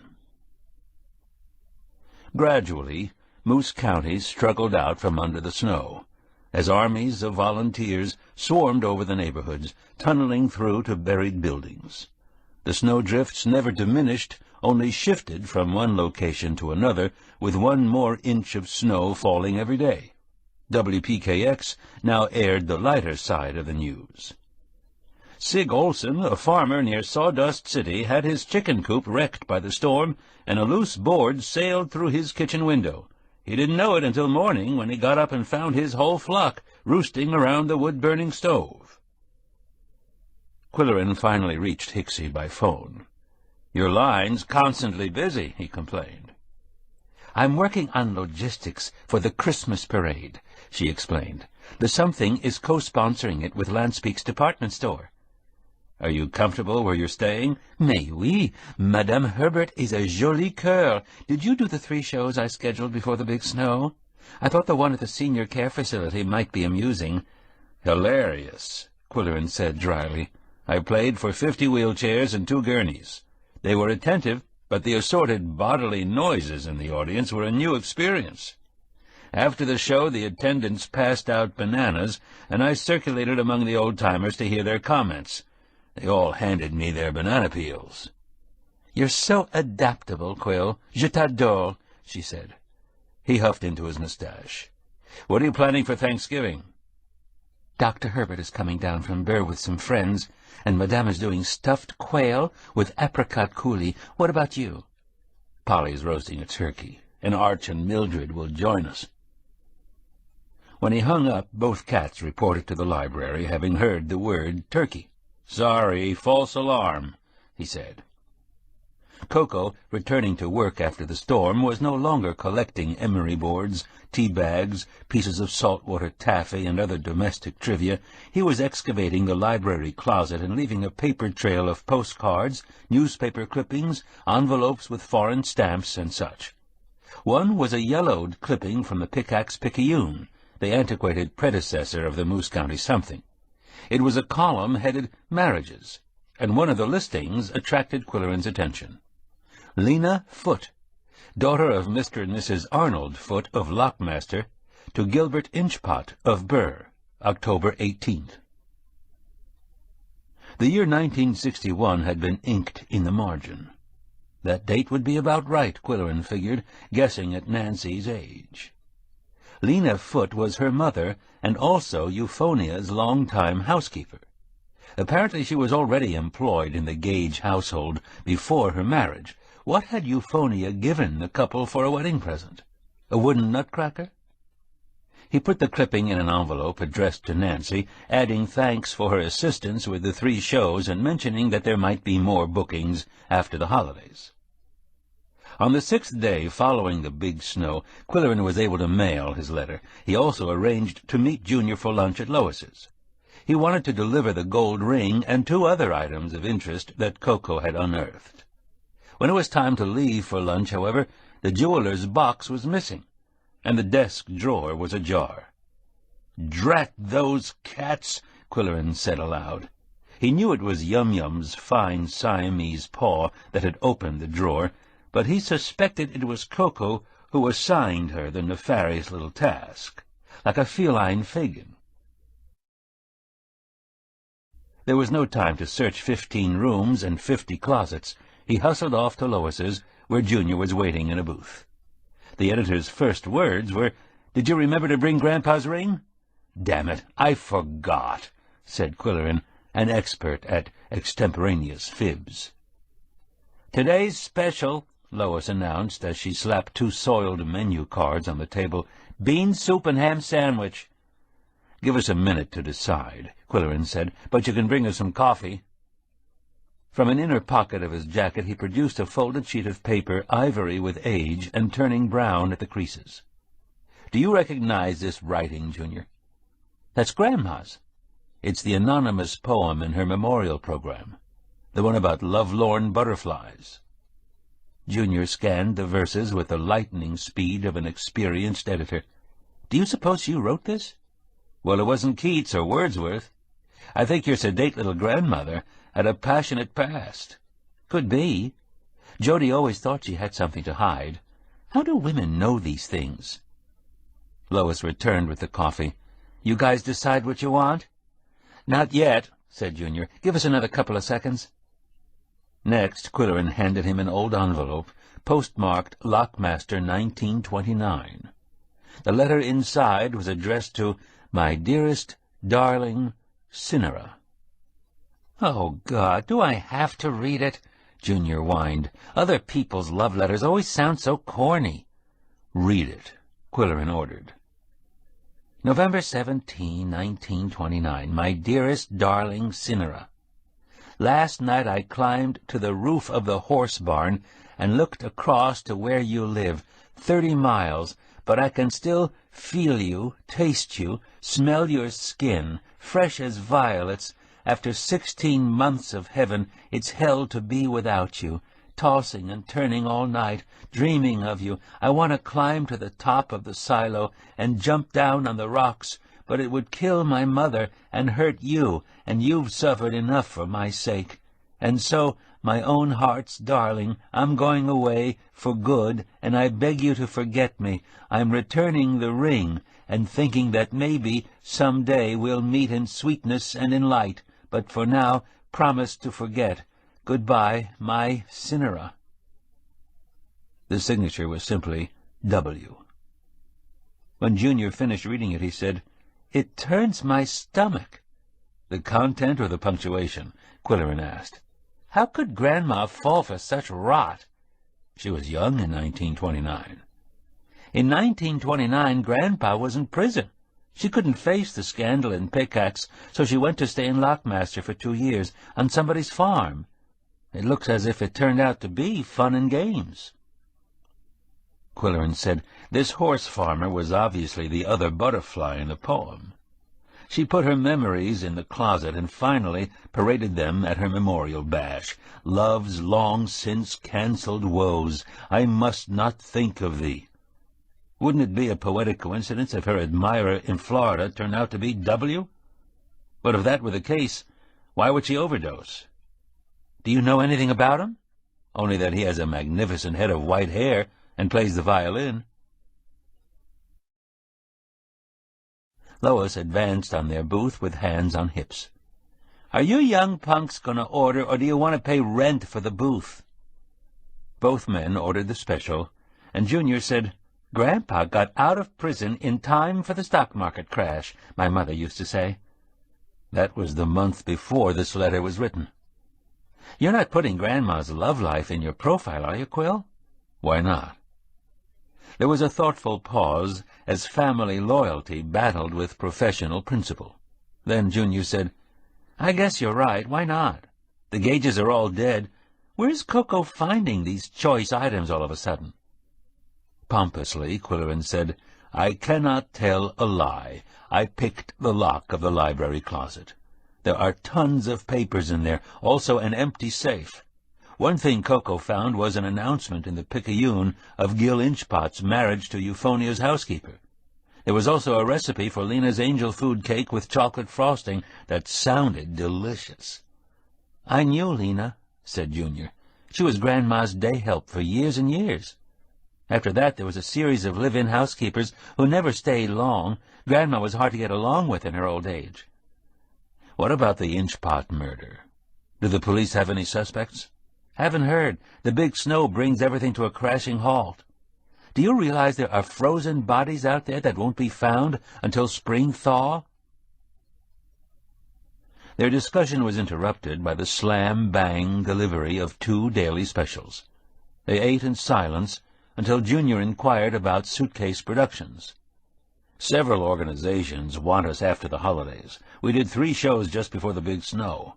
The largest audience was in the basement of the old stone church, 75 women. Lunch at noon, performance at 1. I was supposed to use the men's restroom for exits and entrances, but there was a wedding upstairs, and the bridal party was using it as a dressing room. They said I'd have to use the women's restroom. After their lunch, 75 women lined up to use the facilities, and it was 2:30 before we got the show on the boards. Then, just as I was describing the roaring of the wind and the crashing of burning buildings, there was a roar and a crash overhead. I thought the ceiling was caving in, but it was only the church organ upstairs, playing the wedding march, full blast. I can project my voice, but it's not easy to compete with Mendelssohn on a 500-pipe organ." Lois returned, brandishing the coffee server like a weapon. "Apple pie?" she demanded gruffly. "I'm due back at the office," said the young editor. "You go ahead, I'll get the check," Qwilleran told him. "And, Lois, you can bring me some of your apple pie. I dreamed about it all the time I was snowbound." "Liar," she retorted, and she bustled away, smiling.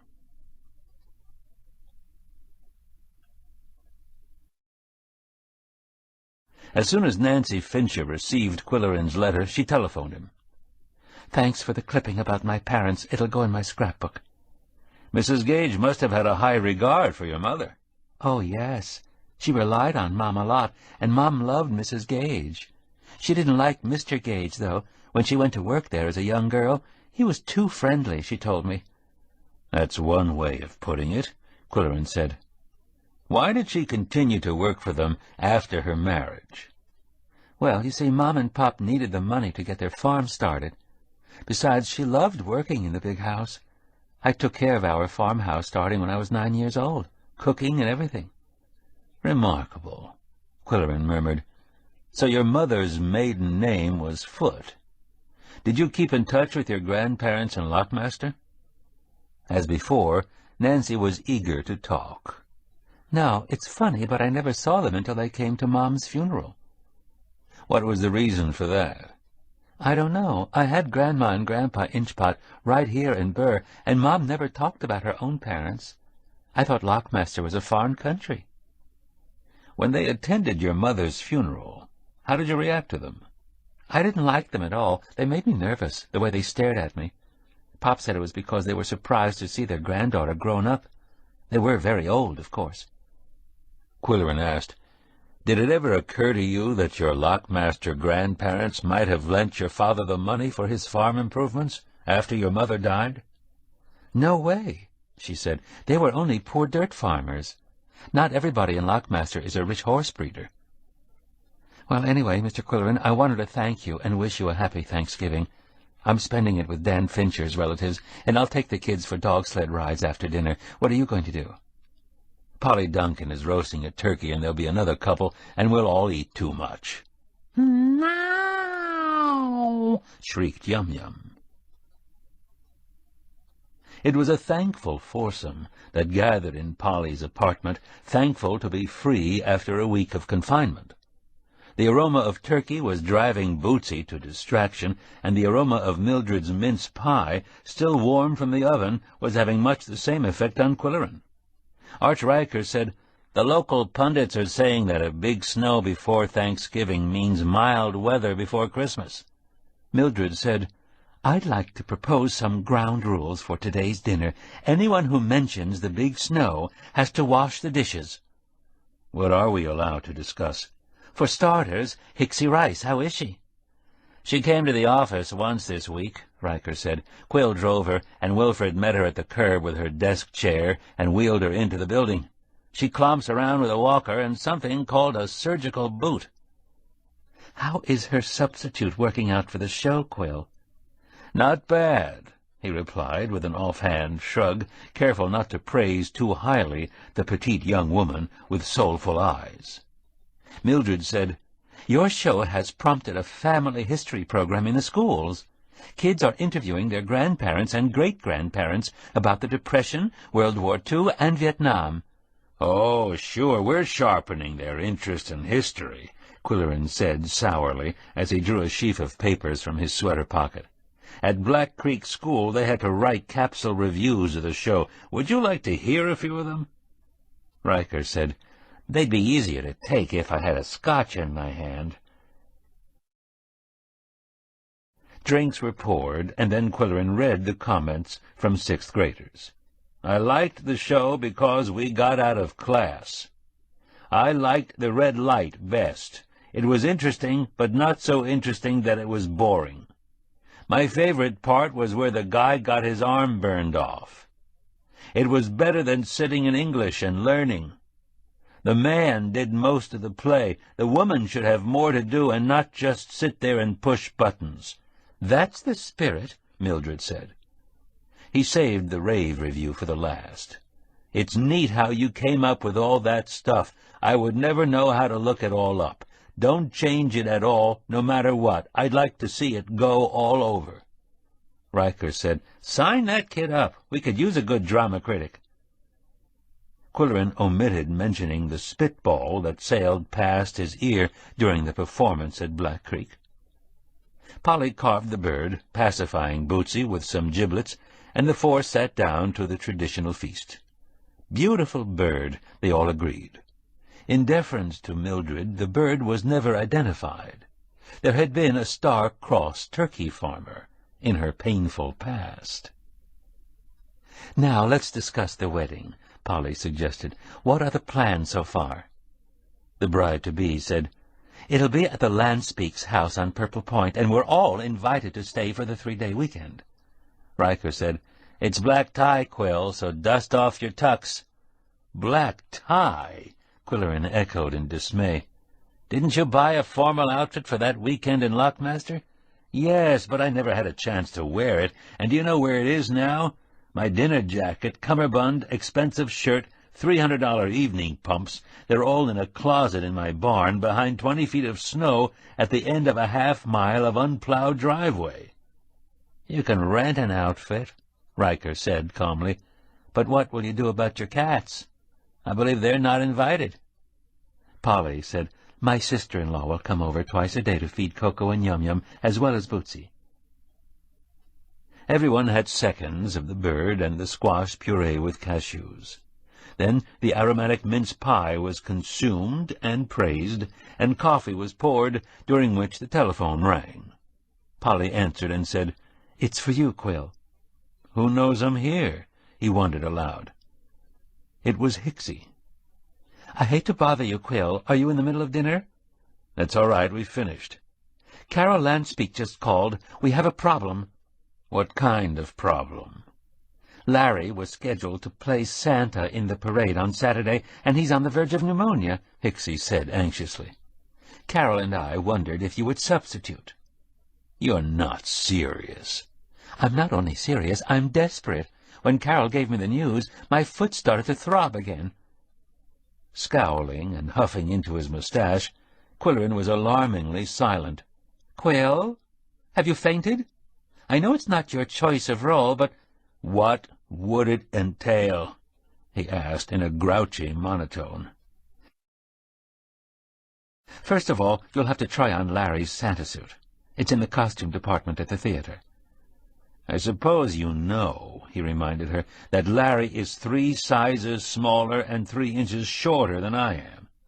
"But Carol says the suit is cut roomy, to accommodate the padding, you know, and Wally's mother could alter the length of sleeves and pants. We don't need to worry about the beard and wig. One size fits all." "And what happens on Saturday?" "You get into costume at the theater, and Carol drives you to the Dimsdale Diner, where the parade units will assemble. The parade proceeds south on Pickaxe Road to Main Street, where the mayor gives you the official greeting." "And what am I supposed to be doing?"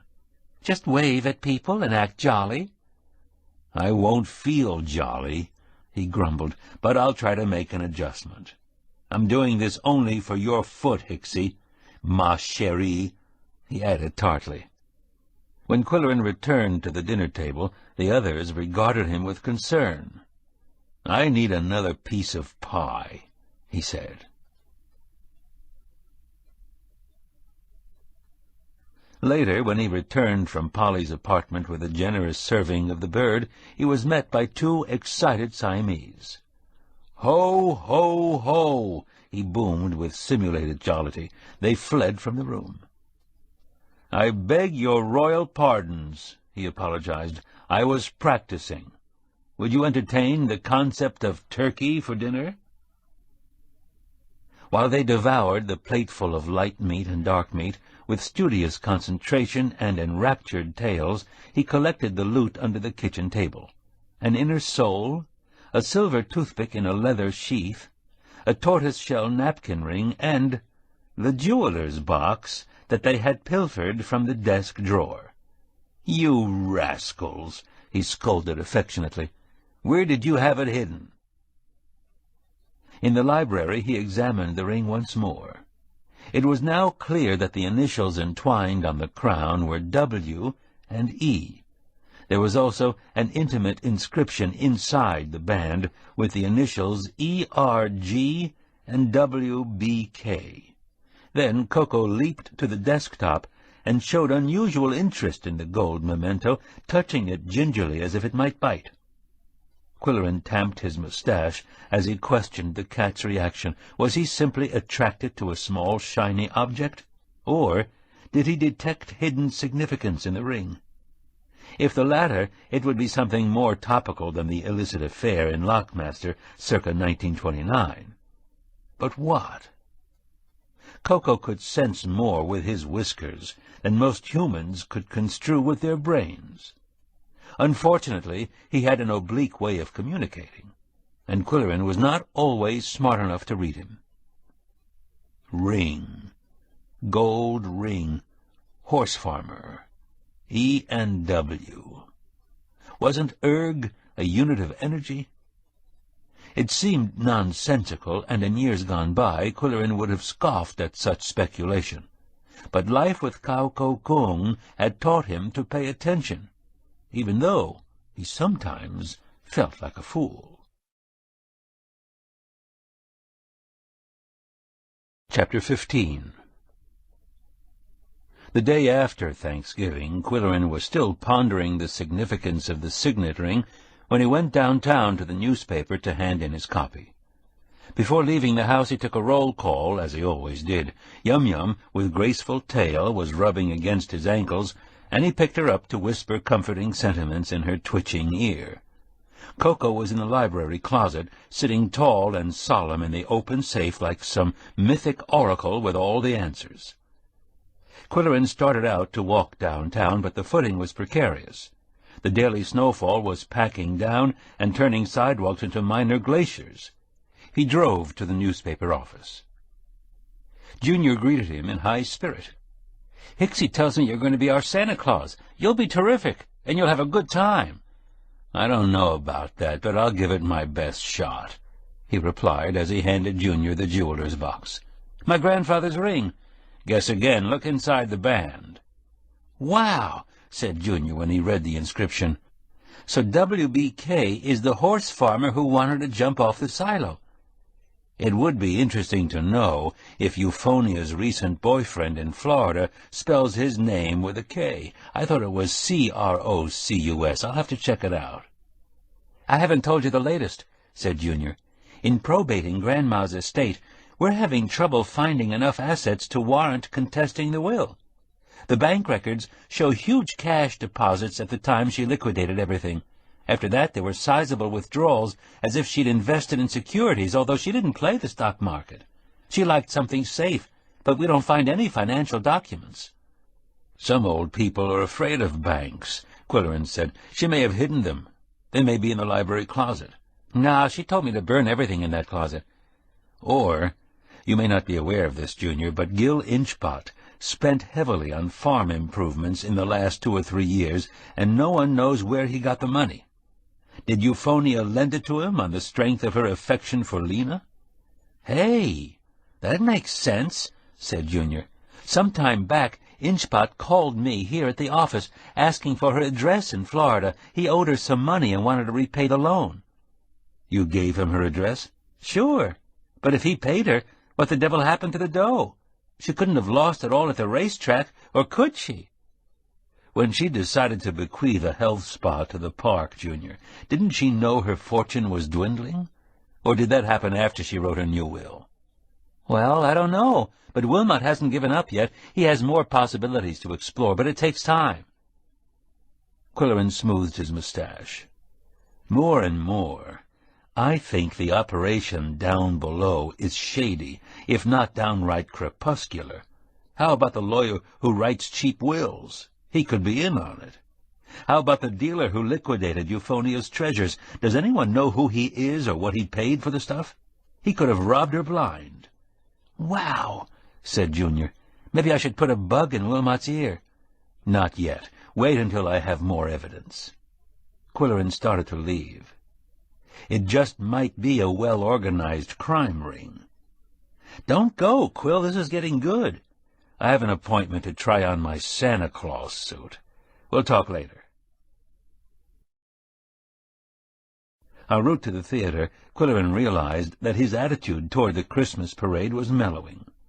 He could visualize himself riding in a sleigh behind a horse decked out in jingle bells. Sleighs were often seen on the unsalted streets of Pickaxe. The experience might make a good topic for his column. At the K Theater, Carol Lanspeak and the seamstress were waiting for him, and Carol said, "We really appreciate your cooperation in the emergency, Qwill. Larry says he'll treat you to dinner at the Palomino paddock, if he lives. Try on the pants first." Qwill squeezed into the red breeches. "They're a good length for clam digging," he said. Mrs. Toddwhistle, who worked on costumes for the theater club, said, "I have some red fabric, and I can add about 6 inches to the length. Also a stirrup to keep them down in your boots."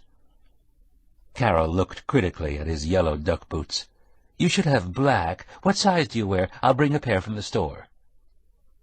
The coat was roomy enough for 2 bed pillows under the belt, although snug through the shoulders and under the arms. The sleeves could be lengthened by adding more fake fur to the cuffs, the women assured him. They seemed to know what they were talking about. Everything would work out just fine. No problem. He would make a wonderful Santa. With that matter settled, he applied his attention to the situation in Florida and telephoned Celia Robinson without waiting for the discount rate.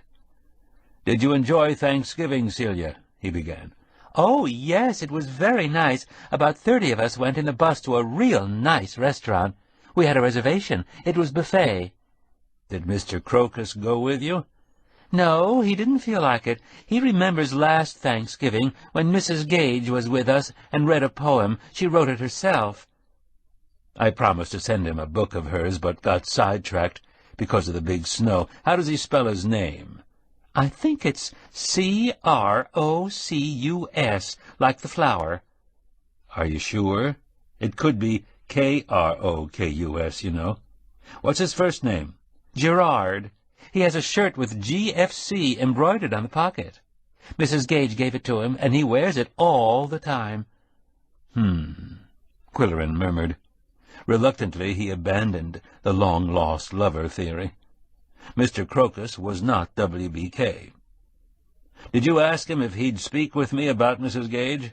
"Yes, I did, Mr. Qwill, but he said it wouldn't be in good taste to talk to the media about a dear departed friend.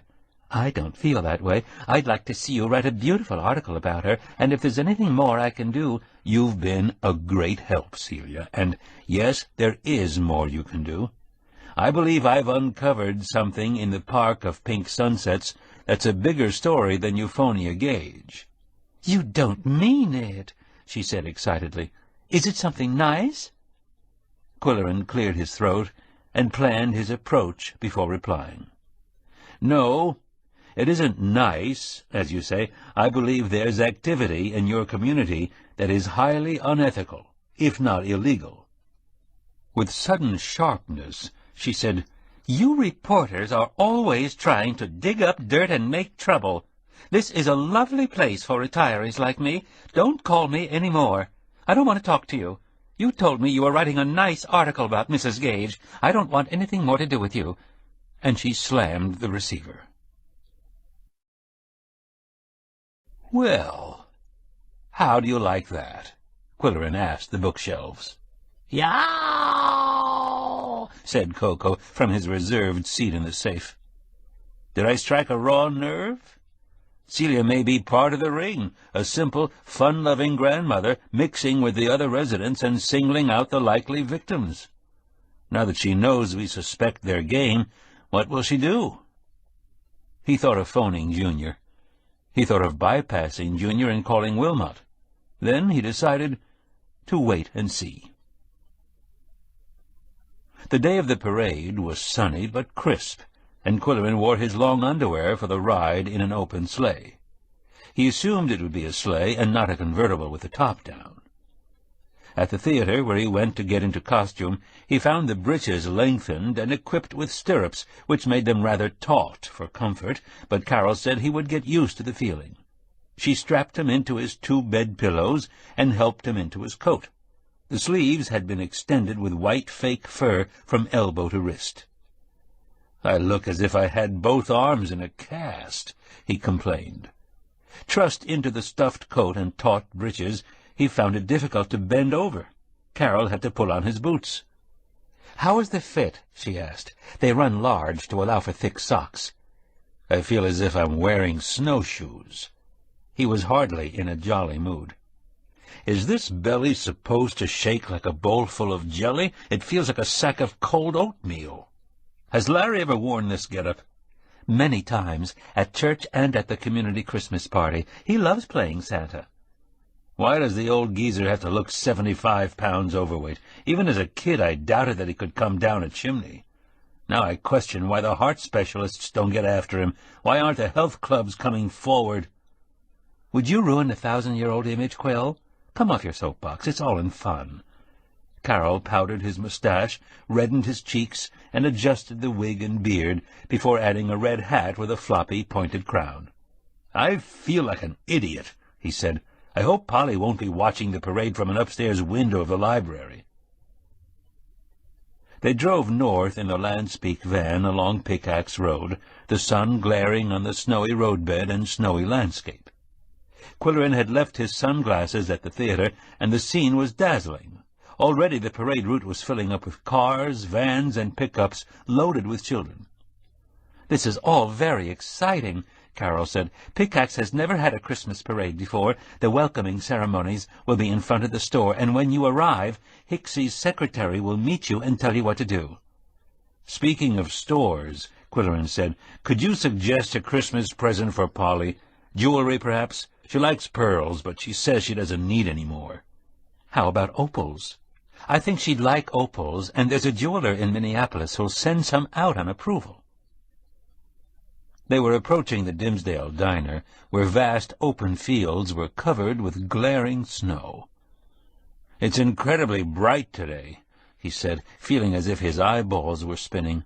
"Yes, a perfect day for a parade," said Carol, who was wearing sunglasses. "What kind of conveyance do you have for jolly old Saint Nick with 2 arms and a cast?" he asked. "Oh, didn't Hicksie tell you?" she said, eager to break the news. "We've arranged for a dog sled with 8 Siberian Huskies." Parade units were gathering around the snowy intersection, floats, a brass band on a flatbed truck, a giant snow plow, a fire truck, a group of cross-country skiers, and a yelping dog team. "We meet unexpectedly," Qwilleran said to Nancy. He assumed it was Nancy. The glare was distorting his vision. "No one told me you were going to be Santa," she said with delight. "I thought it was going to be Mr. Landspeak. There's a bale of hay in the basket for you to sit on, and I covered it with a caribou skin. I think it'll work. We won't be going very fast. Where are your sunglasses?" "I left them in town," Qwilleran said. Santa with shades seemed inappropriate. "Isn't this exciting? I've never been in a parade. I wish my mom could see me now, driving Santa Claus in a dog sled. She died before I even started dog sledding. Today would have been her birthday. It looks as if they're getting ready to start." The band struck up, the sheriff's car led the way, and the parade units fell into place, with the dog sled bringing up the rear, Nancy riding the runners, Qwilleran in the basket. She drove the team with one-syllable commands: "Up! Go! Way!" All along the route the spectators were shouting to Santa, and Qwilleran waved first one arm and then the other at persons he could not clearly see. Both arms were becoming gradually numb as the tight armholes hampered his circulation. When they turned onto Main Street, the crowds were larger and louder, but just as blurred, and he was greatly relieved when they reached their destination. Landspeak's department store was built like a castle. An iron gate raised on heavy chains extended over the sidewalk, providing a marquee from which city officials could review the parade. As the dog sled pulled up to the store, Nancy leaned over and said to Qwilleran, I'll take the dogs behind the store until you've finished your speech." "Speech? What speech?" he demanded indignantly. "Mr. Qwilleran, sir," said a young man's voice coming out of the general blur. "Wilfred, get me out of this contraption. I can't see a thing." "They're waiting for you up there," said the secretary. "I'll hold the ladder." Only then did Qwilleran become aware of a ladder leaning against the front edge of the marquee. "I can't bend my knees. My arms are numb, and I can't see. I'm not climbing up any damned ladder." "You've got to," said Wilfred in panic. Hundreds of spectators were cheering, and the officials were looking over the edge of the marquee and shouting, "Come on up, Santa!" Qwilleran walked to the foot of the ladder with a stiff-legged gait, his knees splinted by the taut breeches. He looked up speculatively to the summit. "If I fall off this thing," he said threateningly to the nervous secretary, "both you and Hicksy are fired." He managed to lift one foot to the first rung and grasp the side rails. Cheers. Then, slowly, he forced one knee after the other to bend, all the while maneuvering the long-toed boots and hoisting the 2 bed-pillows ahead of him. More cheers. There was an occasional ripping sound, where he was not sure, but the more the rips, the easier the climb. And the louder were the cheers. Gradually he felt his way to the top of the ladder, where helping hands reached out and hauled him onto the marquee. There was a microphone, and the mayor said a few words of welcome, his speech slurred by the fortifying nips he had taken to keep warm. "And now I give you Santa Claus, in person," he concluded. Qwilleran was steered to the mic. "Merry Christmas," he bellowed. Then he turned away and said in a voice that went out over the speakers, "Get me out of here. How do I get down? I'm not going back down that stupid ladder." There were more cheers from the spectators. The store had a second-floor window through which the city officials had arrived, and Qwilleran climbed through it. Wilfred was waiting for him in the second-floor lingerie department. He said, "The dogs are being brought around to the front door." "To hell with the dogs. I'm through. Find someone to drive me back to the theater." "But they're expecting you at the courthouse, Mr. Qwilleran." "What for?" "Lap-sitting." "Lap-sitting? What the devil is that?" "They built a gingerbread house for you in front of the courthouse, and the kids sit on your lap and have their pictures taken." "Oh, no, they don't," Qwilleran said fiercely. "I refuse flatly. Enough is enough." "Mr. Qwilleran, sir, you gotta—" They rode down on the elevator, and even before they landed on the main floor, they heard a voice on the public address system. "Paging Santa Claus! Paging Santa Claus!" "Where's a phone?" he snapped. "Yes," he yelled into the mouthpiece. "Hey, Qwill, how did it go?" It was Junior's enthusiastic voice. "Don't ask." "The city desk just had a strange phone call, Qwill. Celia Robinson in Florida, calling from a payphone in a mall. She said she had to get in touch with you secretly. What's that all about?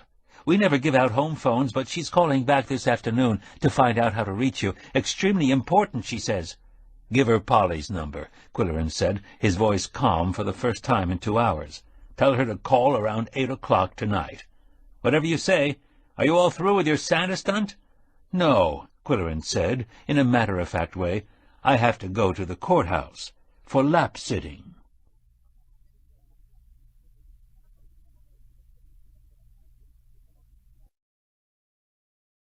Chapter 16. It was customary for Qwilleran and Polly to spend Saturday evening together, and this time the chief attraction was turkey leftovers, which she had prepared in a curry sauce with mushrooms, leeks, and lentils. They could now call the bird a turkey. "Do you think Mildred is still sensitive about her late husband?" Polly asked. "I hope not. She and Art are very right for each other, and they should get on with their new life. Tell me about the parade, dear." "I don't want to talk about it," he said in an even voice. She knew better than to insist. He said, "I'm expecting a phone call around 8 o'clock, and I'd like to take it privately, if you don't mind." "Of course I don't mind," she replied, although her lips tightened. He had not even told her who would be calling. Exactly at 8 o'clock the telephone rang, and he took the call in the bedroom with the door closed. Polly started the dishwasher. The anguished voice of Celia Robinson blurted, "Oh, Mr. Qwilleran, I apologize for hanging up on you like that. What horrible things did you think of me? I didn't mean a word of what I said, but I was afraid somebody would be listening in. I'm making this call from a phone in a mall." "Are you on a switchboard at the park? I thought the residents had private numbers." We do, but Clayton thinks the whole park is bugged. I always thought he was kidding, but when you mentioned something illegal, I got worried. I thought it might be dangerous to talk to you. Is it true what you said? Are you an investigator?" Experience warned him that she might be part of the ring, luring him to show his hand, yet a tremor in the roots of his mustache told him to risk the gamble. He had formulated a plan. He said, "I'm just a reporter, with a suspicion that Junior's grandmother was a victim of fraud." "Oh, dear. Are you going to expose it?" "There's insufficient evidence at present, and that's where you can help. You thought highly of Mrs. Gage. Are you willing to play a harmless trick on those who robbed her? I believe your grandson would approve." "Can I tell Clayton about it? I write him every week." "You're not to confide in him or Mr. Crocus or anyone else. Consider yourself an undercover agent. You'll be rewarded for your time and cooperation, of course. In Pickaxe, we have an eleemosynary foundation that's committed to the pursuit of justice." "I never heard of one of those," she said, "but I'm honored that you'd ask me to help. Do you think I can do it?" "No doubt about it, provided you follow orders." "What if it doesn't work? What if I get caught?" Qwilleran said, "Whether it succeeds or fails, no one will suspect you of duplicity, and you'll be kept in chocolate-covered cherries for life." Celia howled with delight. "What do I do first?" "You'll receive your briefing along with a check to cover expenses. Where do you receive your mail?" "It comes to the park office, and we pick it up there. It's a good excuse to go for a walk and chat with our neighbors. Sometimes we pick up each other's mail." "That being the case," he said, "I'll send your orders to the post office in care of general delivery." "Oh, goody," Celia said as the elements of intrigue dawned upon her. "Is this a sting?" "You might call it that. Now go home and say nothing. I'll put the wheels in motion, and you should receive your assignment in 2 days, unless we have another big snow." "Thank you, Mr. Qwilleran. This gives me a real boot." He emerged from the bedroom, patting his mustache with satisfaction. He even said a kind word to Bootsy, who was sitting outside the door, and he was very good company for the rest of the evening.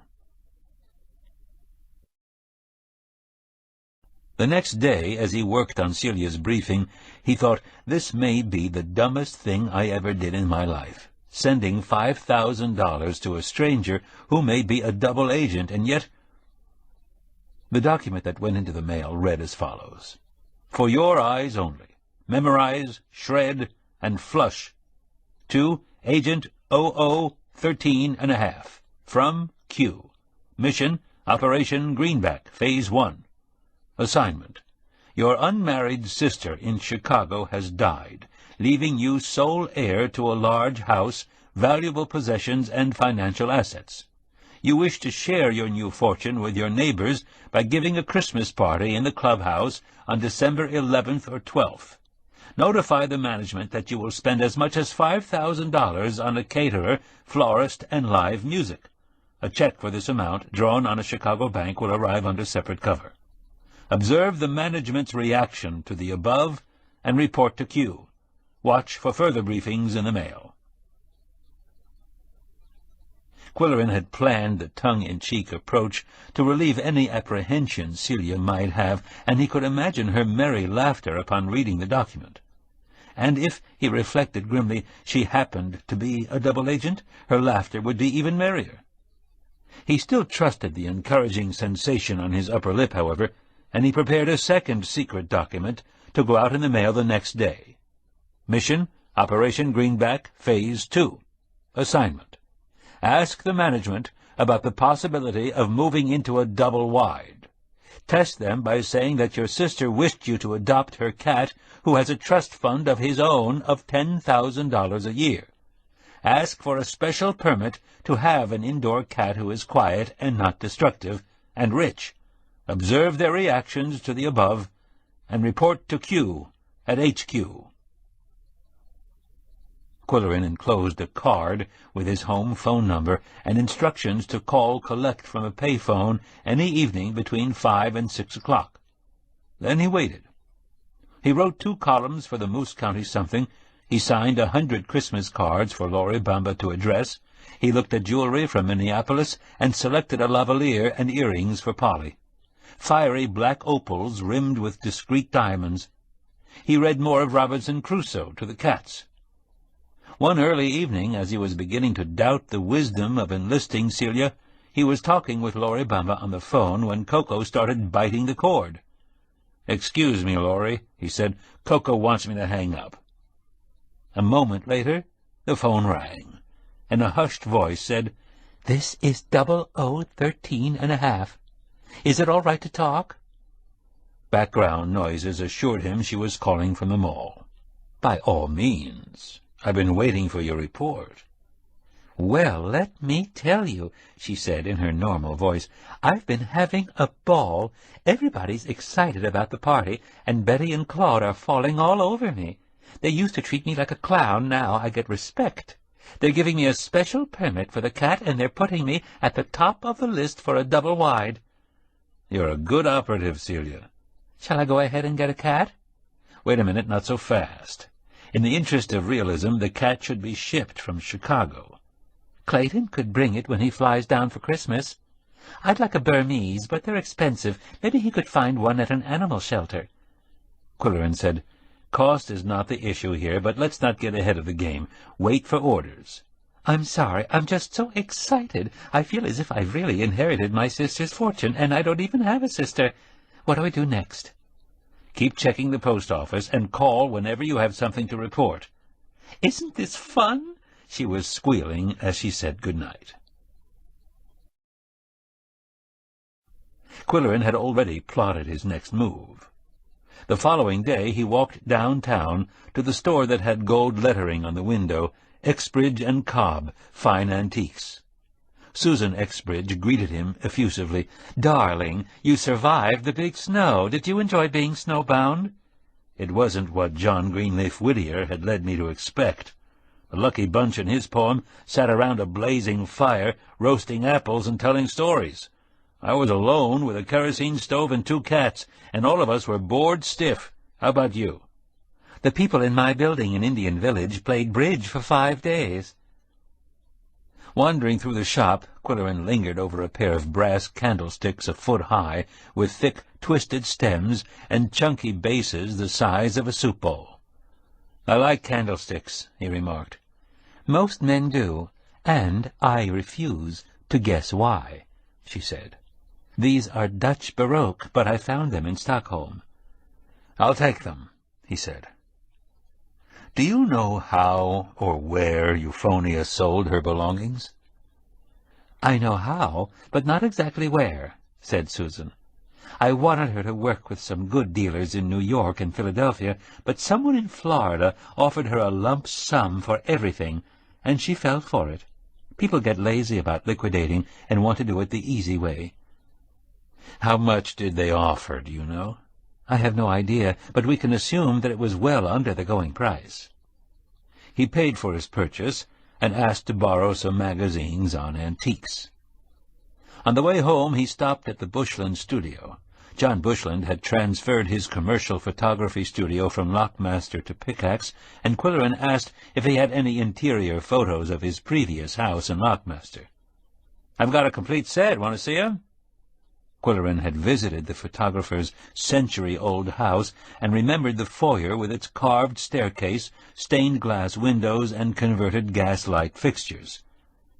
"I could use a copy of this shot," he said. "Also a close-up of the marble fireplace in the front parlor and the one with painted tiles in the dining room. Don't ask me why I want them, Bushy. It's too complicated. I need them. That's all." "Sure," said the genial young man. "How quick?" "ASAP." "Then take these prints. I'll make more for the file." The magazines that Qwill carried home contained dealer ads for choice antiques at 5-digit and 6-digit prices that shocked his frugal psyche. Nevertheless, he made a list of items that would fit his scheme. Jacobean chair, carved and gilded divan from India, 4-poster brass bed in Gothic style, spiral staircase from Irish country house, collection of botanical plates in porcelain, 18th century, Ampere desk in mahogany and ormolu, and more. He omitted any reference to price. He photocopied the list at the public library. One copy would go to Susan Exbridge for appraisal, the other to Celia Robinson with another briefing. Mission, Operation Greenback, Phase 3. Assignment: Your late sister was a collector of antiques and art objects, none of which you understand or even like. There are 12 rooms of such furnishings that you wish to sell with as little effort as possible. Ask the park management if they know how to go about it. Show them the enclosed list as a sampling of the items involved. Mention also that you must sell your sister's house. Show them the enclosed photos of the interior. Report their responses as usual.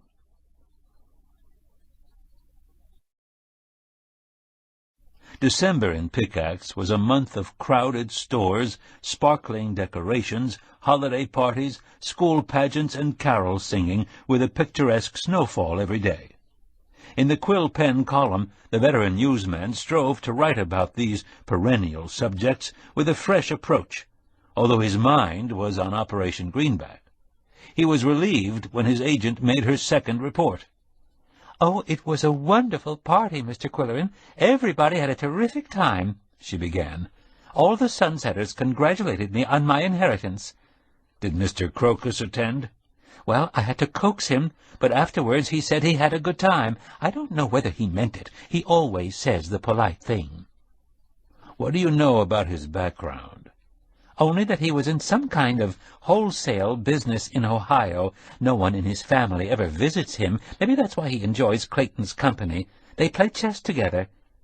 Qwill asked, "And how did the management react to your questions?" "They were very helpful. They have experience and a lot of connections," they said. "They're going to show my list of furniture to a dealer, and he'll make an offer on the whole houseful." "Did you show them the photographs of the house?" "Yes, they were quite impressed and said there were things that should be removed before vandals get them. They know somebody who does that. He would pay for them, of course. And guess what? Betty and Claude invited me to the dog races. It looks as if I'm in solid. Things were going so good that I did something on my own. I hope I did right." "What did you do?" Qwill asked sternly. "I asked if my grandson could come for a whole week during the holidays, even though he's only 13. They said okay, but no singing dogs." "I suppose you realize, Celia, that we're flirting with a security hazard. Clayton will want to know why the management is buttering you up and why the Sunsetters are raving about the big Christmas party you gave. You'll have to tell him the truth." "He can be trusted, Mr. Qwill. He won't give me away. He'll be glad to see me putting one over on Betty and Claude." Let me think about this," Qwill said, cupping his mustache with his hand. "You say he plays chess with Mr. Crocus. Perhaps he could get the old gentleman to unburden himself about things that are troubling him. Is Clayton smart enough, mature enough to handle this? Mr. Crocus knew about Mrs. Gage's bequest to the park. He might know other things that would shed light on the matter we're investigating." "I'm sure Clayton could do it, Mr. Qwill. He's a very bright boy, and much more on the ball than I am. He reads a lot, you know. Yes, I'm positive he could handle it. He's 13 now." "All right, it's worth a try," Qwill said. "Also, have Clayton bring a cat with him, full-grown, because this is supposed to be your sister's cherished pet. You'll receive a check from the Chicago bank to cover the purchase of the cat, air transportation, cat food, and a few holiday treats for you and Clayton." "That's very nice of you," Celia said. "Now Clayton can have one of those $5 sundaes. Is there anything else I can do?" "You should decide on a name for the cat and arrange to feed him or her in the manner to which a $10,000-a-year animal is accustomed." "I've been thinking about a name. We don't know whether it will be a boy or a girl, but either way, I think Windy would be a good name, since it's supposed to be from Chicago." "Do you have a second choice?" Qwill asked. "Windy has other connotations when applied to an animal." After discussing this weighty subject at length, they decided to call the cat Wrigley. Celia enjoyed a few laughs, and Qwill was in a good mood when he hung up. The occasion seemed to call for a dish of ice cream, and while in the kitchen he picked up Koko's current collection: a petrified stick of chewing gum, a mildewed toothbrush, a card of tiny safety pins, and other items of more than usual interest to Qwill. One was a purple satin pincushion embroidered E.R.G. and obviously homemade, possibly by a child.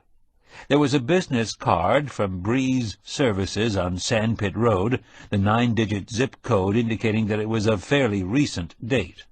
A canceled check for $100, dated December 24th, 1972, had been paid to Lena Inchpot. Was that the housekeeper's Christmas bonus from Mrs. Gage, or a salary check? An unpaid traffic ticket issued by the Sheriff Department had been issued by D. Fincher. Of greatest interest was a yellowed envelope inscribed Lethe, in what Qwill now knew to be Euphonia's handwriting, which had an exaggerated upstroke at the end of each word. It was another poem, he assumed, Lethe being the mythical river in Hades said to induce forgetfulness. Forgetting and not forgetting had been much on Euphonia's mind, he thought. The envelope was sealed, and he used a kitchen knife to slit it. What he found was no poem, but an official paper, a birth certificate issued in Lockmaster County. Date of birth, November 27, 1928. Name of child, Lethe Gage. Sex, female. Color, white. Name of mother, Euphonia Rolfe Gage. Name of father, blank. Qwill rushed to the telephone. "Brace yourself for some news, Junior," he said when his young friend answered. "You've got an aunt you didn't know about." Junior listened to the reading of the certificate. "Can you beat that? That's when Grandpa was in prison. The father must have been the horse farmer." "Here's the question," said Qwill. "Is Lethe still alive? Or is she the dead princess in Euphonia's memorial program? If she's still around, wouldn't she have come forward for a slice of the inheritance?" "She might be living somewhere else. She might not know Grandma's dead." "Could be." Qwill thought of the foreign postcards and envelopes with foreign stamps that Koko had dragged out of the closet. "In any case, you should notify the attorney." Chapter 17. As Christmas approached, Qwill accepted invitations to holiday parties, but his mind was on Operation Greenback, and he made it a point to be home between 5 and 6 o'clock, the hour when Celia might call with another report.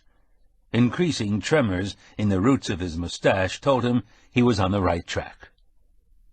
One evening at 5:15, the telephone rang, and a hollow voice said, "This is Celia, Mr. Qwill." "You sound different," he said. "I'm calling from a different mall on the other side of town, and the phones are more private. I had a scare the last time I talked to you." "What kind of scare?" "Well, after I hung up, I saw Betty and Claude watching me. They were waiting in line outside a restaurant. I didn't know what to do. Should I make up some kind of explanation? Then I thought, what would Clayton do? He'd play it cool. So I walked over to them and said hello, and they invited me to have dinner with them. But I'd eaten already. Phew, I was worried for a while." "You handled it very well," Qwill said. "Do you have anything to report on your last assignment?" "Only that the furniture dealer down here will give me $100,000 for the things on the list you sent me, plus $50,000 for everything else in the house.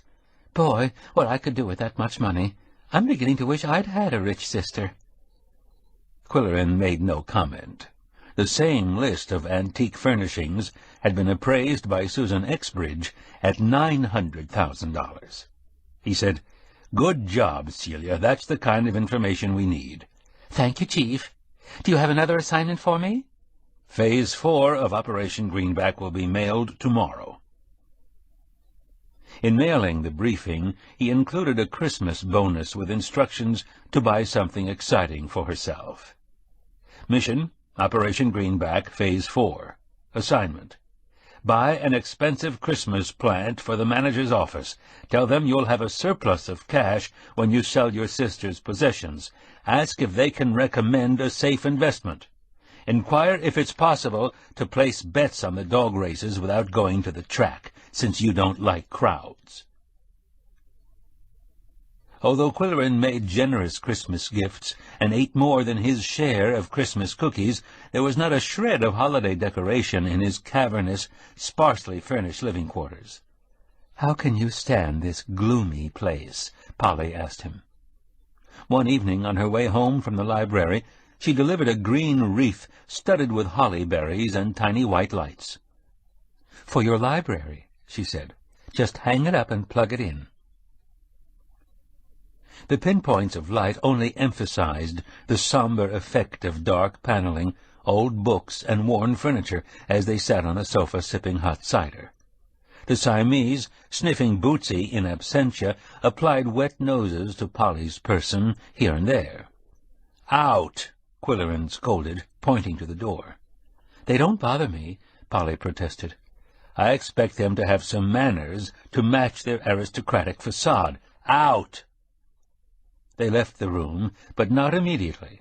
First, they thought about it, then scratched an ear and licked a paw, then thought about it some more, then sauntered out. "Cats," Qwill said, and Polly smiled with amusement. They discussed cat-sitting arrangements for the Christmas weekend. Polly wanted to pick up a key for her sister-in-law. Lynette lives only a block away, so she's happy to come twice a day. She loves cats and considers it a privilege. Soon Koko returned, carrying in his jaws a small square paper packet, which he dropped at Qwill's feet. Picking it up, Qwill read the label: "Dissolve contents of envelope in 3 pints of water and soak feet for 15 minutes. Foot powder. Where did he find that?" Polly, ordinarily given to small smiles, was overcome with mirth. "Perhaps he's telling you something, dear." "This isn't funny. It could be poisonous. He could tear the paper and sprinkle the powder on the floor, then walk in it and lick his paws." He dropped the packet in a desk drawer. After Polly had gone on her way, Qwill had another look at the foot powder and read the precaution: "Poisonous if ingested. Keep away from children and pets." At the same time, he realized how many of Koko's discoveries were associated with feet. Corn plasters, a man's sock, a woman's slipper, shoelaces, toenail clippers, an inner sole, a button-hook, a shoe-polishing cloth, even a man's spat. Either the cat had a foot fetish, or he was trying to communicate. As for his occupation with Confederate currency, canceled checks, and the safe, was that related to the financial skullduggery that was becoming evident? Qwill pounded his mustache as a sensation on his upper lip alerted him. He glanced at his watch. It was not too late to phone Homer Tibbet. The nonagenarian lived in a retirement complex with his new wife, who was a mere octogenarian, and they were known to observe an early bedtime. "Homer, this is Qwill," he said in a loud, clear voice. "I haven't seen you in the library lately. Aren't you doing any historical research?" "Hell's bells," the historian retorted. "She won't let me out of the house in winter. She hides my overshoes." His voice was high and cracked, but his delivery was vigorous. "Never marry a younger woman, boy. If I drop a pencil, she thinks I've had a stroke. If I drop a shoe, she thinks I've broken a hip. She's driving me crazy. What's on your mind?" "Just this, Homer. You were in the Lockmaster school system for many years, and I wonder if you knew a family by the name of Foot." "There are quite a few Foots in Lockmaster, or should I say feet," Homer added with a chuckle. "None of them left any footprints in the sands of time." "You're in an arch mood tonight," Qwill said with a chuckle of his own. "The Foot I'm curious about is Lena Foot. who should have been a student between 1934 and 1946. "Lena Foote, you say?" said the former principal. "She must have been a good girl. The only ones I remember are the troublemakers." Another voice sounded in the background, and Homer turned away to say to his wife, "You don't remember that far back? You can't remember where you left your glasses 10 minutes ago." This was followed by muffled arguing, and then, "Do you want to talk to him yourself? Here, take the phone." a woman who sounded pleasantly determined came on the line. "This is Rhoda Tibbet, Mr. Qwilleran. I remember Lena Foote very well. I had her in high school English, and she showed unusual promise. Sad to say she didn't finish." "Do you know anything about her parents? Her father was Arnold Foote." "Yes, indeed. I begged her parents to let her get her diploma, but they were poor farmers and needed the income. She went into domestic service at the age of 15, and that's the last I knew. Do you happen to know what happened to her?" "Only that she died of cancer a few years ago after a relatively short life as a farm wife, mother, and employed housekeeper," Qwilleran said. "Thank you for the information, Mrs. Tibbet, and tell that ornery husband of yours that your memory is better than his." "The testimonial is appreciated," she said, "and let me take this opportunity to wish you a very happy holiday." Qwilleran was disappointed. He had learned nothing about Nancy's mother, and yet Koko always had a motive for his actions, almost always. The more peculiar his behavior, the more likely it was to be important. Now there were all those references to feet. On an impulse he called directory assistance and asked for the number of Arnold Foote in Lockmaster. There was no listing for that name. He pondered a while. The public library was open until 9 o'clock. He phoned and asked a clerk to look up Foote in the Lockmaster directory. There were 14 listed, she said, with locations in various parts of the county. "Give me the phone numbers of the first 3, he asked. He first tried calling Foote Andrew. The woman who answered told him in no uncertain terms, "We don't know anything about that branch of the family. We've never had anything to do with them." He phoned Foote Charles. A man said, "Don't know. Long time since I saw Arnold at the farm co-op." Finally there was Foote Donald. "I heard he's in a nursing home, but don't know for sure. His wife died a couple of years ago." Before Qwilleran could plan his next move, he received an excited call from Celia Robinson. "I know it's after 6 o'clock," she said, "but I simply had to try to reach you." "What news?" he asked with intense interest. "Your check. It's so generous of you. I've always wanted a 3-wheel bike. A lot of ladies have them here and ride all over the park. Is that being too extravagant?" "That's what Christmas presents are all about, and you're deserving," he assured her. "And how about your assignment?" "I talked to Betty and Claude and wrote it all down," Celia said. "There's something called bearer bonds that would be good for me because my heirs could cash them easily if anything happened to me. Also, there are some private boxes in the office safe, and I can have one for the bonds and any cash I don't want to put in the bank. If I win at the dog races, you see, there's a way of collecting without having to report it. They have an agent at the track." "Beautiful," Qwilleran murmured. "Clayton flies in tomorrow, and I'll explain Operation Greenback in the car, driving in from the airport. I can hardly wait to see Wrigley." "Be sure to stress the need for secrecy," Qwilleran reminded her. "Tell Clayton we're investigating financial fraud, and the victim may have had fears or suspicions that she confided to Mr. Crocus." "Don't worry, Clayton is a regular bloodhound. If we find out anything, is it okay to call you during the holidays?" "Of course. Have a Merry Christmas, Celia." "Same to you, Chief." As soon as Qwilleran hung up, Koko walked across the desk and faced him eyeball to eyeball, delivering a trumpet-like "Yow!" that pained the oral and olfactory senses. "What's your problem?" Qwilleran asked. In an answer, the cat knocked a pen to the floor and bit the shade of the desk lamp, then raced around the room, over the furniture, up on the bookshelves, into the closet, and out again, all the while uttering a rumbling growl. When Koko staged a cat fit, it was a sure sign that Qwilleran was in the doghouse. "Uh-oh, I goofed," he said, slapping his forehead. He had told Celia she could phone during the holidays. She would drive across town through dense traffic just to call him, and he would be in Purple Point. He had been unforgivably thoughtless. Koko had calmed down and was grooming the fur on his underside, and Qwilleran was faced with the problem of calling her on a phone that she insisted was bugged. He gave her an hour to drive back to the park before calling her mobile home. She was surprised to hear his voice. In a tone of exaggerated jollity, he said, "Just wanted to wish you a Merry Christmas before I leave town for the weekend. I'll be gone for 3 days." "Oh," she said, unsure how to respond. "Where are you going, Mr. Qwilleran?" "To a Christmas Eve wedding out of town. I won't be back home until Monday evening." "Oh.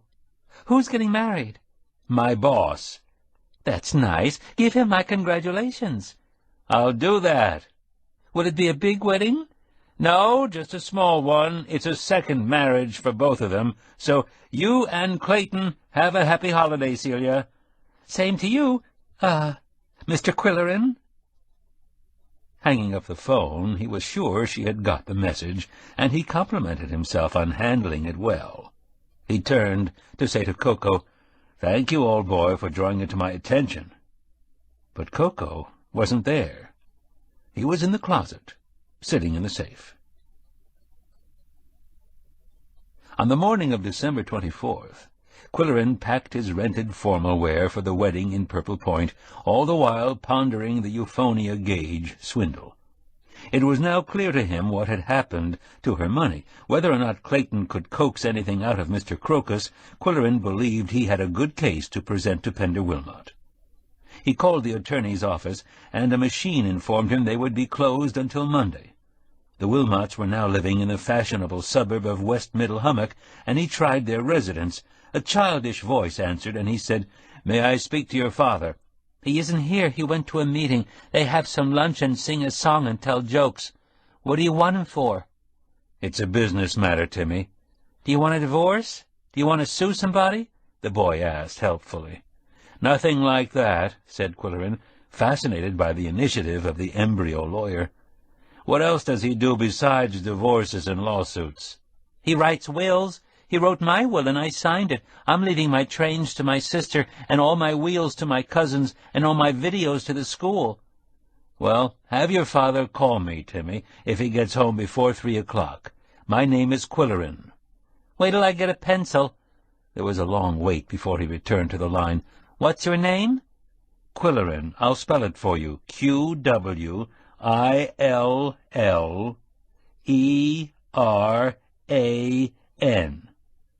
Q? That's right. Do you know how to make a Q? Then W. W? Asked Timmy. That's right. Q, W, I. Have you got that? Then double L. Another W? Timmy asked. A woman's voice interrupted. "Timmy, your lunch is ready." "Hello, this is Mrs. Wilmot. May I help you?" "This is Jim Qwilleran, and I'd like Pender to call me if he gets home before 3. I was in the process of leaving a message with his law clerk." "Pender's having lunch with the Boosters, and then they're delivering Christmas baskets, but we'll see you at the wedding tonight." "Perfect. I'll speak with him there."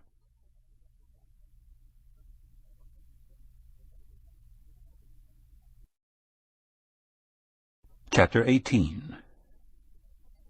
The marriage ceremony was scheduled early so that family and friends of the couple might return home to observe their own Christmas Eve traditions. In mid-afternoon, Qwilleran picked up Polly for the drive to Purple Point. It was a narrow peninsula curving into the lake to form a natural harbor on the northern shore of Moose County. Viewed across the bay at sunset, it was a distinct shade of purple.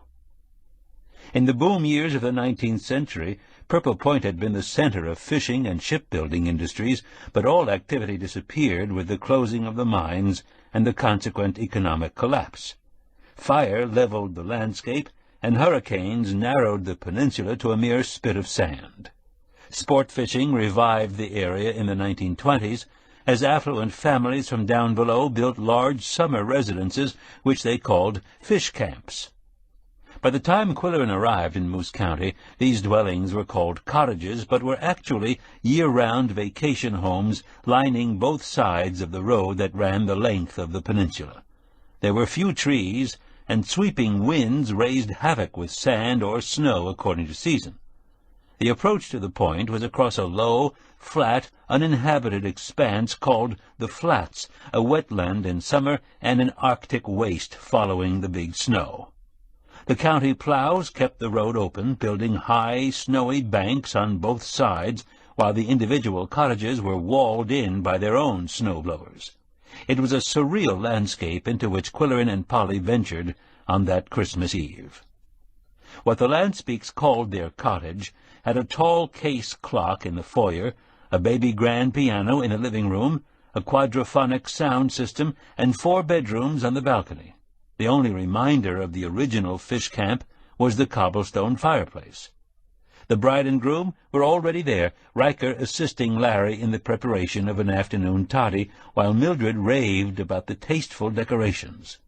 There were banks of white poinsettias, garlands of greens, and a large Scotch pine trimmed with pearlescent ornaments, white velvet bows, and crystal icicles.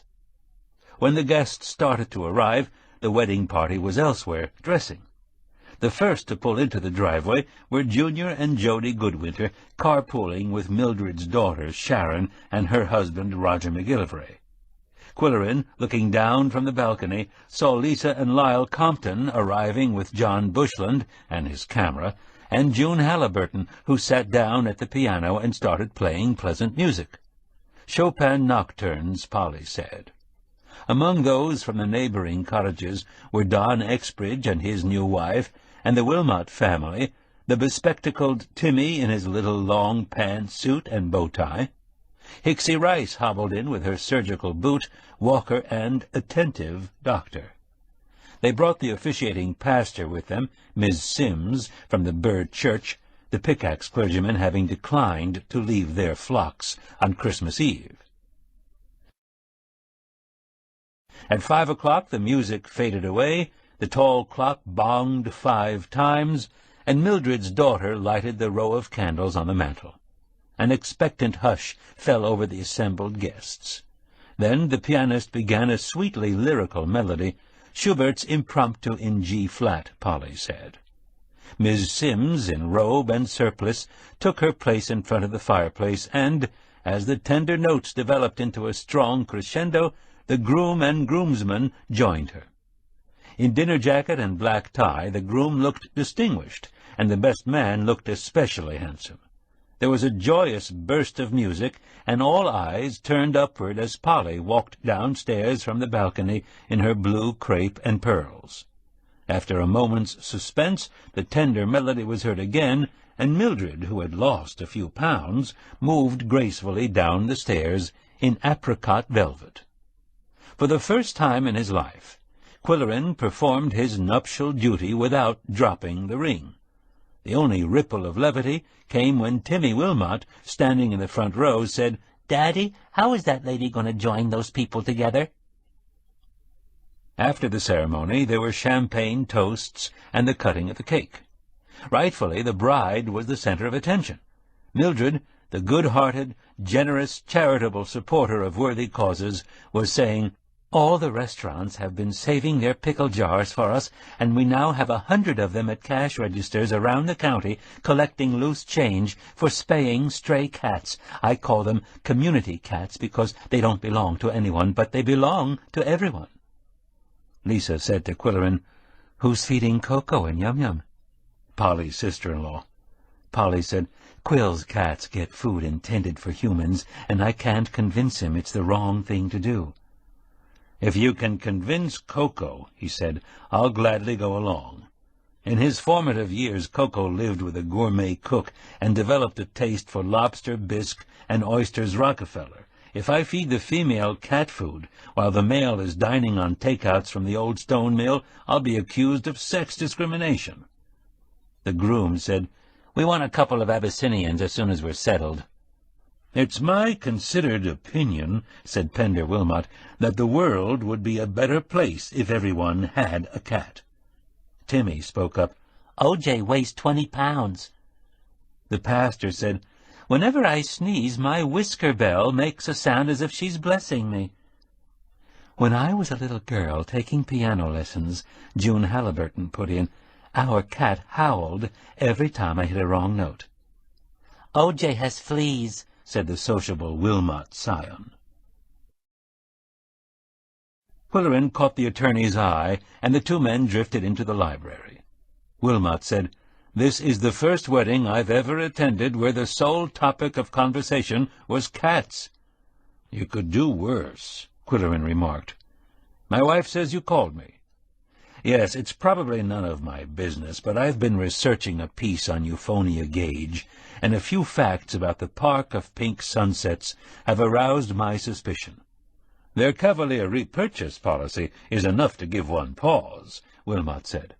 "Right, that was the first clue. Then Junior told me about Euphonia's new will, cutting out her relatives. It was written for her by an in-house lawyer who charges surprisingly low fees." Wilmot nodded soberly. "There's more," said Quillerin. "They have an associate who helps residents unload their valuables and rips them off. One ostensibly wealthy woman was offered a lockbox in the office safe for financial documents and unreported cash. Who knows if they have extra keys to those boxes? Shall I continue?" "By all means." "The woman I mentioned has sent me snapshots that include the operators of the park, a couple who are chummily called Betty and Claude. Now here's a curious fact. On the weekend Euphonia died, Betty and Claude were in Pickaxe attending the preview of the big burning. Hicksy Rice and I thought they were gate-crashers from Lockmaster, but they were evidently casing the place. Shortly after, a dealer down below approached Junior about stripping the mansion of architectural features." "Junior told me about that," said the attorney. "The dealer indicated that Mrs. Gage was negotiating a deal before she died." "I could go on with this," Quillerin said, "but we're supposed to be celebrating my boss's wedding." "Let's live with this over the weekend and then get together downtown." He was interrupted by hubbub outdoors. "Sounds like a pack of wolves out there." It was a pack of huskies. Nancy Fincher and her dog team had arrived to transport the newlyweds to the honeymoon cottage that Don Exbridge was lending them. Arch and Mildred were changing clothes, Carol said. The guests bundled into their own wraps and went out on the porch to admire the dogs and the Christmas lights. It was dark, and every cottage on both sides of the road was outlined with strings of white lights. "A magic village," Polly said. The bride and groom reappeared in togs suitable for an Arctic expedition and were whisked away, huddled in the basket of the sled. With Nancy riding the runners, they sped down the avenue of snow through a confetti of tiny lights, while cottagers waved and cheered and threw poorly aimed snowballs. Then the wedding guests departed for their own cottages or the mainland, and the two remaining couples had a light supper in front of the fireplace. "Hicksy arranged for the dog sledding," Carol said. "Nancy will be here for the next 2 days, taking kids for rides." "Adults, too," Larry added. "How about you, Qwill?" "No, thanks." The evening passed pleasantly. From speakers on the balcony came recorded carols played on antique music boxes and great cathedral organs. At Quillerin's request, Larry read a passage from Dickens's Christmas Carol, the description of the Cratchits' Christmas dinner. "There never was such a goose." Then gifts were opened. Polly was thrilled with the opals. She gave Quillerin a 27-volume set of Shakespeare's plays and sonnets. They were leather-bound and old. "Wait till my bibliocat sniffs these," he said with detectable pride. He gave the Lanspeaks a pair of brass candlesticks, Dutch Baroque. The next morning began with wake-up music that Wagner had composed as a Christmas gift for his wife, and Carol prepared Eggs Benedict for breakfast. It had snowed lightly, and Timmy Wilmot, with a broom over his shoulder, rang the doorbell. "Sweep your porch?" he asked. "All right, but be sure you do a good job," Larry admonished him. To the others he explained, Timmy's parents want to develop his work ethic. The snowy landscape was bright with winter sunshine, and the frozen bay was dotted with the small shanties of ice fishermen. All day the telephone jangled with holiday greetings from distant places, and the dog sled could be seen flying up and down the White Canyon. After Christmas dinner, Cornish hen and plum pudding, Polly took a nap, and Carol wrote thank-you notes while Larry tinkered with his new model-building kit. Later they walked to an open house at the Exbridge cottage. Nancy Fincher was there, their guest for the weekend. "When are you going to run the article on dog sledding?" she asked Qwilleran. "As soon as the race dates are announced." "Would you like to take a ride tomorrow?" "I'd had a ride," he said testily. "But the parade wasn't the real thing." "It was real enough for me." He remembered the discomfort of the costume and the horror of climbing the ladder while it ripped at the seams. He also remembered a conversation with Nancy. What was the date of the parade? He now asked her. Her answer was prompt. November 27. "Are you sure?" "I know, because it was my mother's birthday."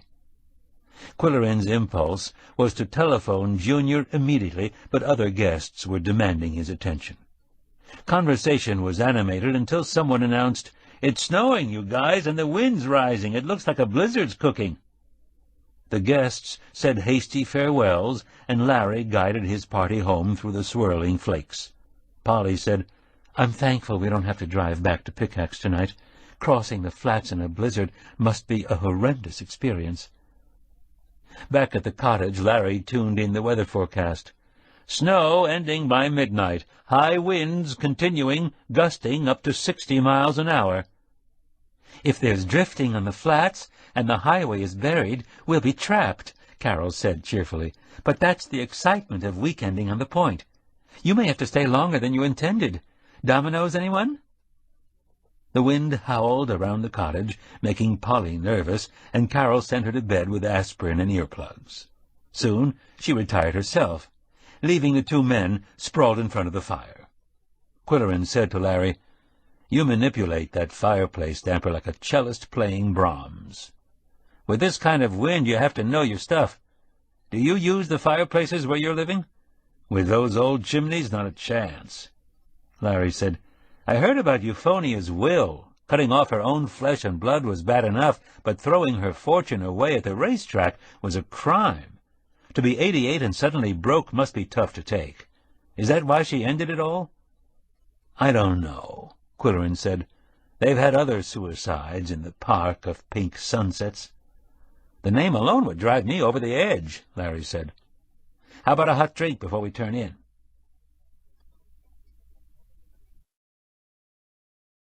The morning after the blizzard, the snowscape was smoothly sculptured by the wind, but the day was bright, and the air was so clear it was possible to hear the church bells on the mainland. During breakfast, Larry tuned in WPKX, and Weatherby Good said, "Well, folks, December has been mild, but last night's blizzard made up for lost time. The ice fishermen have lost their shanties, the entire west side of Pickaxe is blacked out, and the Purple Point Road is blockaded by 10-foot snowdrifts. The plows won't be out till Monday morning because the crews get double time for Sundays, so you holiday makers on the point will have to go on drinking eggnog for another 24 hours. Today's forecast, mild temperatures, clear skies, variable winds." The announcement was interrupted by the telephone. Carol answered and said, "It's for you, Polly." "Me?" she said in surprise and apprehension. Conversation at the breakfast table stopped as she talked in the next room. Returning, she looked grave as she said, "Qwill, I think you should take this call. It's Lynette. She's calling from your house." He jumped up, threw his napkin on the chair seat, and hurried to the phone. "Yes, Lynette, what's the trouble?" "I'm at your house, Mr. Qwilleran. I stopped to feed the cats on my way to church, but I can't find them. They usually come running for their food. I've searched all the rooms, but the power is off, you know, and it's hard to see inside the closets, even with a flashlight." He listened in silence, his mind hurtling from one dire possibility to another. "But there's something else I should tell you, Mr. Qwilleran, although I don't know if it means anything. When I came over here early last evening, I drove to the carriage house first to feed Bootsy. It was dark, but I had a glimpse of a van parked behind the big house. I didn't remember seeing it before, and when I came downstairs a half-hour later, it was gone. I didn't think much about it. Koko and Yum-Yum gobbled their food and talked to me." "What kind of van?" "Sort of a delivery van, I think, although I didn't pay that much attention." "I'm coming home," he interrupted. "I'll get there as fast as I can. I'll leave at once." "Shall I wait here?" "There's nothing more you can do. Go on to the church. I'll be there in 45 minutes. He returned to the table. "I've got to get out of here fast. Lynette can't find the cats, and she saw a strange vehicle in the yard. I won't stop to pack." He was headed for the stairs. "I'll just grab my parka and keys. Polly can drive home with you." "Qwill," Larry said sternly, following him to the stairway. "The road's closed. You can't get through. The highway is blocked by 10-foot drifts." "Could a snowmobile get through?" "Nobody's got one. They're outlawed on the point." Qwilleran pounded his mustache with his fist. "Could a dog sled get through?" "I'll call Nancy," Carol said. "She's staying with the Exbridges. "Tell her to hurry." Polly said anxiously, "What can have happened, Qwill?" "I don't know, but I have a hunch that something's seriously wrong." "Nancy's on her way," Carol reported. "Luckily she was harnessing her team when I called." They were all on the porch when the dog sled and 8 flying huskies arrived. Qwilleran was in his parka with the hood pulled up. Larry asked, "Can your dogs get through 10-foot drifts, Nancy?" "We won't use the highway. We'll cross the bay on the ice. It'll be shorter anyway." "Is that safe?" Polly asked. "Sure. I've been ice fishing on the bay all my life." Qwilleran asked, "Where do we touch land on the other side?" "At the state park." "Someone should meet me there and drive me to Pickaxe. Larry, try to reach Nick Bamba. Second choice, Roger. Third choice, the sheriff. How long will it take, Nancy?" She estimated an hour at the outside. Carol gave them thermos bottles of hot tea and coffee. "Stay close to shore," Larry shouted as they took off down an easement to the bay. Qwilleran was sitting low in the basket on caribou skins as they skimmed across the ice at racing speed. The high winds had left hillocks of snow and wrecked shanties, but Nancy guided the team between obstacles with gruff commands. The shoreline behind them receded quickly. "Where are we going?" Qwilleran shouted, mindful of Larry's advice. "Taking a shortcut. There's an island out there," she called back. "It's reached by an ice bridge." Leaving the shore behind, they encountered a strong wind sweeping across the lake from Canada, and they were grateful for their hot drinks when they stopped at the island to rest the dogs. When they started out again, the wind changed to offshore and was not quite as cutting. They sped along through a world of white, ice under the runners, wintry sky overhead, shoreline in the distance. But soon they began to slow down, and Qwilleran could feel the runners cutting into the ice. The dogs seemed to find it hard going. "It's softer than it should be," Nancy shouted. "It rained one day last week." She turned the team farther out into the lake, where the surface was firm, but they were traveling farther from their destination. Then Qwilleran saw a crack in the ice between the sled and the shore. "Nancy, are we drifting? Are we being blown farther out?" "Hang in there. We'll get around it." She headed the team even farther out, and soon they were climbing a hill of snow. She stopped the dogs with a command. "From here you can see what's happening. The north wind pushed the loose ice into shore, but the offshore breeze is breaking it up. Stand up, you can see the ice bridge." Qwilleran peered across the bay and saw only more slush and more cracks. "God," he thought, "what am I doing here? Who is this girl? What does she know?" "Okay, let's take off. Up, go, haul." He clenched his teeth and gripped the side rails as they zigzagged across the surface. Slowly, the distant shore was coming closer. At last he could see the roof of the lodge at the state park. Then he could see a single car parked on the overlook. Then he could see a man waving, Nick Bamba. "Am I glad to see you?" Qwilleran shouted. To Nancy he said, "Damn it, woman, you deserve a medal." She smiled. It was a remarkably sweet smile. "Where are you going from here, Nancy? You're not going back across the bay, I hope." "No, I'll take the dogs home. It's only a few miles inland. I hope you find your cats all right." "What happened?" Nick wanted to know. "What's going on here?" "Start driving and I'll tell you," Qwill said. "Drive fast." On the road to Pickaxe, he summed up the situation. The missing cats, the strange van parked behind the house, the cat-sitter's frantic call to Purple Point. "I've been doing an unofficial investigation of some unscrupulous individuals, and it caused me to worry," he said. "I had to get home, but the highway is blockaded. When Nancy proposed crossing the bay on the ice, I was apprehensive. When we got into slush and started drifting out on an ice floe, I thought it was the end." "You didn't need to worry," Nick said. "That girl has a terrific reputation. She's a musher's musher. Have you heard anything more about her father's murder?" "Only that the state detectives are sure it wasn't a local vendetta. They think he was involved in something outside the county. The cause of death," he said, "was a gunshot to the head." When they reached Goodwinter Boulevard, Nick parked in the street. "Let's not mess up any tire tracks in the driveway. The power's still out in Pickaxe, they said on the air, so take the flashlight that's under the seat. I've got a high-powered lantern in the trunk." They walked to the side door under the porte-cochere, where wind currents had swept the drive clear in one spot and piled up the snow in another. Qwill said, "The tire tracks leading to the carriage house are Lynette's. They were made this morning after the blizzard. She saw the van in the rear last evening before the blizzard.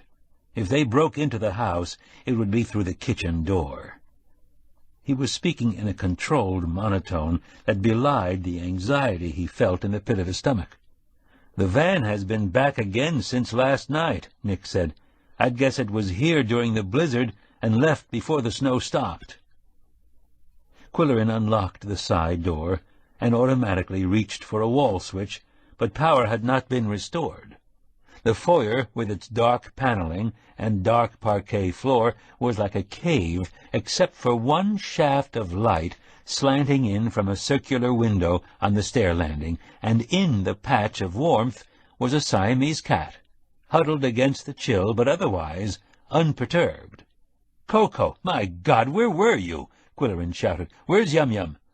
"There she is," said Nick, beaming the big lantern down the hall. She was in a hunched position with rump elevated and head low, her mousing stance, and she was watching the door of the elevator.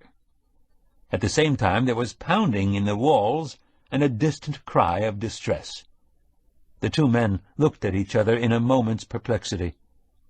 "Someone's trapped in the elevator," Qwill said in amazement. Nick peered through the small pane of glass in the elevator door.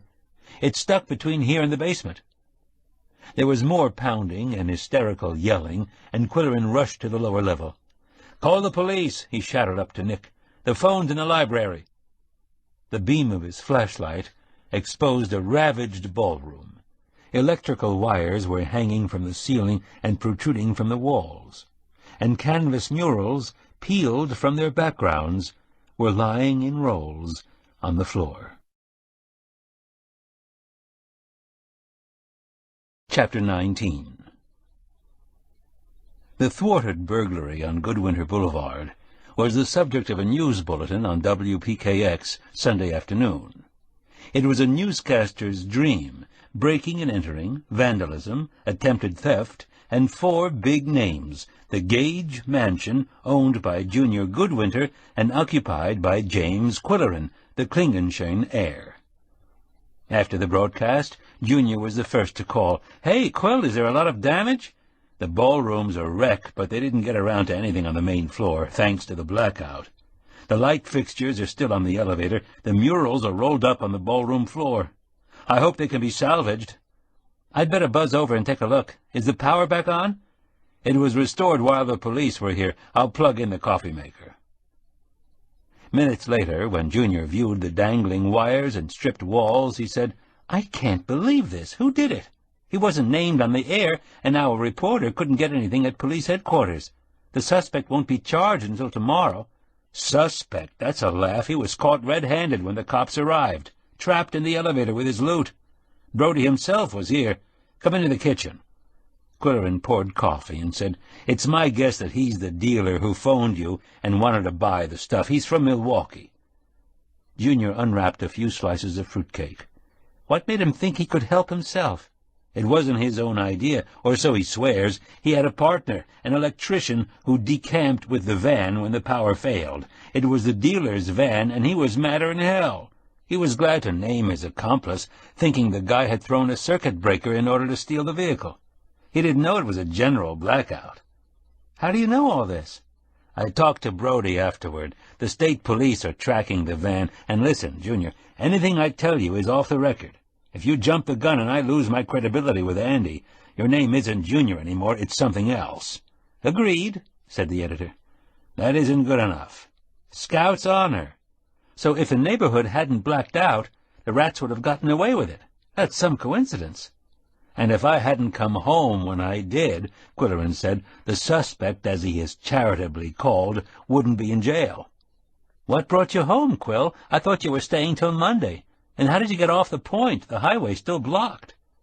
"Regarding the latter question, read my column in Tuesday's paper. The other question—" He related the cat-sitter incident, the missing cats, the frantic phone call, the strange vehicle, the alarming possibilities.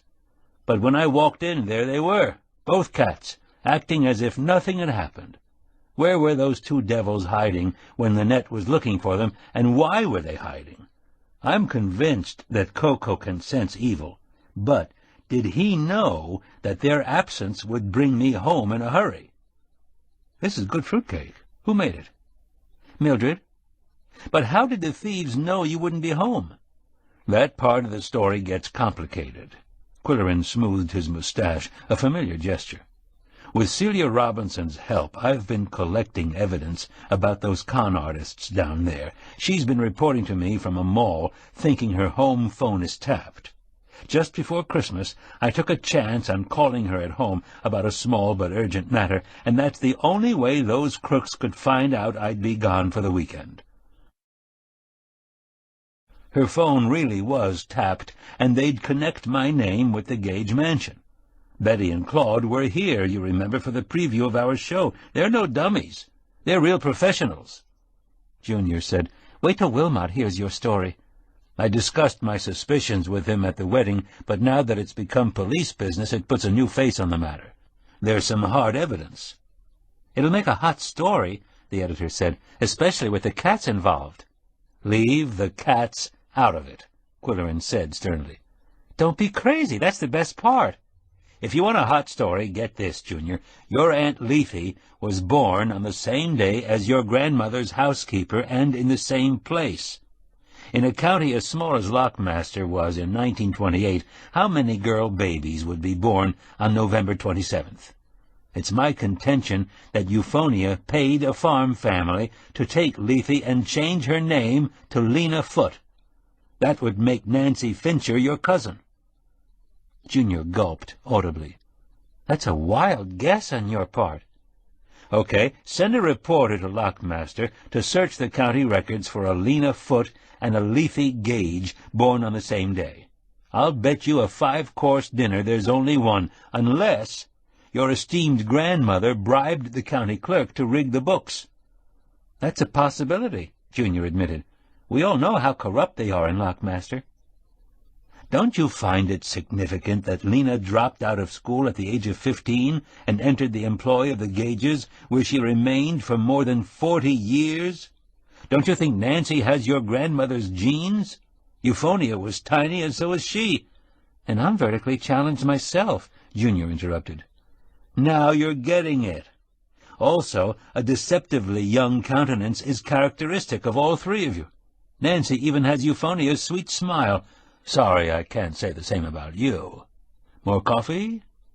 "No, thanks. I'll amble home and break the news to Jody that we have a pack of Siberian Huskies for first cousins once removed. And don't forget that the murdered potato farmer was your uncle by marriage," Qwill added. Junior wandered out of the house in an apparent daze.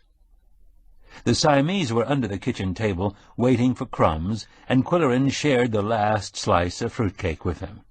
They slobbered over it eagerly, being careful to spit out the nuts and fruits.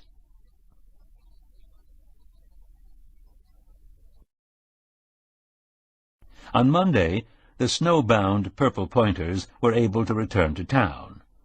An electrical contractor sent a crew to the Gage mansion to restore the ballroom fixtures. An installer from Amanda's design studio prepared to rehang the murals. Qwilleran wrote a column about his experience on the frozen bay with paragraphs of praise for the Musher's musher. And at 5 o'clock, Celia Robinson called. "Did you enjoy Christmas?" he asked. "Yes, we had a good time," she said in a subdued manner that was unusual for her. "We splurged on dinner at a nice place, and Clayton had a real steak, not chopped." "Did he bring Wrigley with him?" "Yes, Wrigley's a nice cat, black and white, but something odd is happening here, Mr. Qwilleran.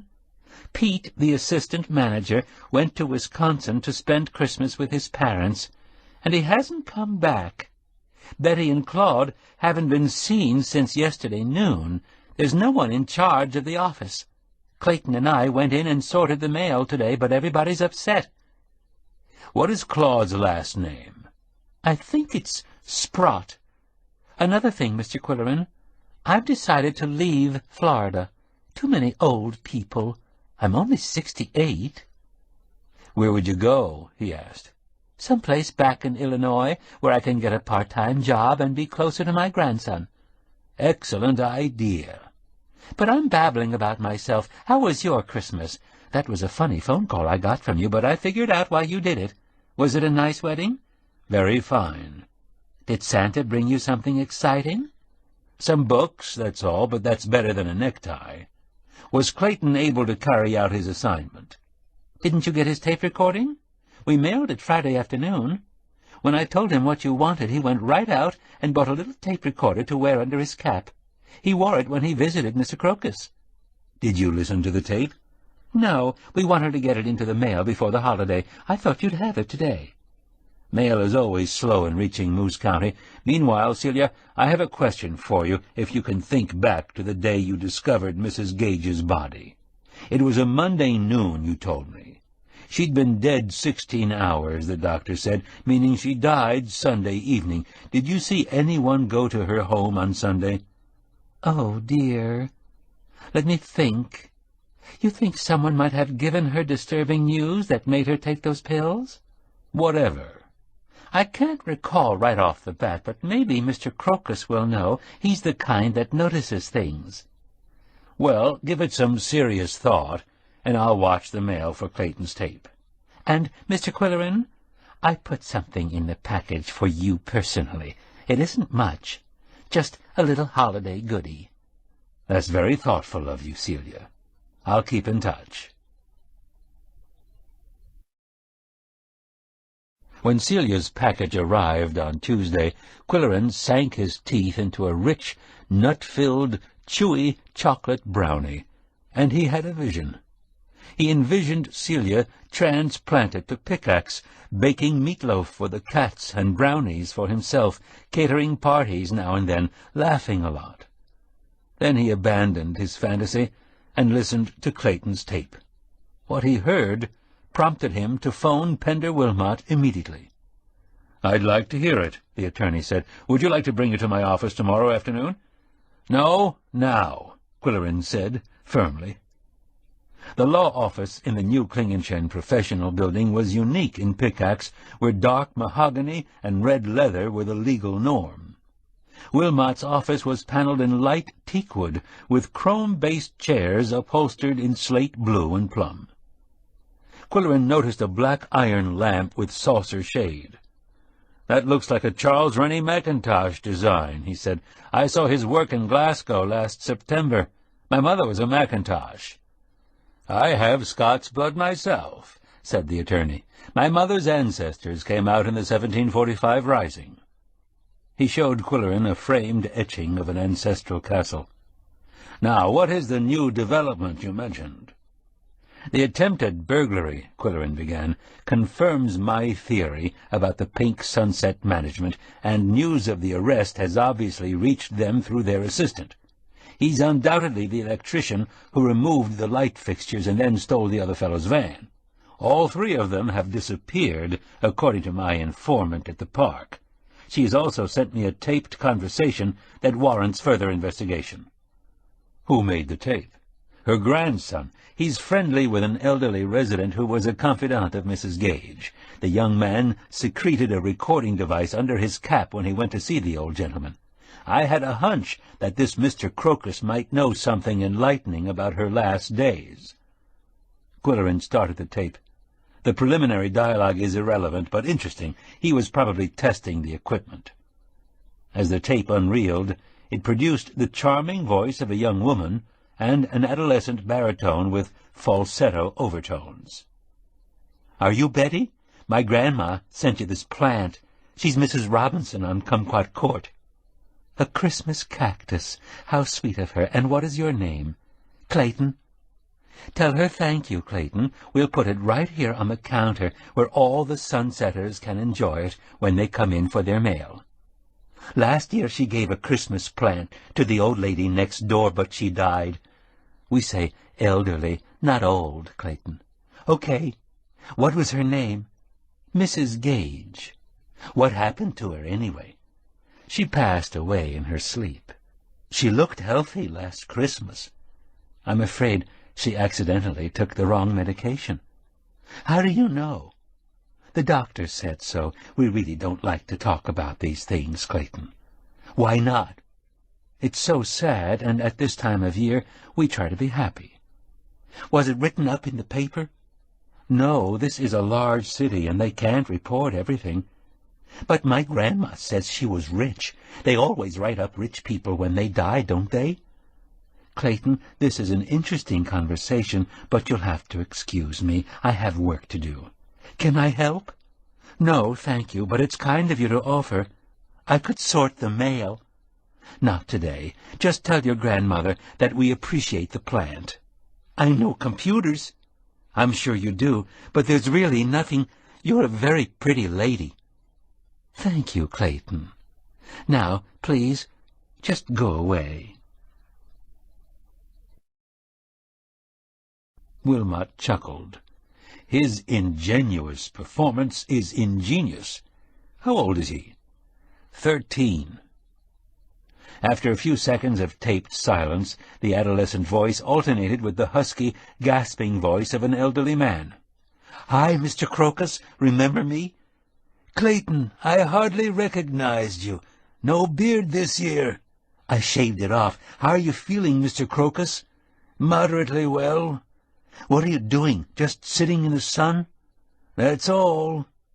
"Grandma sent you this plant. It's a Christmas cactus." "Very kind of her." "Where'll I put it?" "Next to the door. Tell her thank you." "Okay if I sit down?" Yes, please." "Been doing any chess lately?" "No one plays chess here." "Not even your grandkids?" "My grandchildren never visit me. Might as well not have any." "I don't have a grandpa. Why don't we work out a deal?" Slight chuckle. "What terms do you propose?" "We could play chess by mail, and I could tell you about school. I just made junior band." "What instrument?" "Trumpet. Do you still play the violin?" "Not recently." "Why not?" "No desire.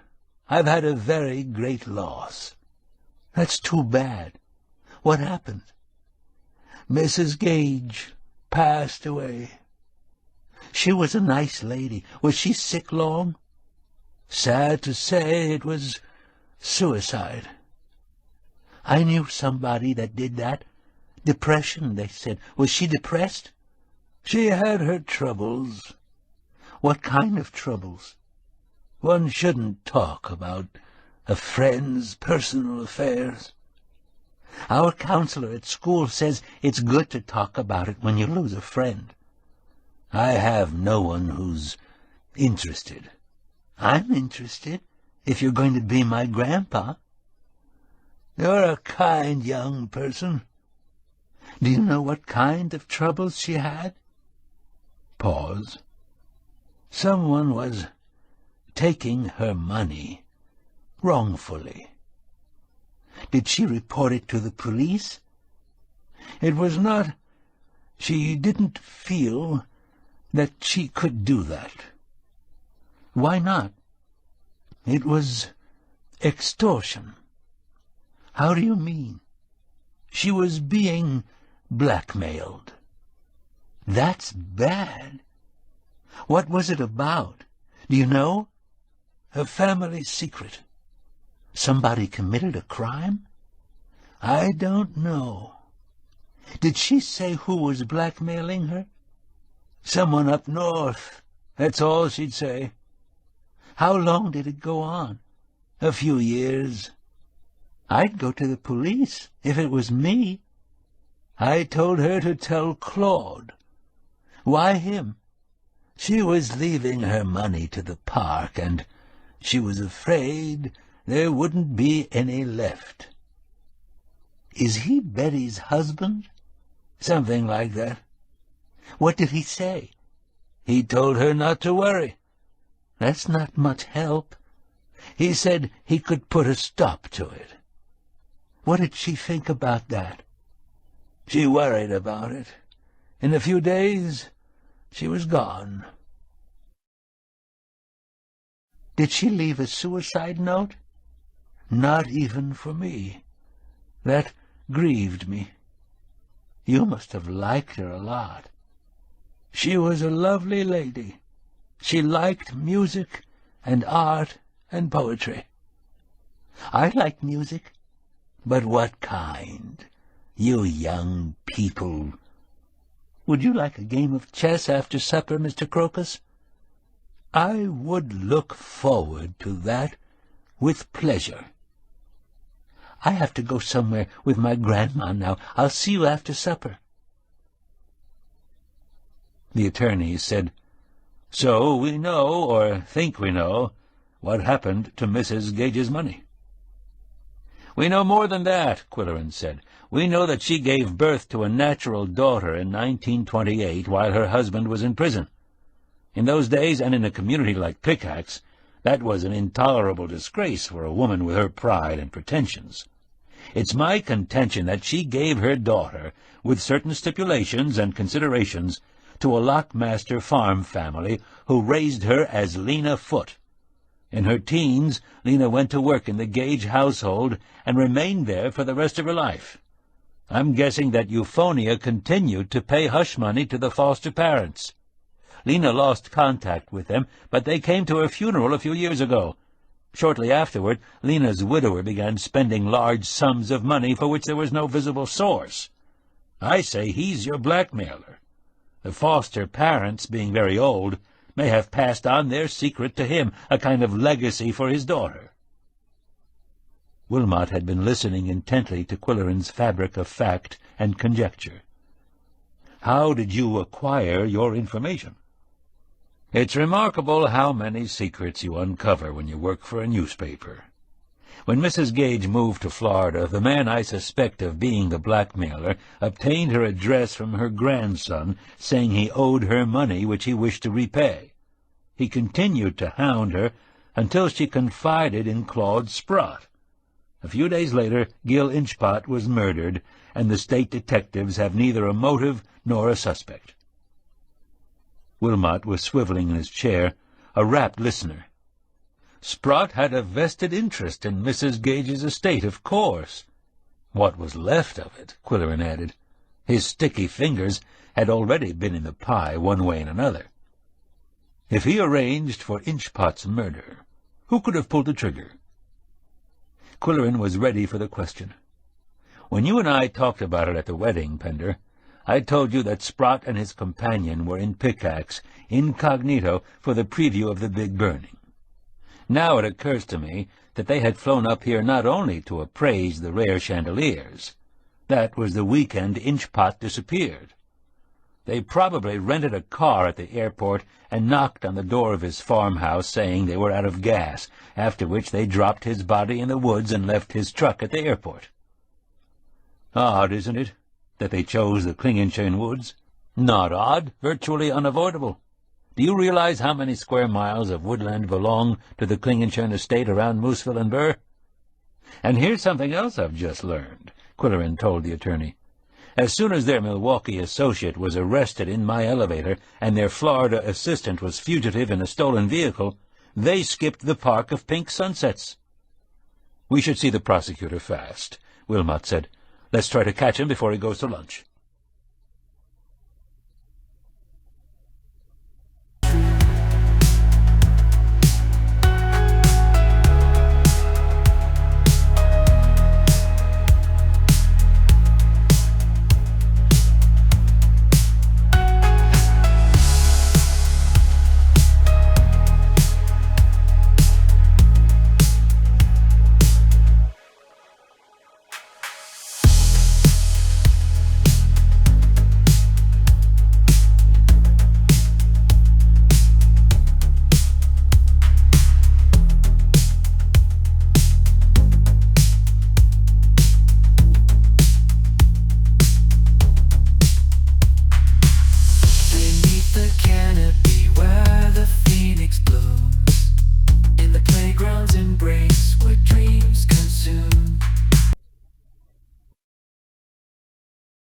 Chapter 20. After a long session with the Moose County prosecutor, Qwilleran telephoned Celia Robinson. "I called to sing the praises of your chocolate brownies," he said. "I assume no one is listening to our conversation." "Nobody ever came back," she said in a tone of bewilderment. "The police have been here asking questions. Clayton and I have sort of taken charge of the office. We're trying to keep people calm, but the oldsters at the park get very upset." "I also want to compliment your grandson on the tape. He's a smart young man." "Yes, I'm proud of him." "Have you been able to recall anything about the Sunday that Mrs. Gage died?" "Well, Mr. Crocus and I put our heads together," she said, "and we remembered that the electricity went off around supper time. There was no storm or anything, but every home on Kumquat Court lost power, and Pete came looking for a short circuit. He went to every home on the court." "Including Mrs. Gage's?" "Everybody's. We never found out what caused it. The power wasn't off for long, so it wasn't serious. That's the only thing we can remember." "Good enough," Qwilleran commended her. "Is there anything else I can do for you, Mr. Qwilleran?" "I may have an idea to discuss with you later on. Excuse me a moment, the doorbell's ringing." "That's all right. I'll hang up. Happy New Year." It was Andrew Brody at the door. "Come on in, Chief," Qwilleran said. "Is this a social call, or did you come to talk shop?" "Both. I'll take a nip of scotch if you've got any. I'm on my way home." He followed Qwilleran into the kitchen. "A little water and no ice. What are you going to drink?" "Cider. Let's take our glasses into the library." Brody dropped into a large, old, underslung leather chair. "Feels like a hammock," he said. "You'll sag, too, when you're that old." "That's some Christmas tree you've got." The Chief was looking at Polly's wreath. "Have a good Christmas, Andy?" "The usual. Did you get your lights fixed downstairs?" "Good as new." Something was on Brody's mind. His staccato small talk was a kind of vamp till ready until he came to the point. "What's happening on Goodwinter Boulevard?" he asked. "A lot of properties changing hands." "Is that good or bad?" Qwilleran asked. "All depends. There's a rumor that the Klingenshire money is behind it." "Interesting, if true." Brody threw him a swift, fierce Scottish scowl. "In other words, you ain't talking." "I've nothing to say." "You had plenty to say to the prosecutor's office today. I hear they even sent out for roast beef sandwiches from Lois's." "Your operatives don't miss a thing, Andy." "I knew Inchpot," the Chief said, "and I'd never figure him for a blackmailer." "Perhaps he had professional advice," Qwilleran suggested slyly.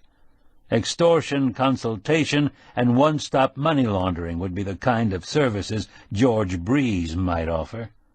His business card was found in Euphonia's files. Was he an intermediary?" Brody brushed the jest aside. "He serviced her Mercedes." how come you came up with all those clues in the Inchpot case when the State Bureau was stymied? Did your psychic cat work on it?" He had learned about Koko's unique capabilities from a city detective down below. "Well, I'll tell you this. Koko and his sidekick collaborated to catch the thief in the elevator. I don't know how many hours he'd been trapped in pitch darkness, but claustrophobia had made him a screaming maniac by the time Nick Bamba and I walked in. Freshen your drink? A wee drop?" Qwill brought in the bottle and a jug of water. "Help yourself." "By this time I thought Koko would come up with a clue to Euphonia's suicide." "Well, let me tell you something that's just occurred to me, Andy. I think she was not the first victim of fraud at the mobile home park, and I know for a fact she was not the first suicide. I have a hunch—" Qwill combed his mustache with his fingertips. "I have a hunch they were all murders. The management profited by a quick turnover. Rob 'em and rub 'em out. You didn't tell that to the prosecutor. I had nothing to support my suspicions when I was at the courthouse, but a phone call from Florida filled in some blanks." "You know," said the chief, "I never thought that feisty woman would cash in like they said she did. Overdose, they said. It could have been a drop of poison in her Dubonnet. She always had to have her aperitif before dinner, I'm told. The medical examiner who wrote it off as suicide could have been one of those overworked civil servants you hear about, or he could be another useful link in the crime ring. At any rate, I'm going back to the courthouse tomorrow." The telephone jangled, and he let it ring. "Answer it," Brody snapped, tossing off his drink. "I'll let myself out." It was Junior on the line, getting straight to the point with his usual impetuosity. "Hey, Qwill, I just heard a terrific rumor. They say we're getting a community college in Pickaxe, and Goodwinter Boulevard is going to be the campus.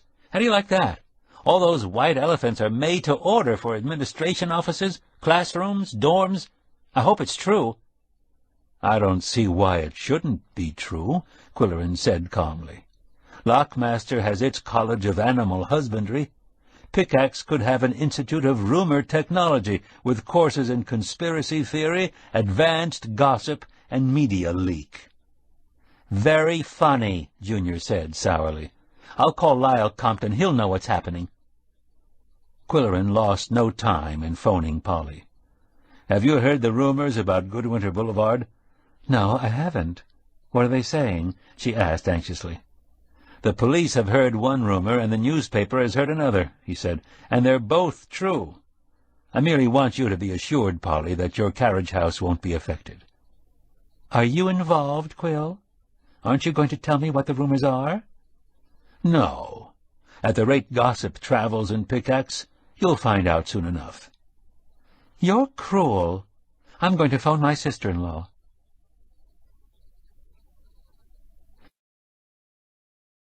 Within hours, Betty and Claude were picked up in Texas near the Mexican border.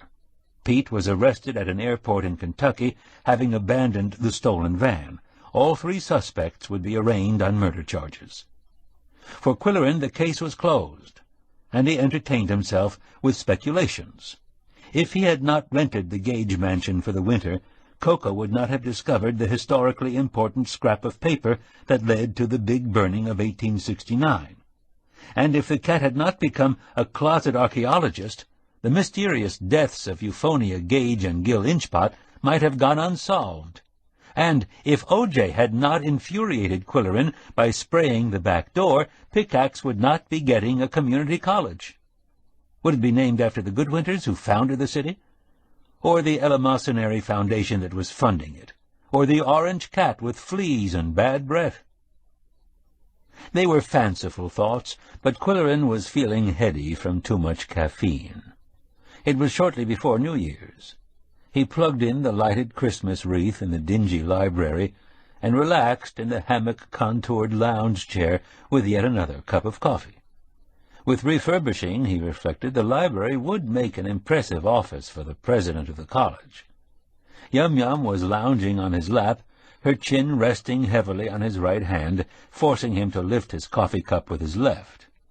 Koko was sitting on Robinson Crusoe in the warm glow of a table lamp. It was a strange coincidence that the cat had chosen that title for their winter reading. It would be even stranger if Celia Robinson were to move to Pickaxe and become a purveyor of meatloaf to their royal highnesses. The Robinson connection was not the only coincidence that aroused Quilleran's wonder. There were 3 desk drawers filled with pipe cleaners, used emery boards, half-empty matchbooks, pencil stubs, and other junk destined for the trash can. Yet among them were articles clearly associated with the recent investigation. The chess piece, for example, someone's denture, the 1928 birth certificate, a great deal of purple, and many items related to financial affairs. And then there was the safe. All these were obvious. It required a great leap of imagination, however, to link shoelaces and corn plasters with the Foot family. Nevertheless, Qwill had learned to give his imagination free rein when Koko telegraphed his messages. After all, it was a gold signet ring that finally suggested a ring of criminals in the pink sunset case. Was it all happenstance? He wondered. "Yow!" said the cat at his elbow, a piercing utterance with negative significance. If Qwill had any further doubts about Koko's role in the investigation, they were dispelled by the cat's subsequent behavior. He never sat in the safe again. He lost interest in Robinson Crusoe. He completely ignored the 50 closets. The case was closed, he seemed to be indicating. Or was it only feline fickleness? Cats, Qwill thought. I'll never understand them. For the remainder of the winter, Koko was content to watch falling snowflakes from the window of the library, meditate on top of heat registers, chase Yum-Yum up and down the stairs, and, frequently, bite her neck. She loved it. The End. Copyrights Phoenix Audio, 2005. Produced by Michael Wiener and Deborah Raffin.